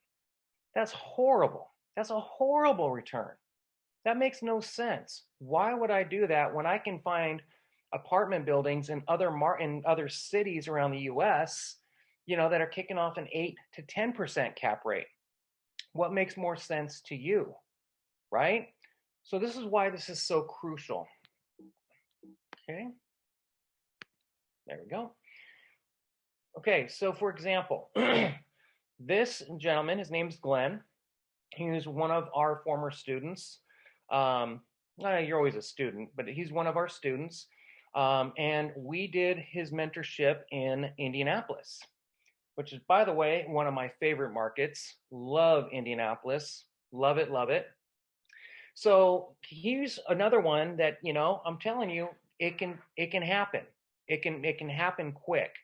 Okay, so when he first got started, you know what? He had a job making about $3,500, you know, about $4,000 a month.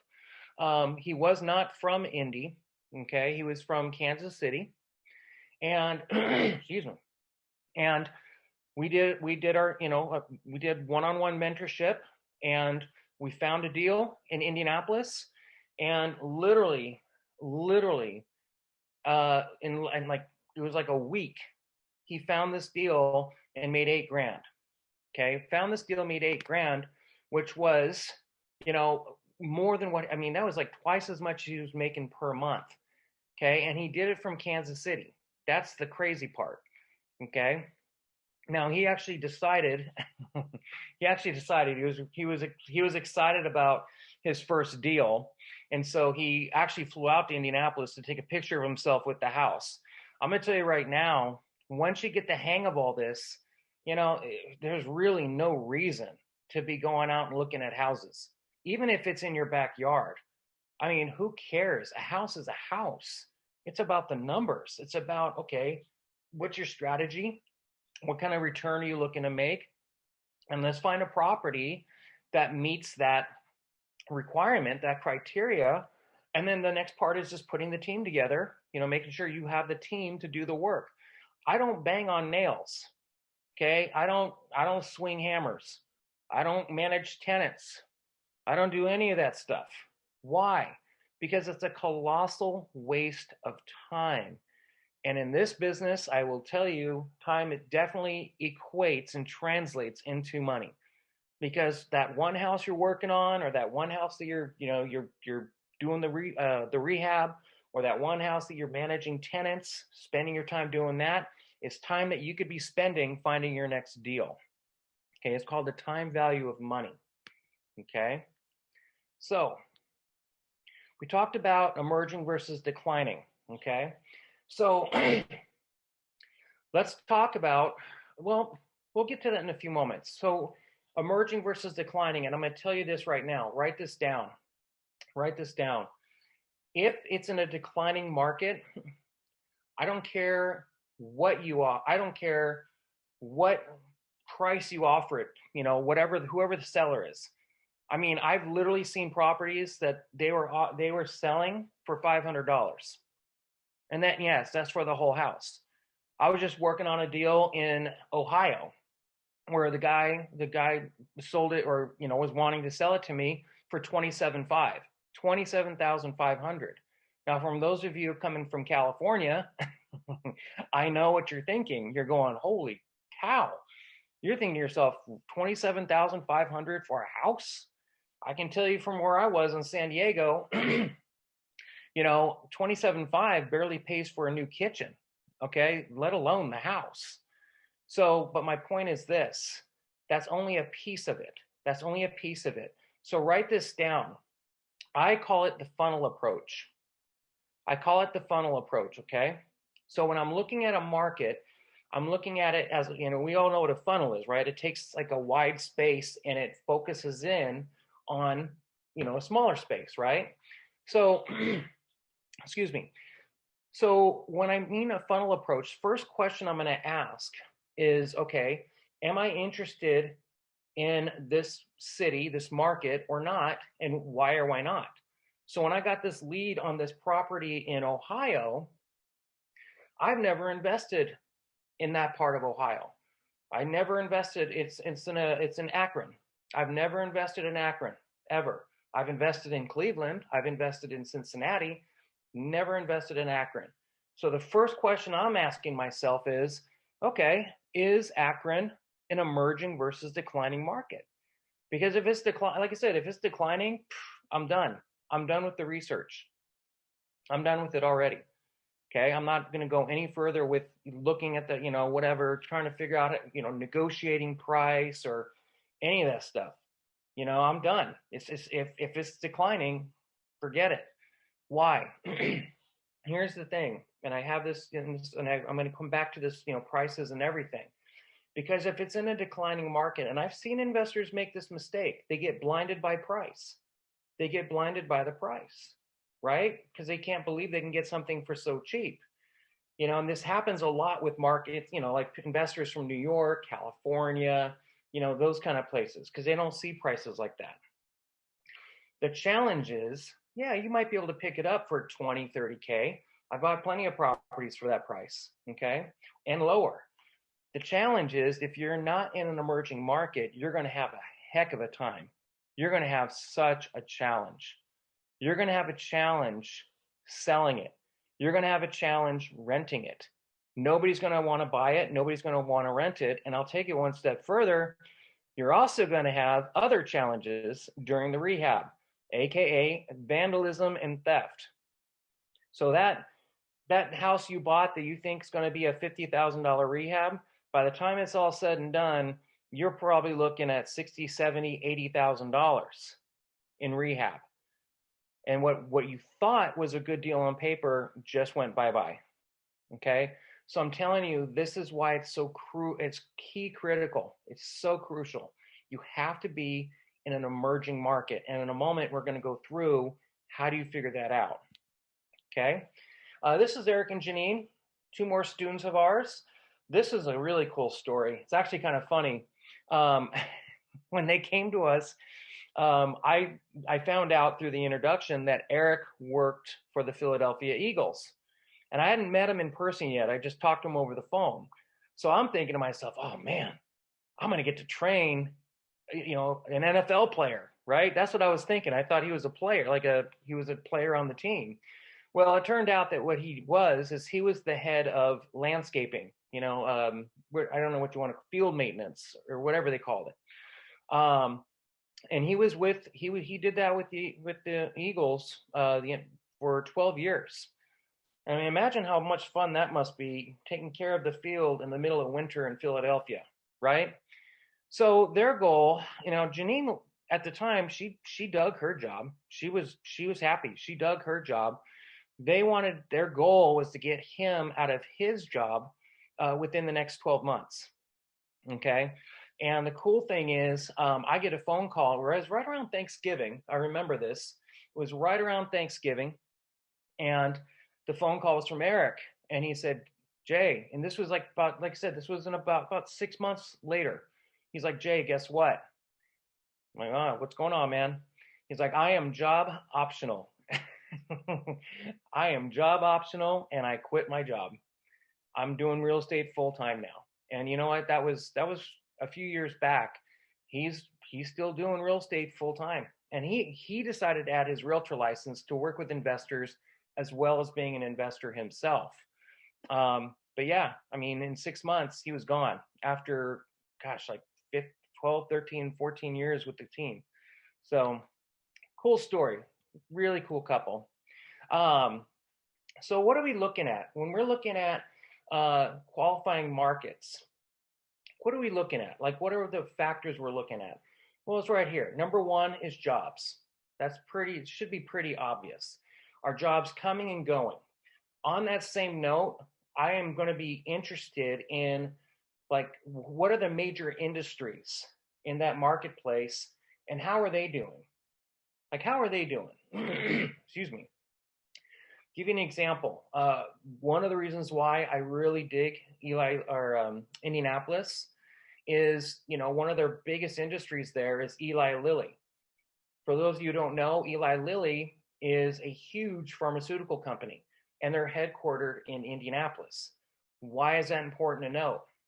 Well, for the last, since I've been investing in Indy for like 12, 13 years.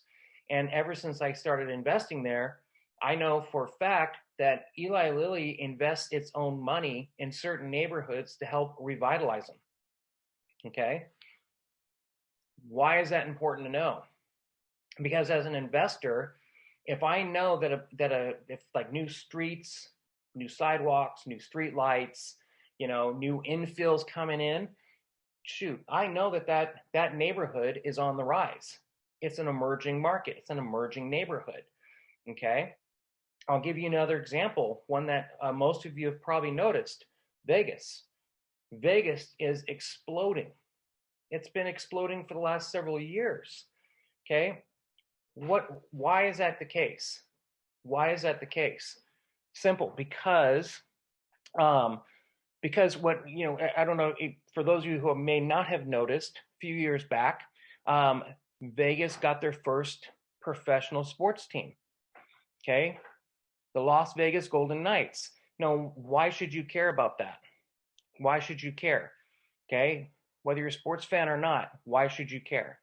Because when they did that, they built a brand new arena, the T-Mobile Arena, right on the strip. Again, why do we care as investors? Simple, because that brings in jobs.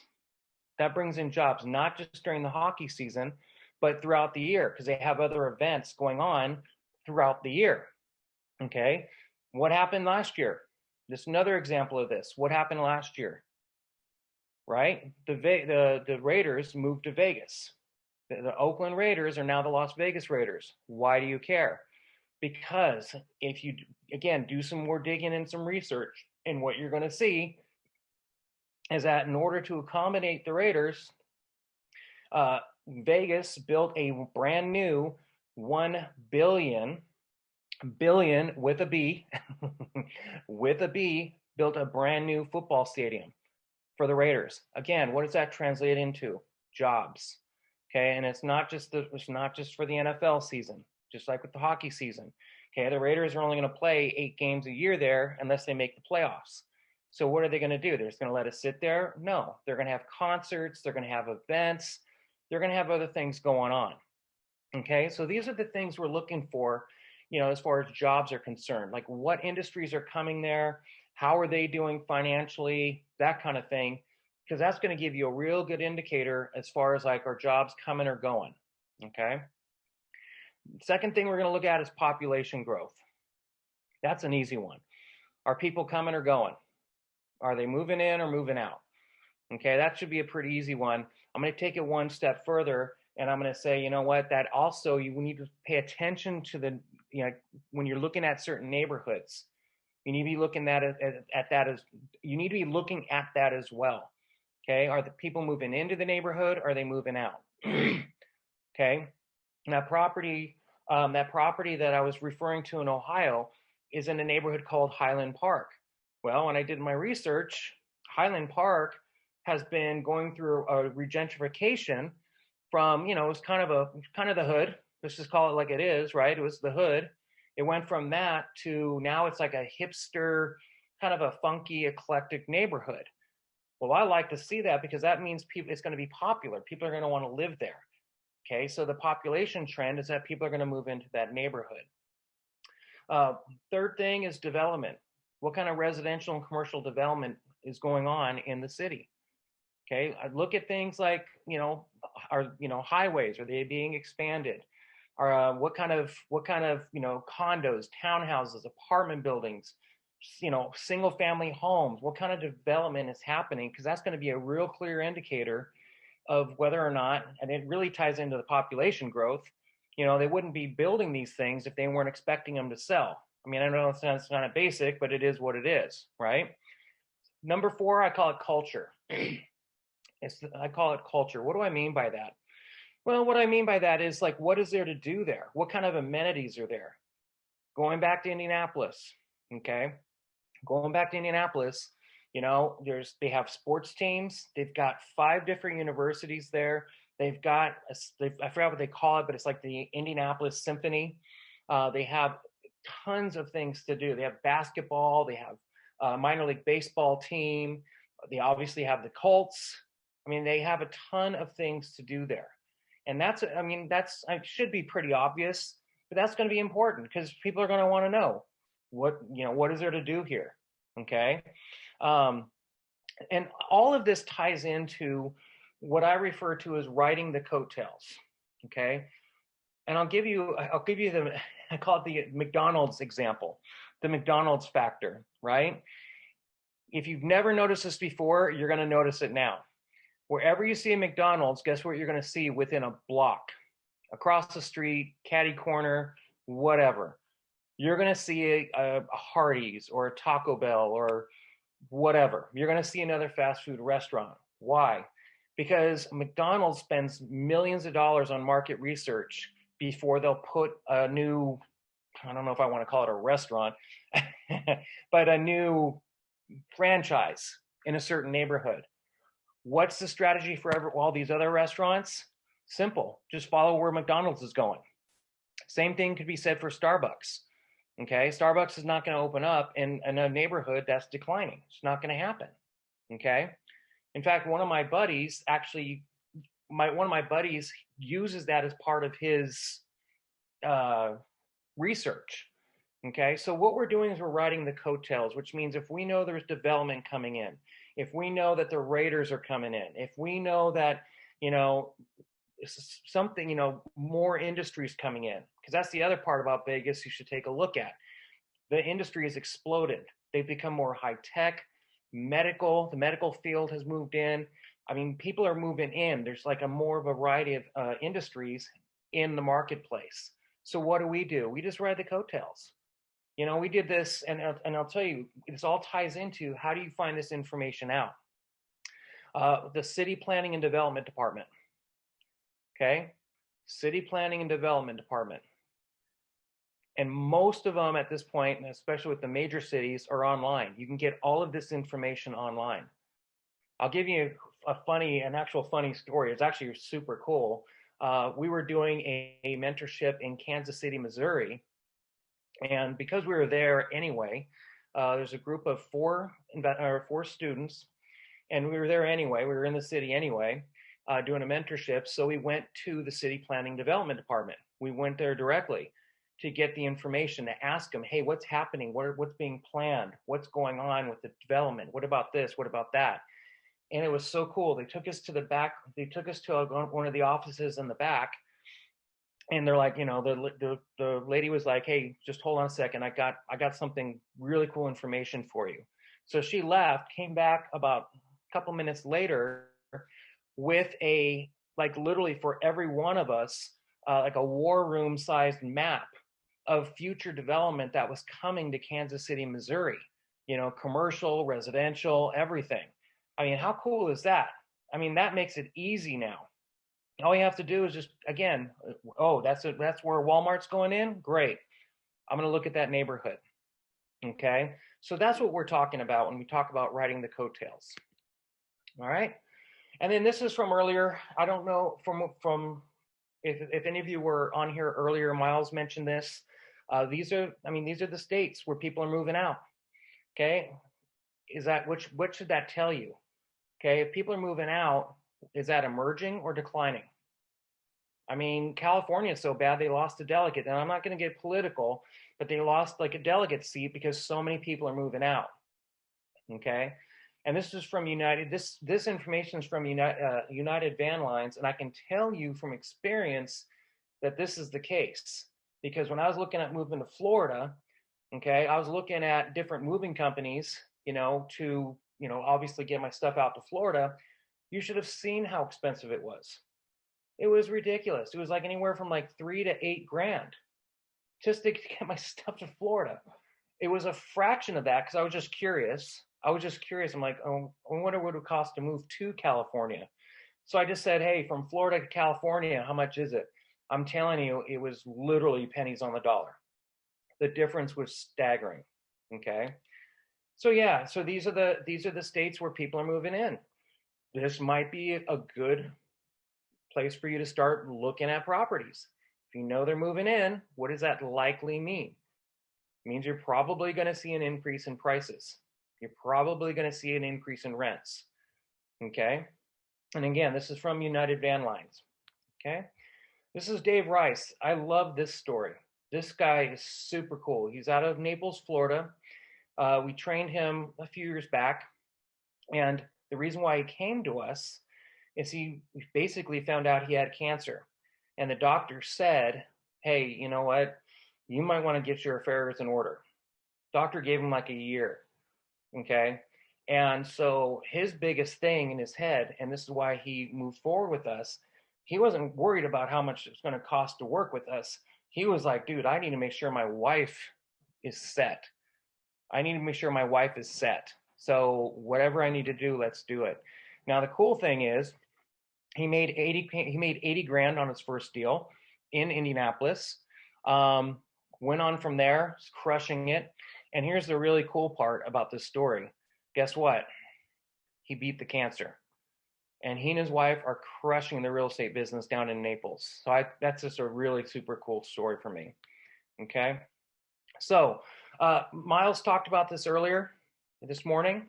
I'm just going to expand on that a little bit. There it is. Okay. So, Myles mentioned this, the ultimate real estate hacks. Okay. We're business partners in this. We both have been doing real estate for 20 years. Well, me 18, Myles 20. We've been mentors. We've been coaches. We've been trainers in front of rooms. We've been international trainers. We've been all over. Okay.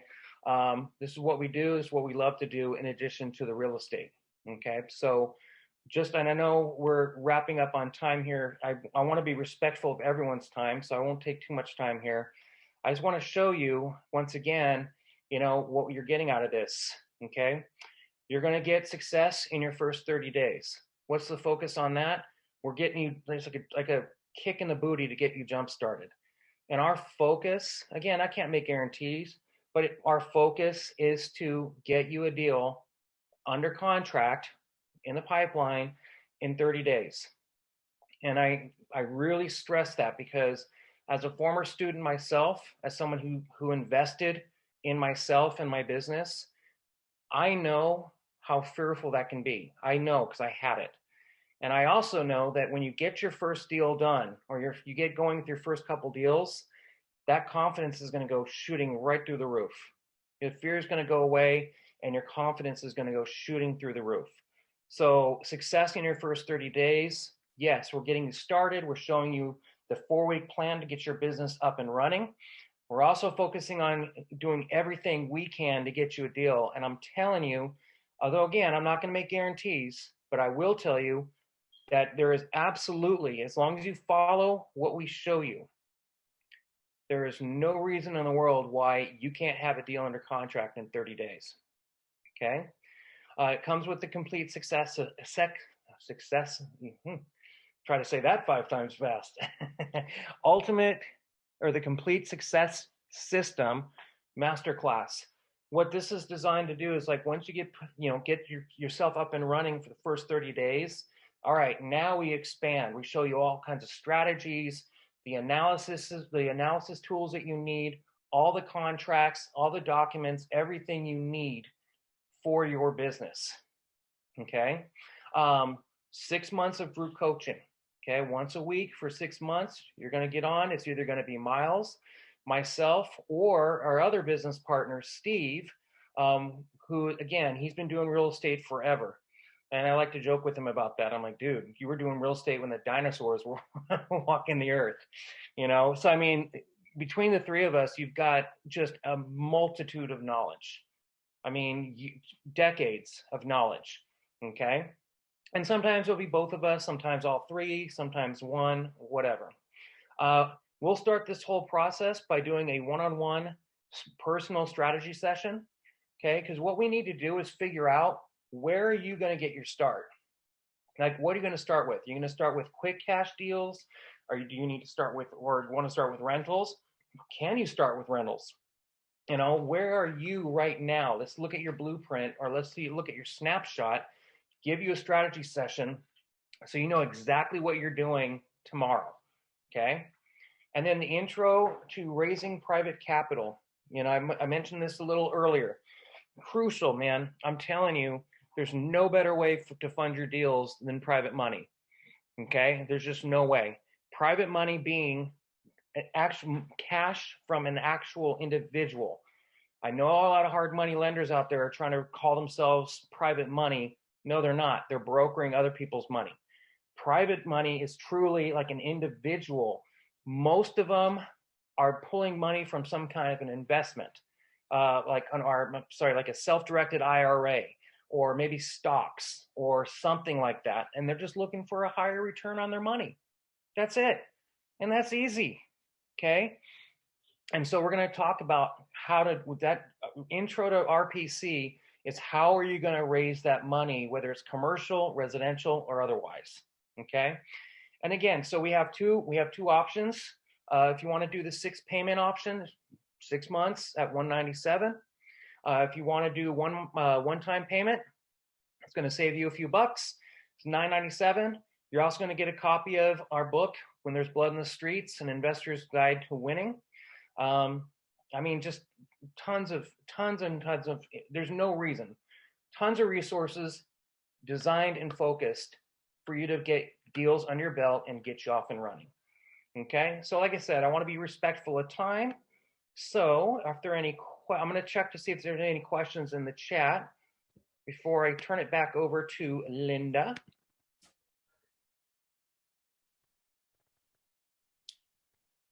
Okay. Yeah, if you can make me the host again, Jason, that'd be good. Okay. All right. Easier said than done. How am I doing that?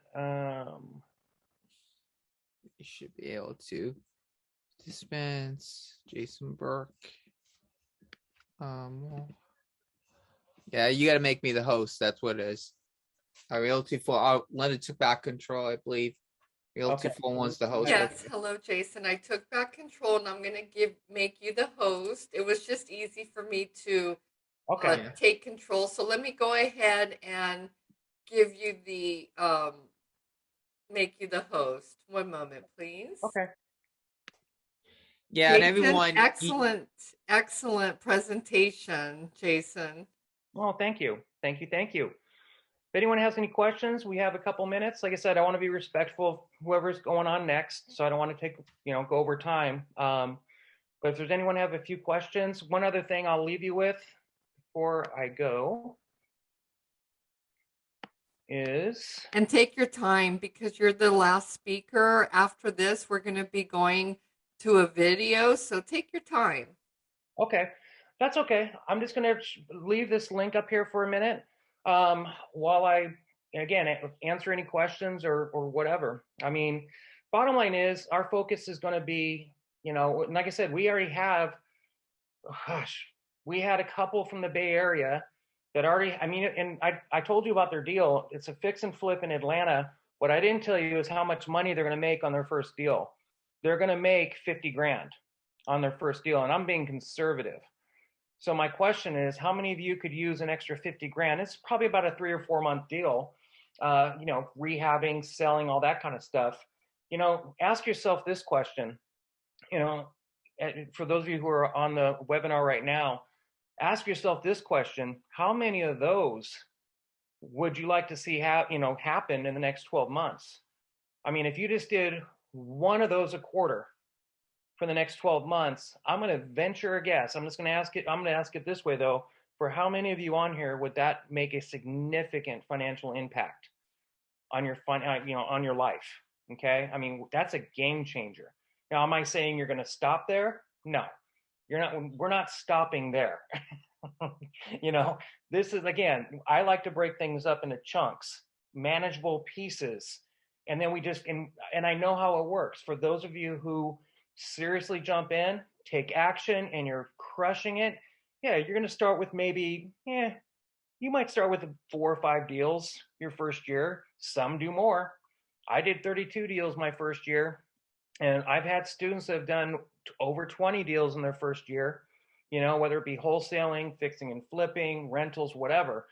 I'm not saying you need to stop there. I'm just saying, what if you just made an extra couple $100,000 this year, in your first year, minimum, and then you build from there. Because this is what's going to happen is whatever you do in that first year, as long as you're going. And Myles said it earlier, you don't have to be doing this 40 hours a week, 8 to 10 hours a week to start with. Because I know most people have jobs and they have their income that they can't just leave. Whenever I hear a student coming to me, Linda, it's funny. Whenever I hear a student get excited and go, I'm going to quit my job on Monday, I just cringe. I'm like, no,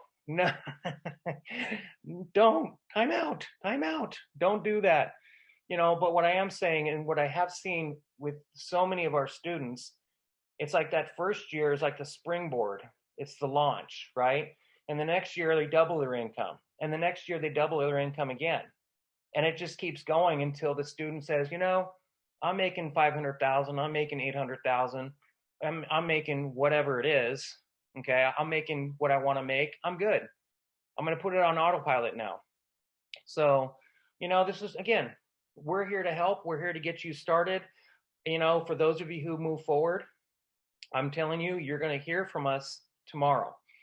We're going to set up our strategy session, and we're going to get you going, because I want everyone on this webinar to have a deal in the pipe in the next 30 days. And I already know it can happen.